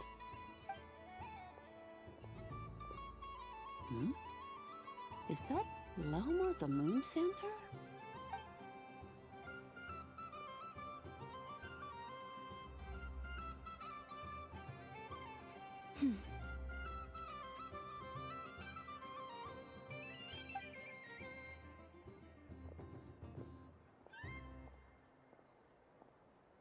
I wish that the long plume ibises would stop biting me. Oh dear, poor Lauma. All right. I'll write that one down for you. I got it. While everyone else is celebrating Moon Prayer Night, you're as busy as ever. I don't mind. It's rewarding work. A good kind of busy. My antlers are at their heaviest tonight, and the Kuvaki waves are especially strong. But as I help these dear friends hang their wishes up, I feel a great peace within myself that is hard to describe. You see, they are all such beautiful wishes, and they are ones that we can fulfill by our own strength. Do you blame me, Llama? I want to hear your honest answer. It is by the help of so many people that I can return to the moon. But I feel as though I've hardly done anything in return. You've done plenty, Columbina. I say this in earnest, both as someone who knows your history, and also as a friend who has seen what you've been through. What about as a moon chanter? I feel proud to honor our moon goddess's wish, and I'm sure any moon chanter in history would have felt the same way. Thank you for your kind words, Llama. But... Since you asked for my honesty, I won't lie to you. My feelings are mixed right now. Besides pride, I also feel, I suppose it's a reluctance to let go. Once you return to the moon, we will be far apart and separated by a false sky. I'm sure those of us left behind will gaze up at that sky, yearning for the moon once in a while, just as you used to do. I will miss you, Lama. I will miss you all. I hope to stay in touch. I will try and find some way to send messages down from the moon. Perhaps you could use Kuvaki. I've heard Yehoda say that signals can be sent using long and short waves, or strong and weak lights. That sounds a little complicated. What if we forget what the signals mean? We could prepare a codebook beforehand, but... You're right. It wouldn't really suit you. Still, whatever happens, I believe that you will find your own unique way of communicating with us. And now that I think about that, my heart feels lighter. Because you trust in me? Yes. I have faith in you, and in the power of truth. In my experience, the truth tends to be difficult.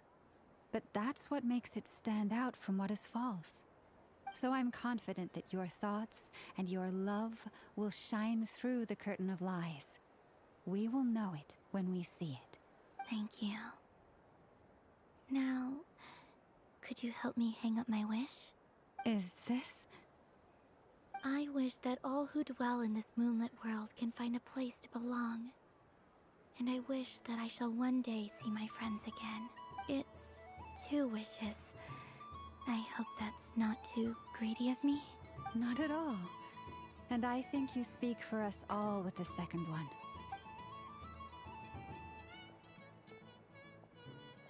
I shall continue to pray until the day that all of these wishes come true.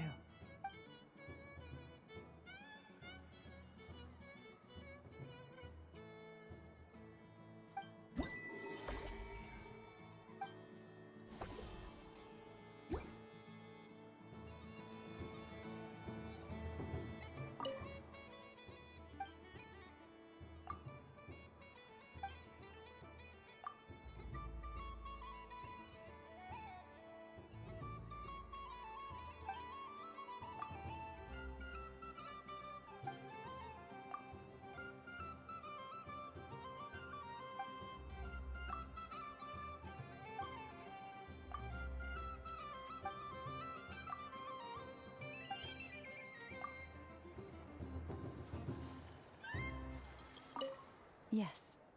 May everyone's wishes come true.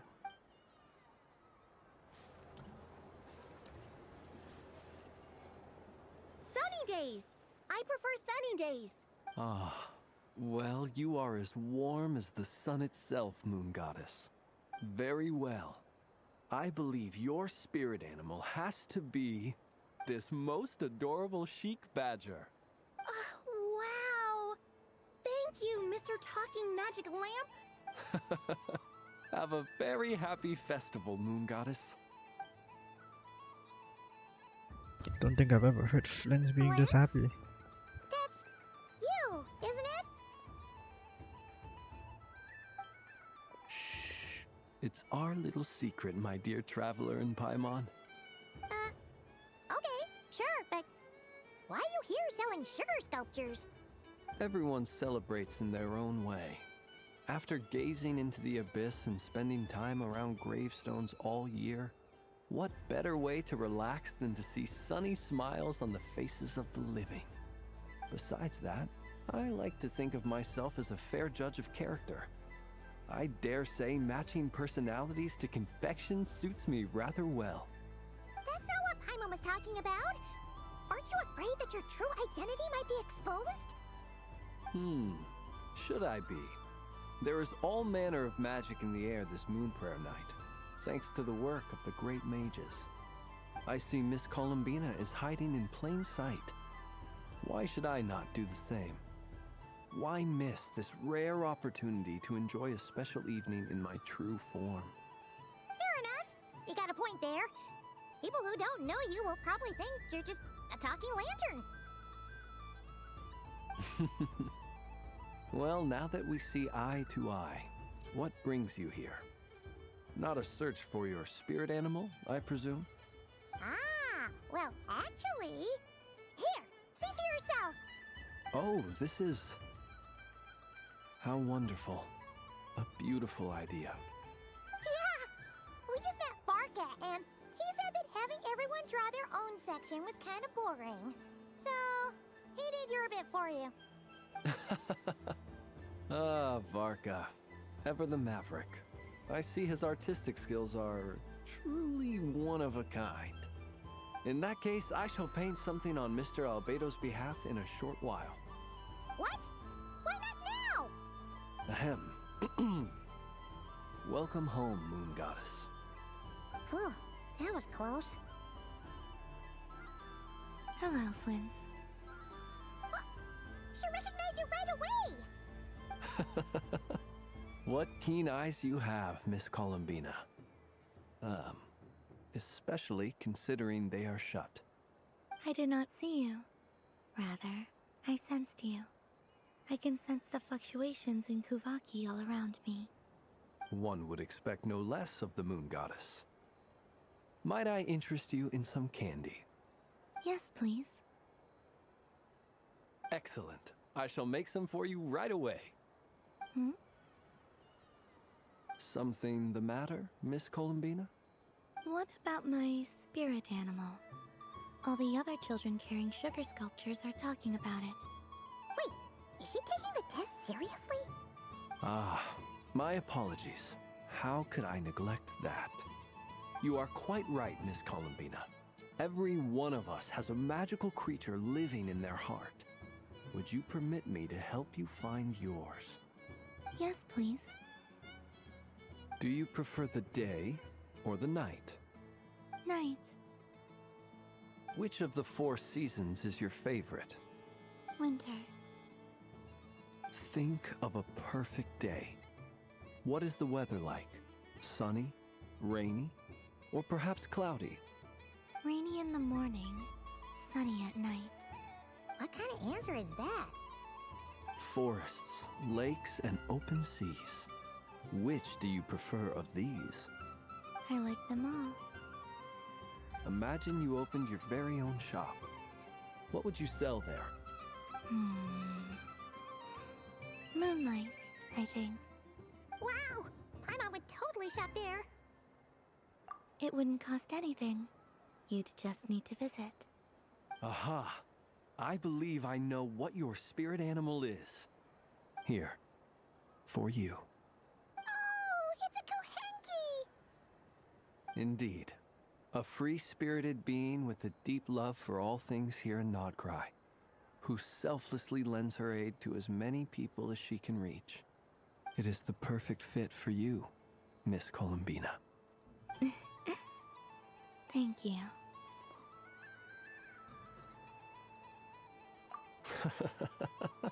It would be my honor. But you shall have to forgive me. We have known each other for quite some time.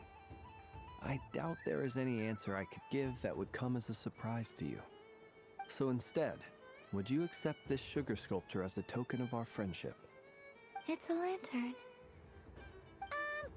Hey, why don't you two go enjoy your candy over there?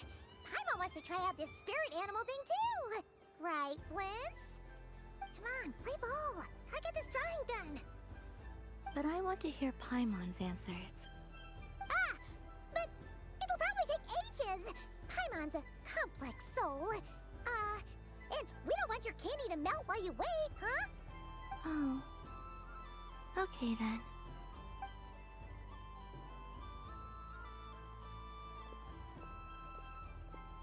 Phew. Nice excuse, Lady Paimon. That was some quick thinking. Yeah, no thanks to you. A little help next time.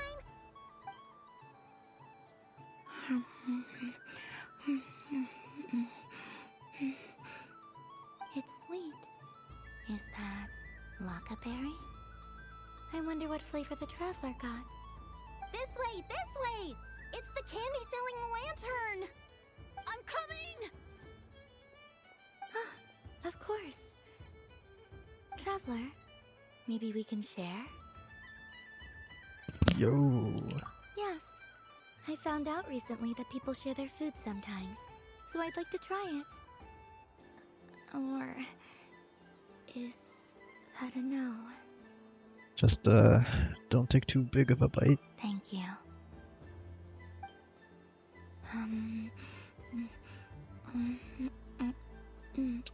Whoa, whoa. Yours is a little more sour than mine. Here, you try it.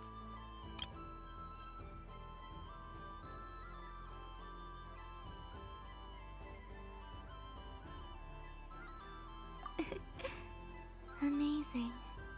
What is? My sugar sculpture has shrunk, yet my heart is filled with feelings of sweetness.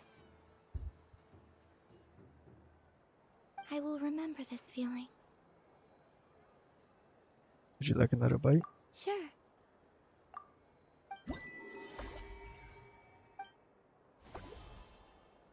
Three more. Who else?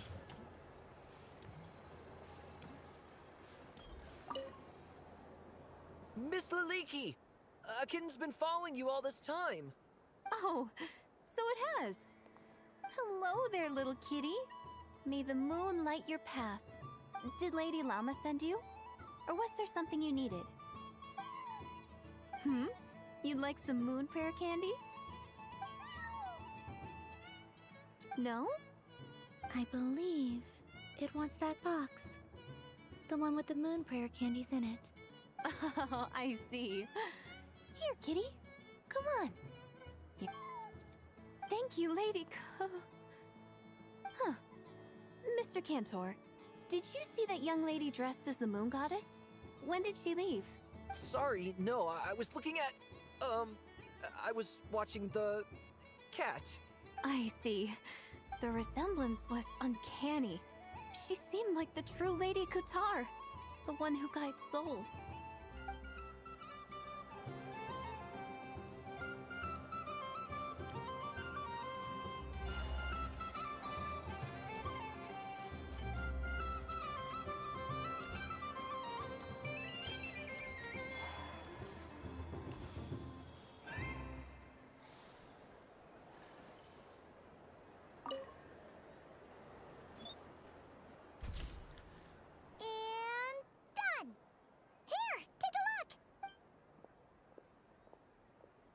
I think it looks quite funny.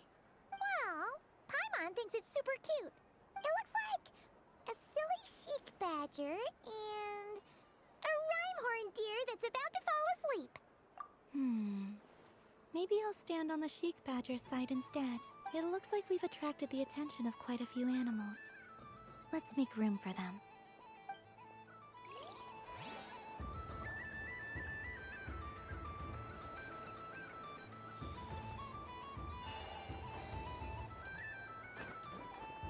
What's this? Should I give it a try?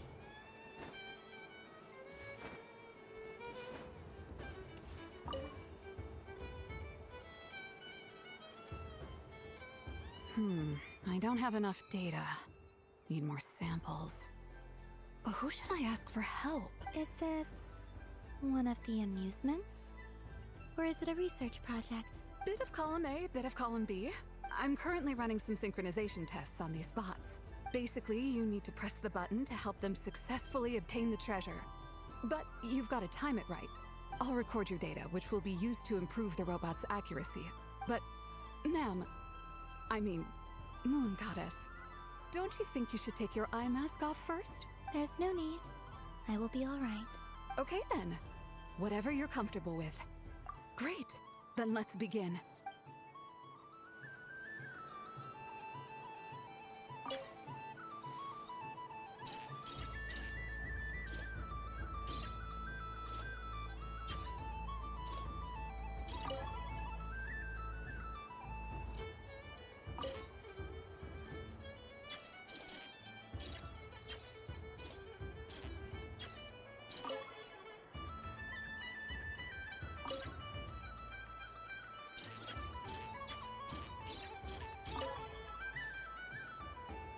Nice. Data collection complete. Cool. So much useful data. I'm progressing much faster than I expected. Thank you so much, Moon Goddess. There are so many attractions here. Since I rarely get out, I might as well make the most of it. Is that Centrone I see on the map? Oh, hey, Asher.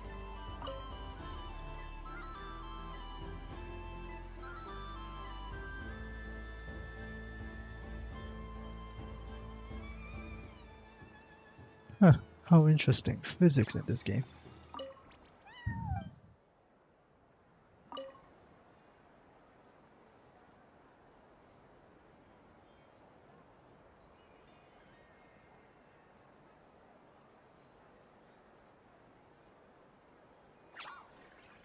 You have fun. This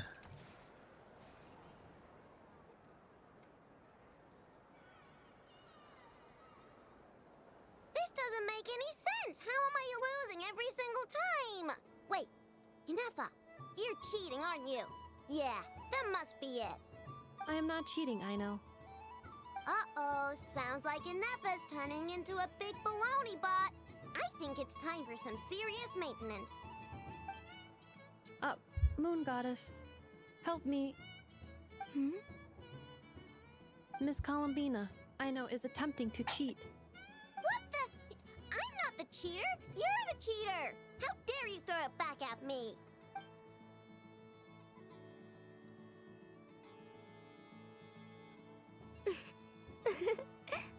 Alright, fine. Let's all laugh at I know. Just you wait till I get home, because I'm gonna make a game bot that can win 100% of the time. Let's see you laugh when I come back and beat your butts. You'll all have your heads covered in stickers when I'm through with you. We came to check everything was okay after all that yelling, but,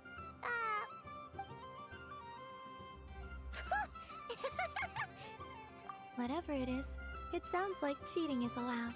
Kuhenki concentration. Each player starts with differently colored Kuhenki. Each round, they draw one Kuhenki from their opponent. When a player has two Kuhenki of the same color, they make a pair and can be discarded. Any that can't form a pair must be kept. The round ends when a player can't form any more Kuhenki pairs, and that player gets a sticker. Ooh! Can 4 people play as well?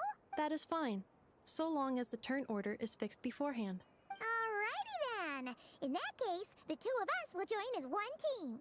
Okay, but if you lose, you're both getting stickered. I don't want to hear any excuses. Sure. And if we win? If you win, only one of you gets to sticker someone else. I have taken to calling this. I know logic. Hey, lay off me, alright? Okay, so we're starting the game from scratch again, which means all my stickers so far don't count. Looks like Luonatar is the Kuhenki of honor for this game. Anyway, let's go clockwise, starting from Inefa.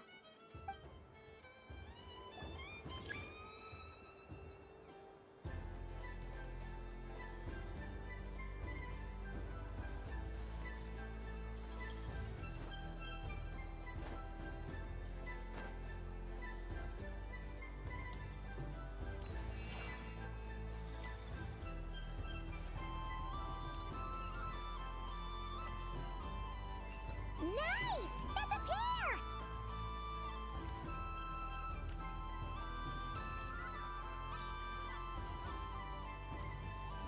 Go, go, fly!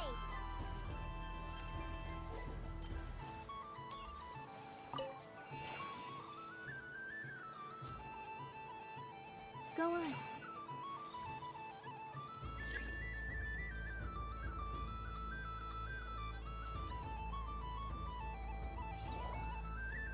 I have a pair.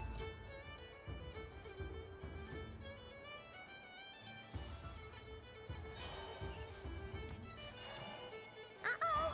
We gotta pick up the pace!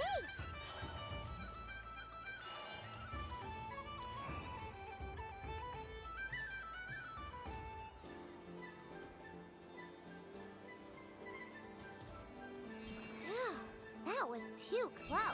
I thought I was gonna lose. who's gonna be the unlucky one.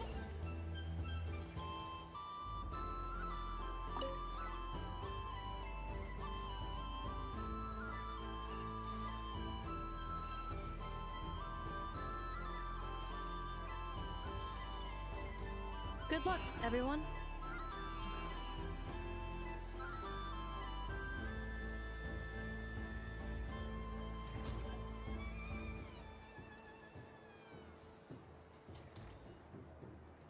Let me pick a good one. What's it gonna be? You're looking very pleased with yourself there. What happened to being a huge Grumposaurus? I won. Duh.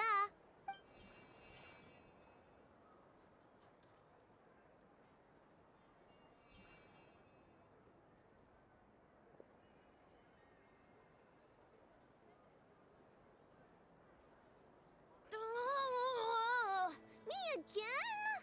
Don't fidget too much, I know, or the sticker's going to fall off. I don't care. If it falls off, it falls off.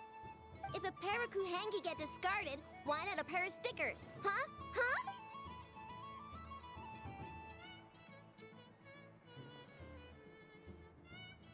Jesus Christ.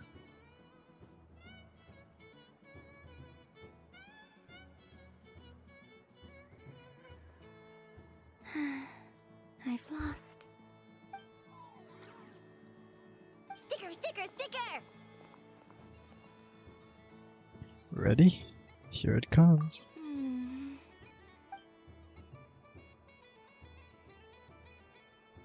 Cute! You think so? Shame. I can't see it for myself. What did Luanatar say? She said it looks so cute that she wants me to lose a few more rounds.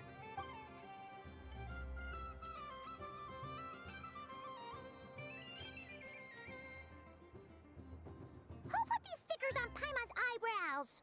Ugh, she can barely see. Alright, now, I think we got enough evidence to prove that there's a serious problem here. Agreed. Yes, I agree as well.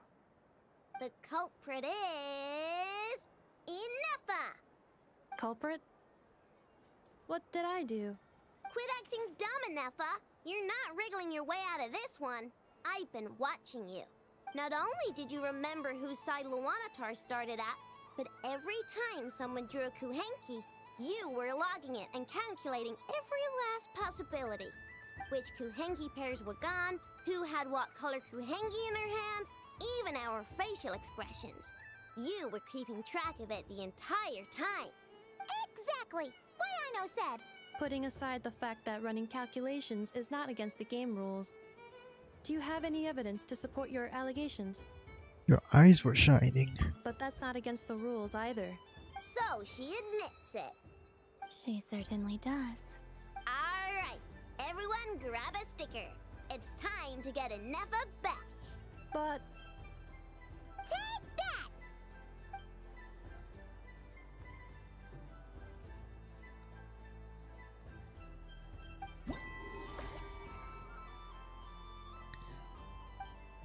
And with that, we have 2 more.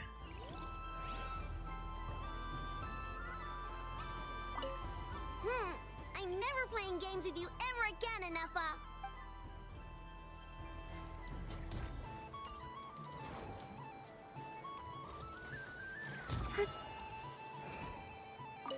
Aino is throwing a tantrum again. I believe it will take 3 Krumkakes to constitute a suitable peace offering. If this is how fast Columbina actually sprints, that would be pretty crazy.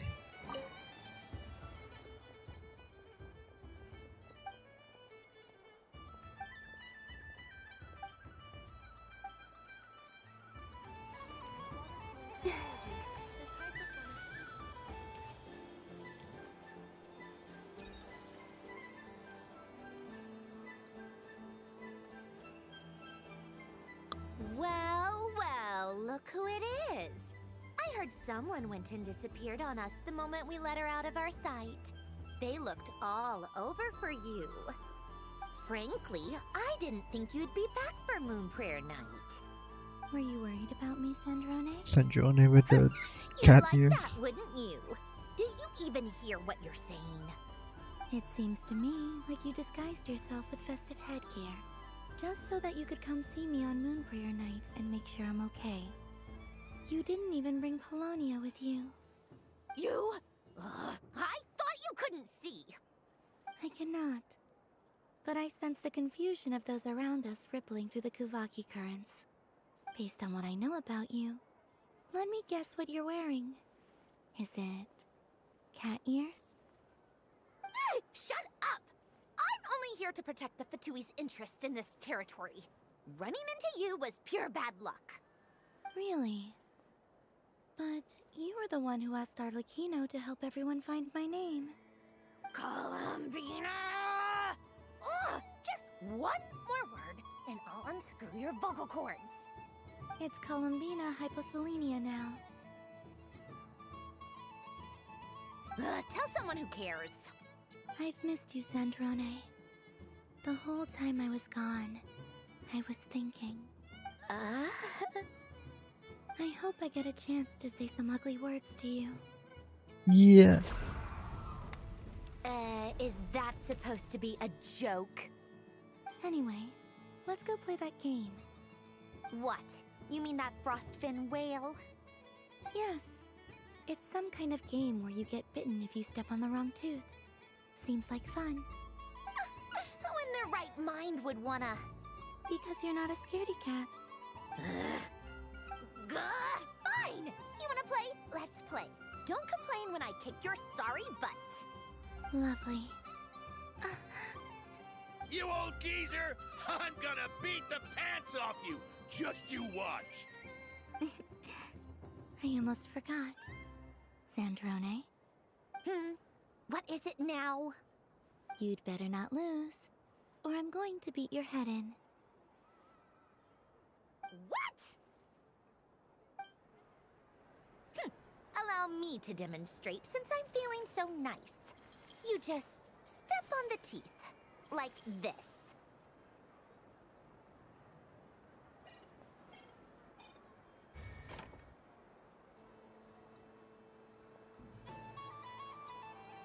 Which should I pick? Your turn, Sandrone.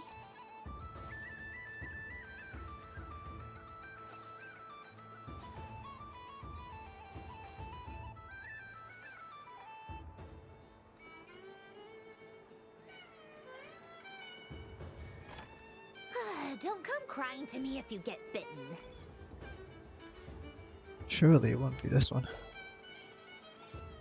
There are less and less teeth remaining.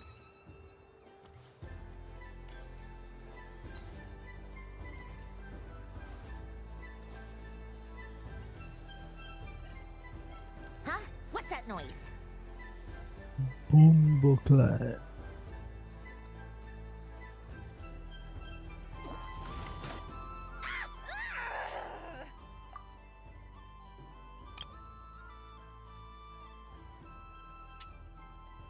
I think you might have picked a bad tooth, Sandrone. Shut it! Do you need any help? It seems like you're stuck. No! It's just a blasted... toy! How is its grip this strong? Stop laughing! All right. Well, you lost. So just like I promised. Hey! What are you doing? Are you seriously? Hiya! Why, you... Oh, just you wait! Rematch! Are you all right, Sandrone? That was quite a strong bite. Are your clockwork parts? Quit your fussing! I don't need it! All right. I'll go for... Oops.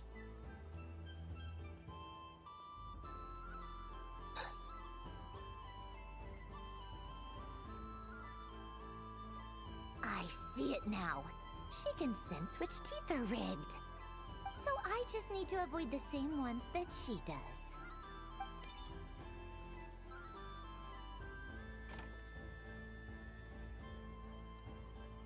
This one. Seems fine. She avoided that one then? Now I've got you. All right, my turn. And it's just gonna close. What? Looks like you lost again, Sandrone. Wait! There's more than one bad tooth! Bonk. I love Yuri.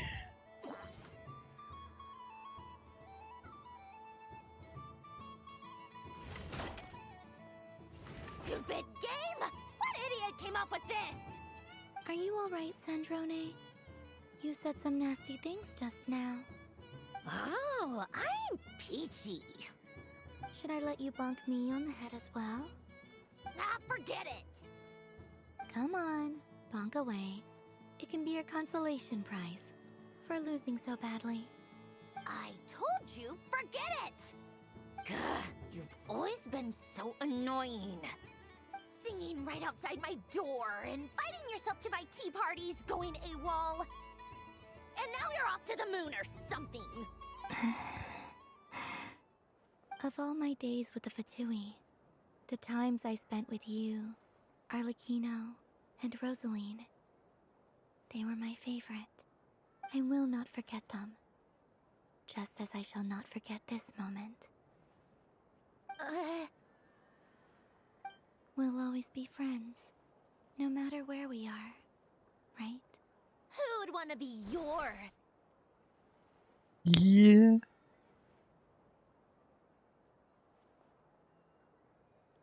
I'll miss you, Sandrone.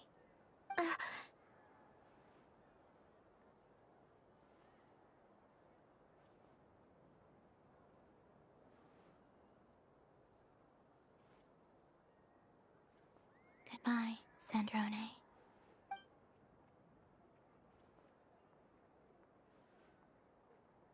And the amount of Yuri that's gonna be coming out from this. My god. I'll miss you too, Columbina. Sorry, what was that? Yeesh! No need to freak out. What's wrong? We've been looking everywhere for you. What do you want?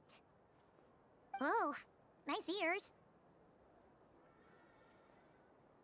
They really suit you. What do you want? This. Huh? It's your turn to draw something.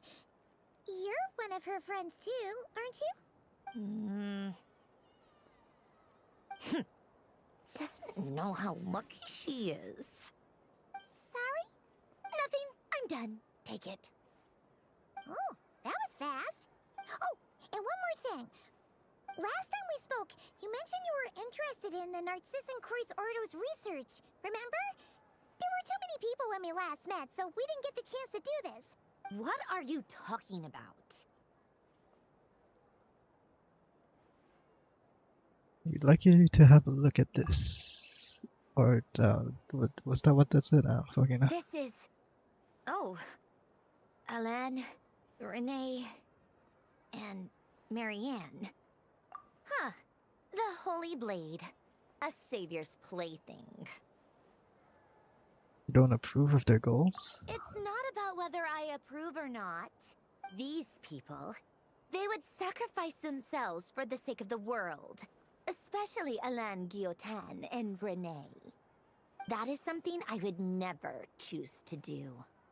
Still, I didn't know they had any pictures left from that time.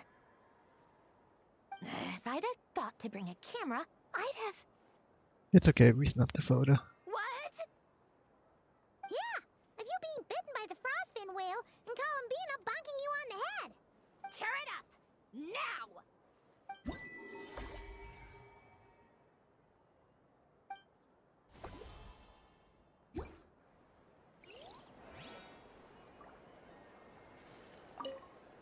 there to see on that moon anyway?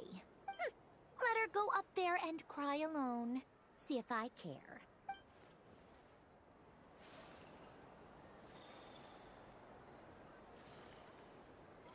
This is one hell of a... Oh, fuck. Oops. Oh well. What is going on over here? It looks like fun. Hold it right there! You can't run away from me, Moon Goddess. Hmm? Are you talking to me? Of course. Do you see anyone else here dressed up as the Moon Goddess besides me and you?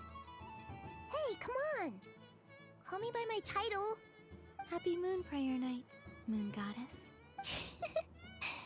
And the same to you. Anyway, there's no time to waste. Get ready for the duel of a lifetime. Duel? Meet my partner, Stacko. Come on out, Stacko! Well, don't just stand there. Let's see your partner. Partner? What the? Hmm? So I need to select a partner and command them in battle. Partner. I need a partner.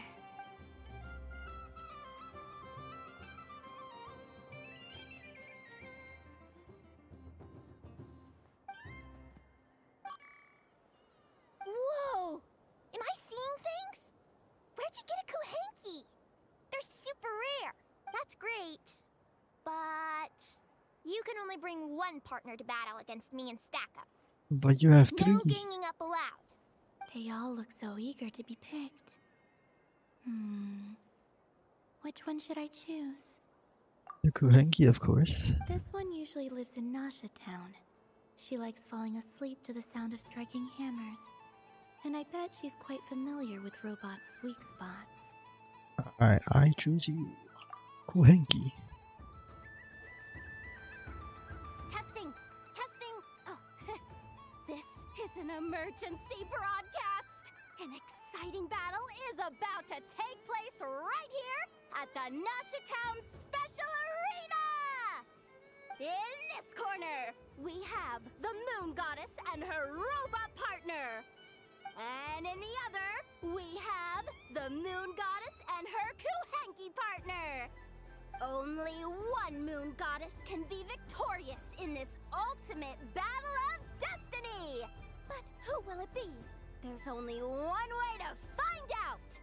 Now, without further ado, let the Battle of the Moons begin! I don't care who we're up against. Stacko and I ain't gonna lose. Let's strike first. Stacko, formation shift. Ho ho ho! The robot has kicked things off with a change of formation. But how will this affect the battle? Nobody knows. The other party chooses to attack. Let's see how their partner performs. Stacko! The attack lands! And if those sizzling sounds are anything to go by, it was very effective. Okay then. Stacko, maintain formation and enter your empowered state. Empowered state! There we go! Now we're talking! Absorbing the immense Kuvaki present on Moon Prayer Night, this lean, mean machine has greatly increased its offensive power! Oh, they chose defense! But Stacko's about to attack with full force! Is it too little too late? The battle is heating up fast! I'm about to start sweating machine oil over here! Go for it, Stacko! Set Kuvaki to maximum! Can their opponents withstand this blow? And what will this Moon Goddess do? Don't be afraid. Fight however you wish. It's a moon lane! A deft use of a moon lane allows the Kuhenki to dodge the blow! And now it's spiraling around its foe in circles! One loop, two loops! The robot's screen is bugging out! It's getting dizzy! Stacko!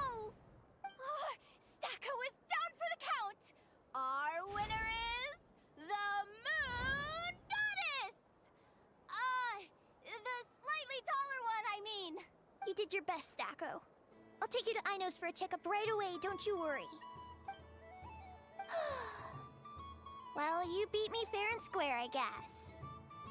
Honestly, I underestimated you. Won't make that mistake again. I think my partner deserves most of the credit. Just you wait. When I'm a little bit older, I'm gonna come back a whole lot stronger. Be ready for a rematch.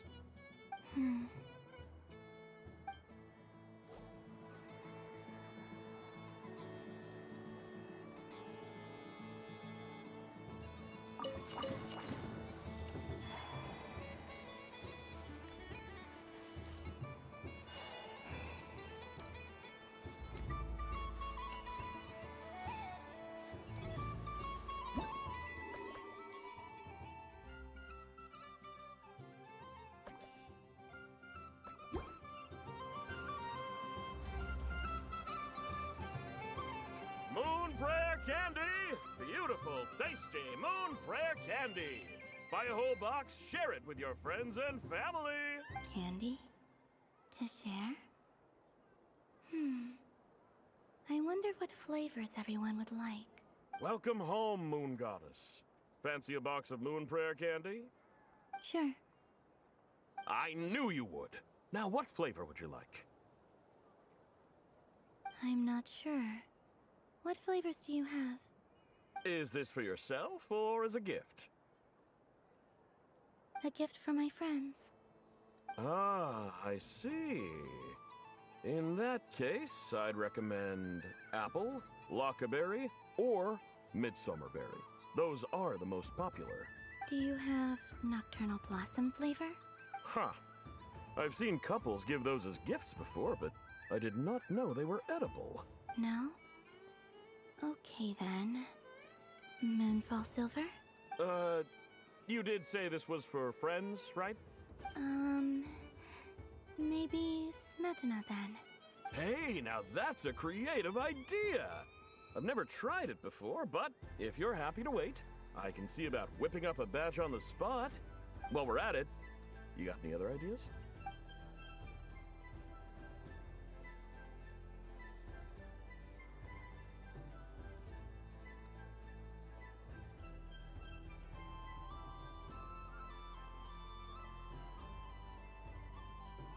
Here you go.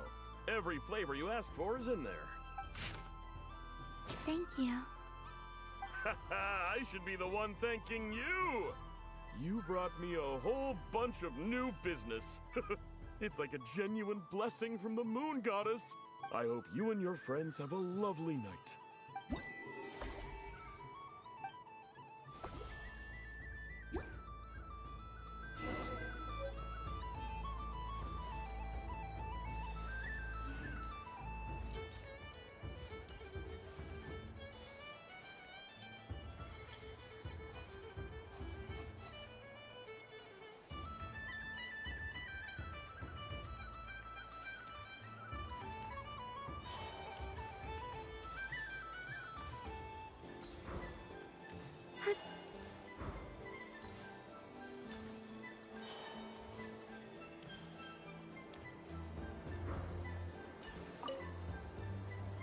Traveler. Hey there, Columbina! Are you done checking out the festive amusements already? Are you sure you don't want to look around some more? You might not get another opportunity like this for a while. Right now, what I'd like to do is... Oh! Candy for us? Thanks a bunch, Columbina! Don't mind if we do! Whoa! This one's intense! But it's so tasty! What about you, Traveler? How does yours taste? Oh, sounds good! Paimon's drooling now! Are there any more Smetana candies in the box? Yes, I believe so. Okay, gotcha! Let's... Sure! This one, and... Yep, this one looks right too. Okay, that's 3. Here we go! 1 per person. It's so sweet.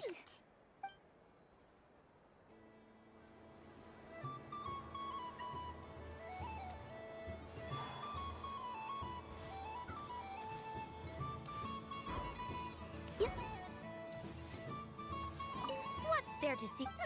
Let her go up there and cry alone. See if I care. You're giving me candy? That isn't like you. This had better not be some weird prank. Coffee flavor? I thought you hated coffee.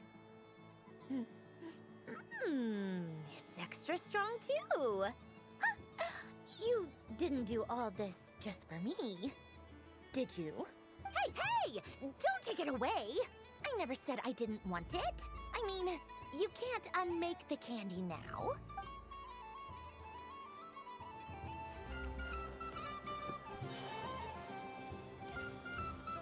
Show will now begin.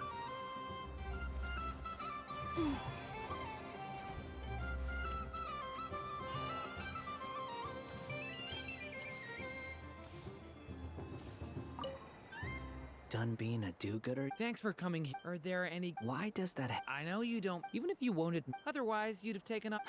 Looks like Albedo's socialization program has been far more useful to you. A moon prayer candy for me? Huh, thank you.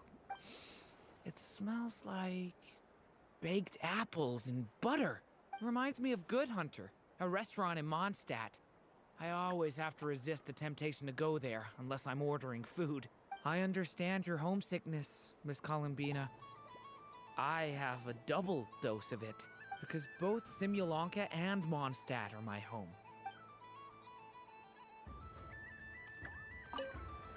Done being a... Thanks for coming. Are there any... Why does that... I know you don't... Even if you won't... Otherwise, you... Looks like Albedo's so... I thought you'd actually spend your precious time doing something more worthwhile. Everyone has to take one? Well, fine. I'll take mine.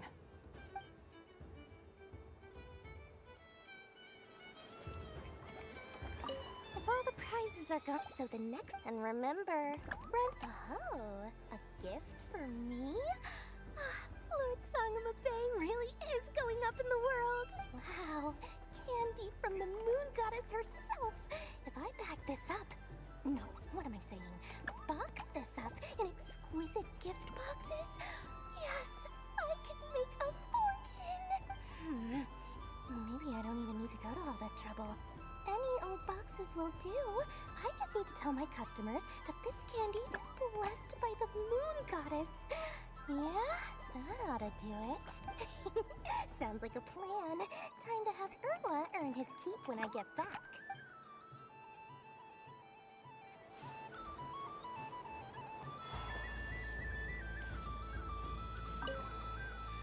Huh?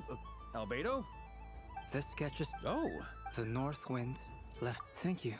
It seems I've picked lemon. It strikes a good balance between sweet and sour. This has piqued my curiosity. What if we were to add citrus and other spices, then enhance the flavor via caramelization? I wonder what the end product would be like. Perhaps I should take the time to try this out.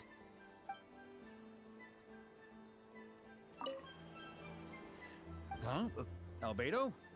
This sketch is... Oh. The north wind left... Ooh, I get one too?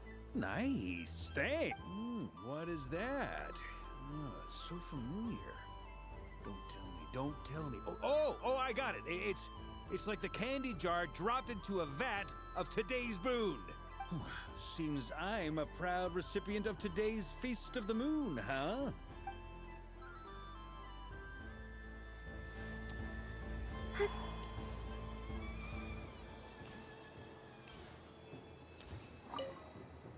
Something about festive lighting always has a way of putting the warmest smiles on people's faces. This is most thoughtful of you, Miss Columbina.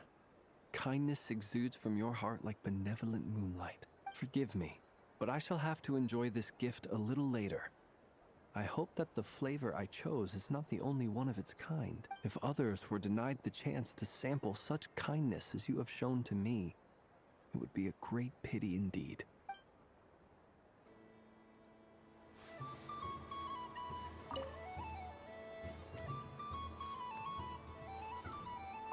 Yes. Why, thank you. Don't mind if I do. Oh, my. It's so sweet. I'm so accustomed to plain, simple meals that this sweet treat is quite a shock to the senses. but I savor this moment in its entirety because it tastes like true friendship.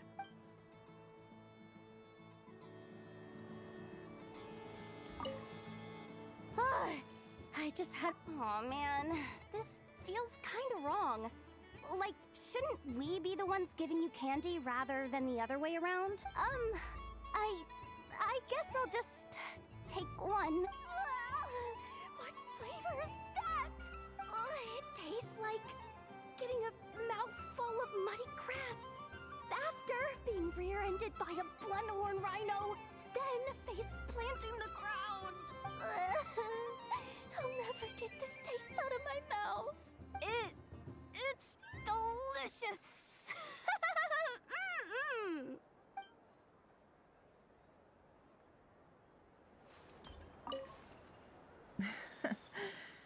Oh, a gift? You shouldn't have, Miss Columbina. Very nice indeed. Candy is one of many luxuries that the desert folk could never afford. How I yearned for candy when I could not have it. Yet, now that it is readily available to me, I never seem to crave it. May your moon prayer night be one free from regrets.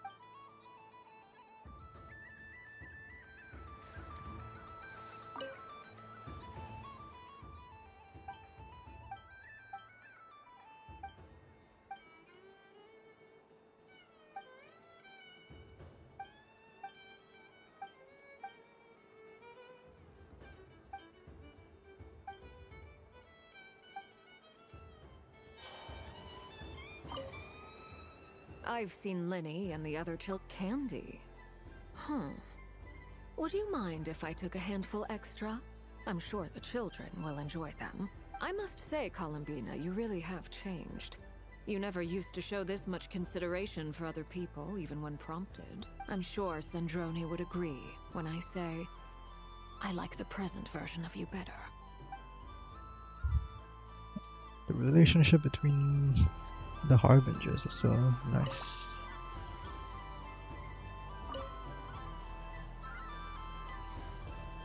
I think that's about it. Traveler, Paimon. Columbina! Finished with the festival already? Really? You're sure you don't want to have a little more fun out there? Final answer! Yes, I am sure.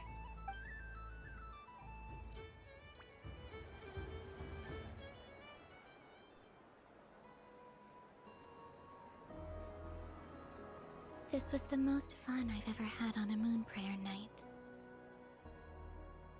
Everywhere I went, people were saying, "Welcome home," and there were friends at every turn.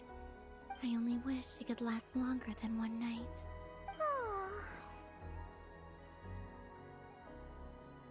Your friends will always be here. Yes, you're right. The moon prayer blossoms. Ooh, look! Look! Moon prayer night has come.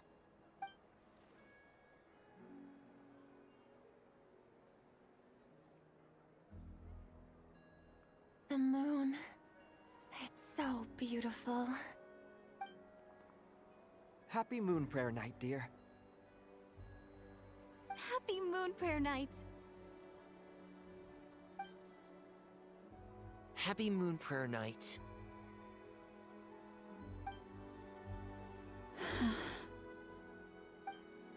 Aww. Huh.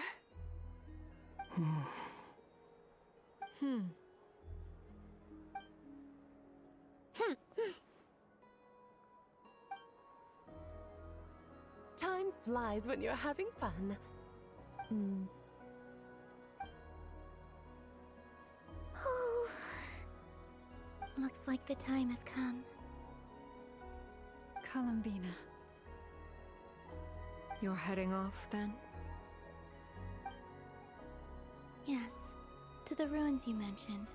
And from there, back home to the moon. Wait! I know? At least... take one of our craft shop's crumb cookies up to the moon with you. You know, for a snack. Sure. Why not? The Curatorium of Secrets believes in proper farewells. No story should be left without a satisfactory endnote. Never. Farewells are an important affair for the Ratniki, too. We never know when we might meet again. Haha! And here I thought grand farewells wouldn't suit tonight's mood. But I suppose friendly passion is not to be stopped, eh? We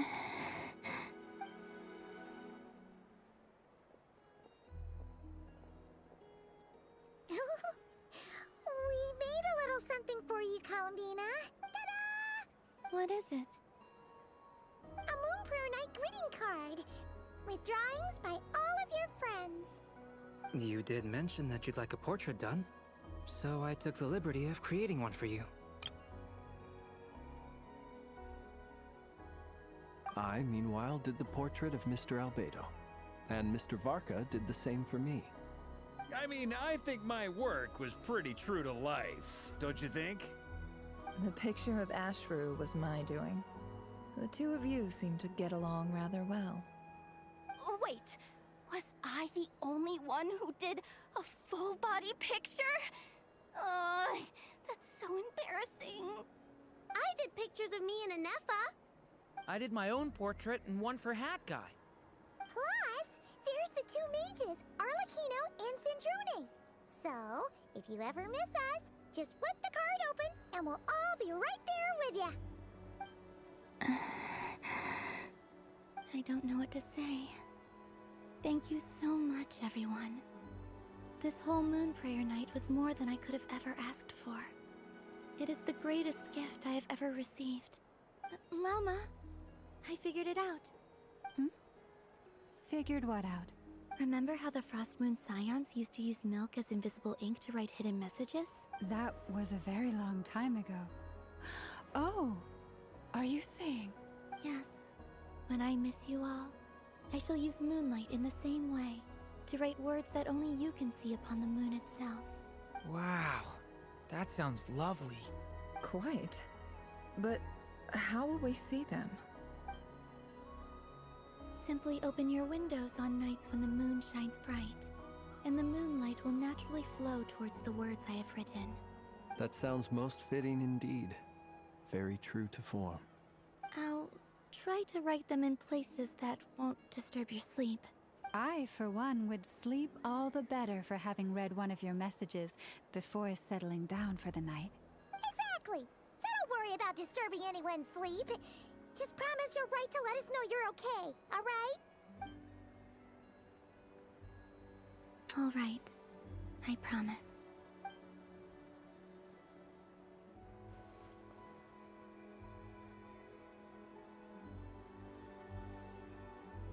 In that case, Columbina. I'm ready. Very well. Let's go.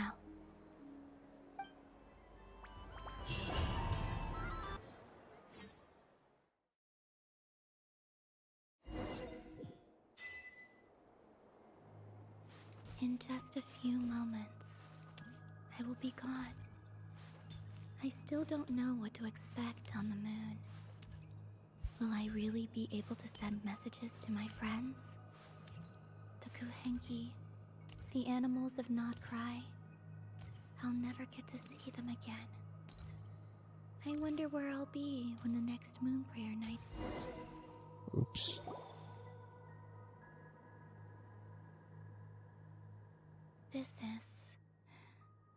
This is where the people of Hyperborea used to communicate with the moons.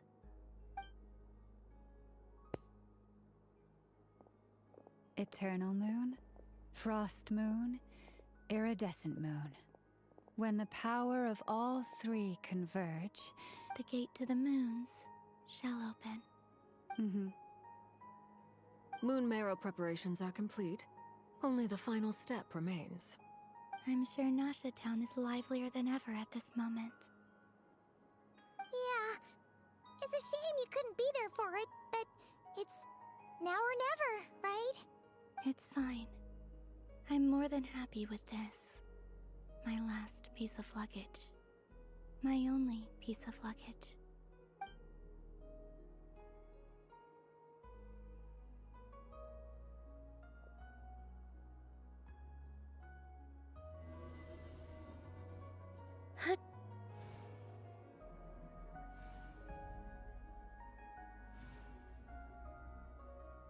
I can already feel the moon calling to me.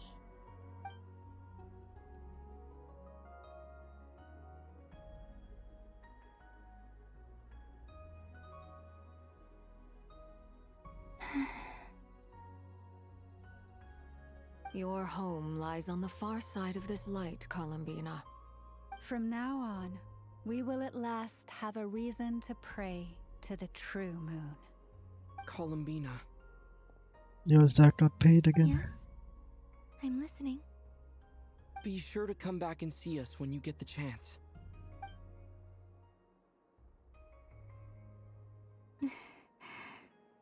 Of course. But if that chance doesn't come, then remember that you have friends on this planet. People who will miss Columbina. Yes, I will. Thank you for everything you've done for me. And remember, come night or day, the moonlight shall always connect us. Well then, farewell, my friends.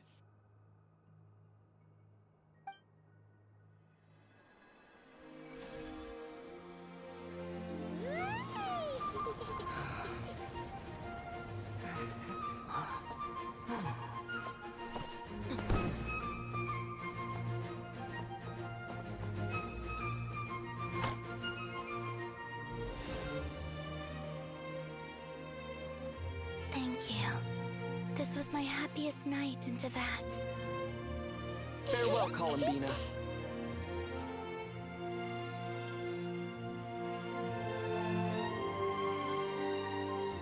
I feel like something's gonna go wrong.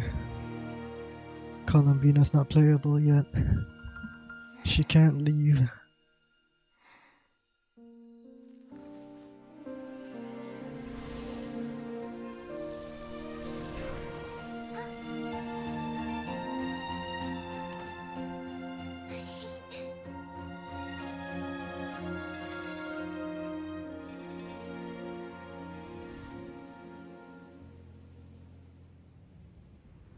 The moon really is closer than ever tonight. And there he is.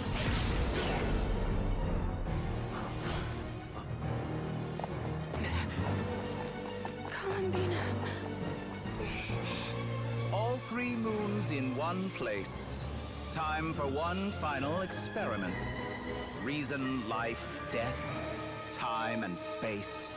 They all believed I would fail.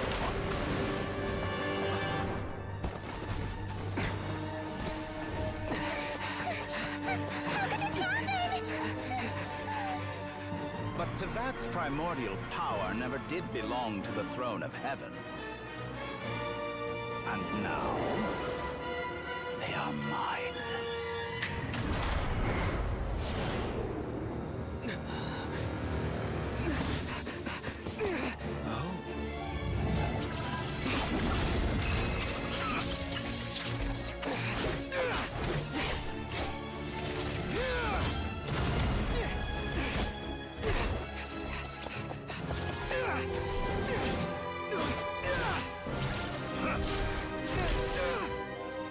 No, as long as I'm here. The Doctor is free to wield the 3 moons' power.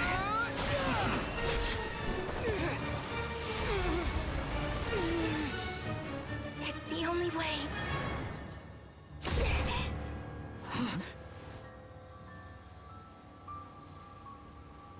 I guess I won't be going home today. Columbina! No!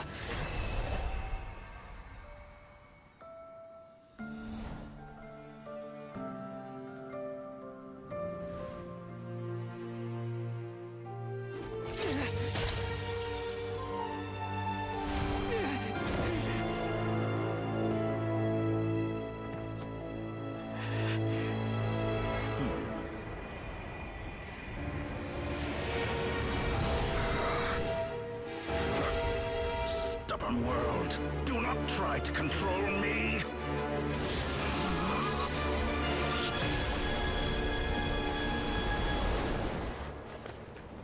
Columbina.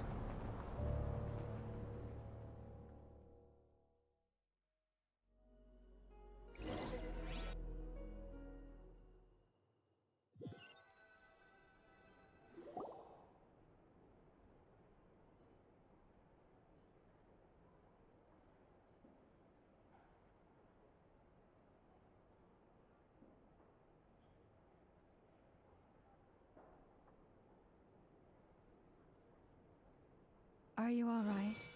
Do your wounds still hurt? Yeah. I had someone prepare a little medicine that could prove effective. Take it if you need to. Thanks. But I'd rather talk about what just In happened. that case, let me relate the contents of the call we made to Alice after the incident occurred. That Dottore is a crafty one. He distracted the Hexenzirkel by creating a huge fuss at Tevat's borders. I'd assumed that the cause was an abyssal intrusion from the outside world, which in fairness is a rather common occurrence. But after learning that you managed to influence the phantoms in Nordcry, I realized that perhaps this interference could have come from within Tevat instead. But we weren't able to change their fates. True, you couldn't change how their stories ended, but you did build some variables around yourself. Variables? Yes, things you heard that you could not otherwise have learned, ideas that would otherwise have never crossed your mind. All these things are variables. Of course, most variables usually pale into insignificance with the myriad of possibilities floating around. But the moment you start treating them as building blocks and intentionally stacking them, that changes things. That's what Dottore did, and it's how he created the necessary conditions so that when you activated the portal tonight, it played right into his plan. However, we have no way of knowing exactly what he did. Yeah, we also need to ascertain Columbina's status. And that about sums it up. As I suspected, Dottore has disappeared completely. If it's any consolation, he wasn't able to control Columbina as he might have wished to. I'm afraid that's small consolation, given the reason why. Oh no! To disrupt the doctor's plan, she escaped into the moon's reflection. What? She did what? Wait, didn't any of you see her do that? All we saw was Dottore appeared and used some kind of power. The next thing we knew, he and Columbina were gone, and you were falling into the sea. I see. The doctor froze time, which is why only I could move freely. From their perspective, the battle and Columbina's decision all happened in a single instant. So that's the power of the three moons? But why wasn't I affected? Is it because I'm a descender? So, Columbina intentionally opened the moon gate and escaped into the same mysterious world as Rerir and Thalindis. Sounds like bad news. What was that lighting? That seemed crazy. This must be why Dottore's been lying low this whole time. He's been biding time until he could execute his plan. Seen in that way, the Trilunar Syzygy and Rerir's emergence, Dottore might have been pulling the strings in both cases. According to Miss Alice, he is attempting to transcend his destiny and finish an experiment that only a god might complete. An utter lunatic. Wait a sec, where's Hat Guy? Seems like he'd want to be here for this. He took off with the Dodo communication device after we spoke to Alice. He said he had a hunch that he wanted to investigate by himself. The look on his face was terrifying. I've never seen him like that before. Probably anger and frustration at the fact that Dottore was one step ahead, despite his best efforts. And honestly, I feel the same way. I'm back. Hat Guy! I went to look for the Hyperborean phantoms again. I think I've gotten to the bottom of it. I got them to talk to Nicole on the other end of the communications line. Turns out, the history they describe is different from how Nicole remembers it. Really? But how? Surely Nicole can't have been wrong. Because the Phantoms are the ones who were deceived. They speak of a savior who appeared in their history. One who never should have existed. This savior promised to create a new moon within the false sky, and even bring back their moon goddesses. Foolishly, they believed in him, and told him everything he wanted to know about the moons. It's obvious that this was Dottoro's doing. Now you mention it, the first time we entered the Hyperborean ruins, we heard the Phantoms discussing their history, and I remember Nicole commenting that something sounded a little strange. But Dottori shouldn't have been able to get in there in the first place! He didn't.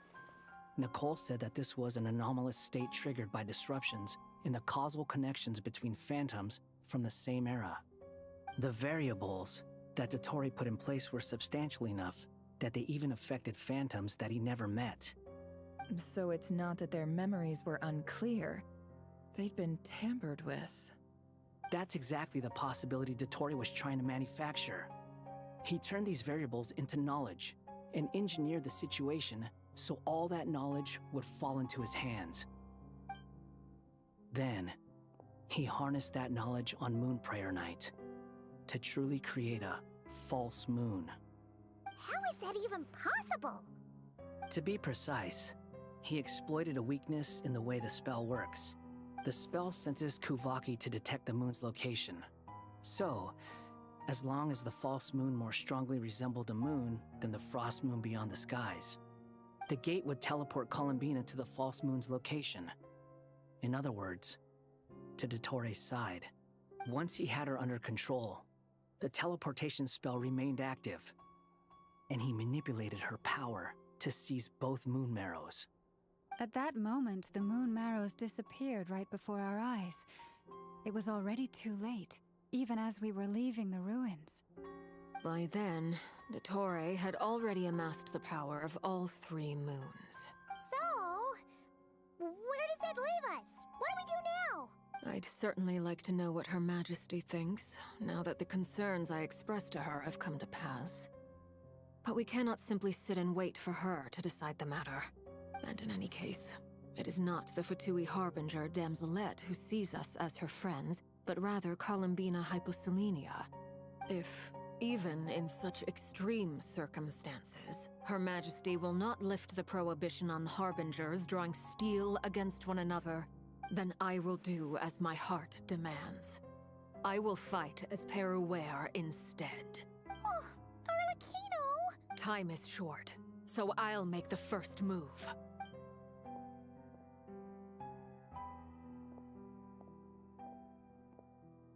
Whew. Even Arlecchino seems to be losing her cool now.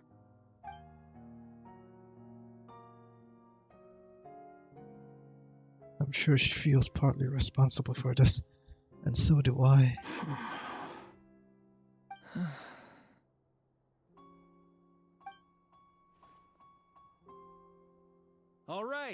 All right. Lose those dejected looks for a moment and let me get a word in. It looks bad, I won't lie. Very bad, in fact. So Dottori's pulled some real dirty tricks to gain the upper hand. For now. And yeah, it's to the point where even the mages say that his variables have affected destiny. I'm not so sure, though. Many have told me that Tevat's destiny is fixed. And that does appear to be the case. Well, what makes Dottori so sure he'll be the exception? And since he was able to stack these variables up, who's to say we can't do the same? You of all people should not be discouraged, traveler from afar. This isn't over yet. Still, I can't help but blame myself. And you're not alone in that. Everyone here does, whether they've spoken thus far or not. But none of us are the type to sit back and wait for the sun to shine again. What's with the lighting? It's exactly how a knight should roll. Why does the They lighting knock look so you down, good? You get back up and get back in it. Don't forget, honorary knight, you're a legitimate member of Mondstadt too. Mark is right. This is far from over. Dottoro's already way overdue a butt-kicking given his past shenanigans. And after this, he's earned himself a double dose. That's what I'm talking about. How's everyone else feeling? I'll use Kuvaki to investigate Columbina's whereabouts. I am not ready to give up either. Leave the intel gathering to me. Whatever happens within Nodcry's borders, when the Curatorium of Secrets wants to be in the know, we always find a way. Aino and I will do all we can to support you. We will attempt to reverse engineer Dotori's actions and seek a breakthrough that way. Alice and Nicole are busy dealing with an emergency at Tavat's borders, so they can't return just yet. But they're both very angry about this. They've asked Albedo and me to act on the Hex and Zircle's behalf and do everything in our power to fight back against Dottori. Are you ready then? We're going to have to conduct a lot of research, even in the early stages. I'll do my best. As for me, I'm pretty familiar with Dottori's way of doing things, so I can try to predict his next move. I'll help with your investigation. Nice! Looks like we have our basic division of labor. I'll get in touch with Flints and Eatlua, get them to have a chat with their Starshiner. It couldn't hurt to bring the Lightkeepers on board as well. At the same time, I'll pass on instructions to the Knights present in Nodcry to assist the Lightkeepers and other organizations in ensuring the safety of those living here. Understood. We've got to be prepared for it. I can't fucking speak anymore. It's too late. We'll show him! That's it then. Good luck, everyone.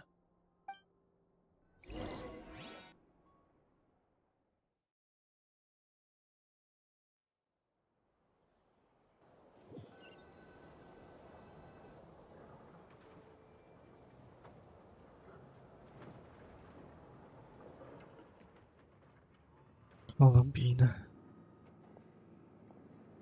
I never thought that Columbina would become my real name.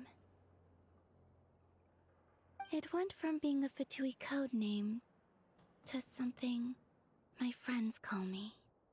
And remember, come night or day, the moonlight shall always connect us.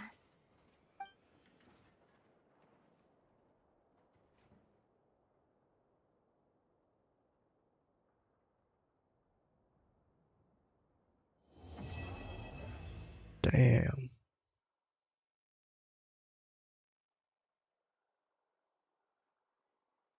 Oh, shit.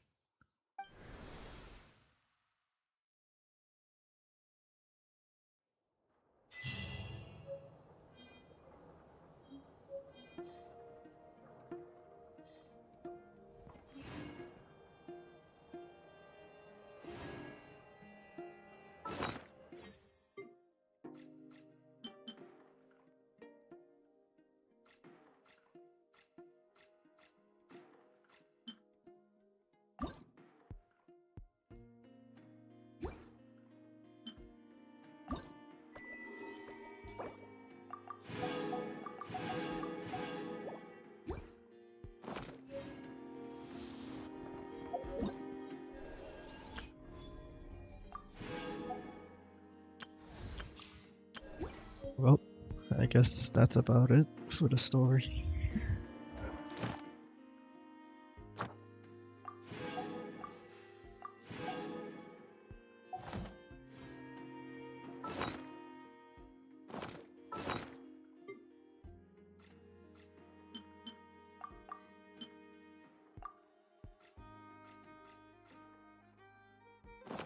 Right now, I wish I was sitting. That's about it. Goodbye, chat.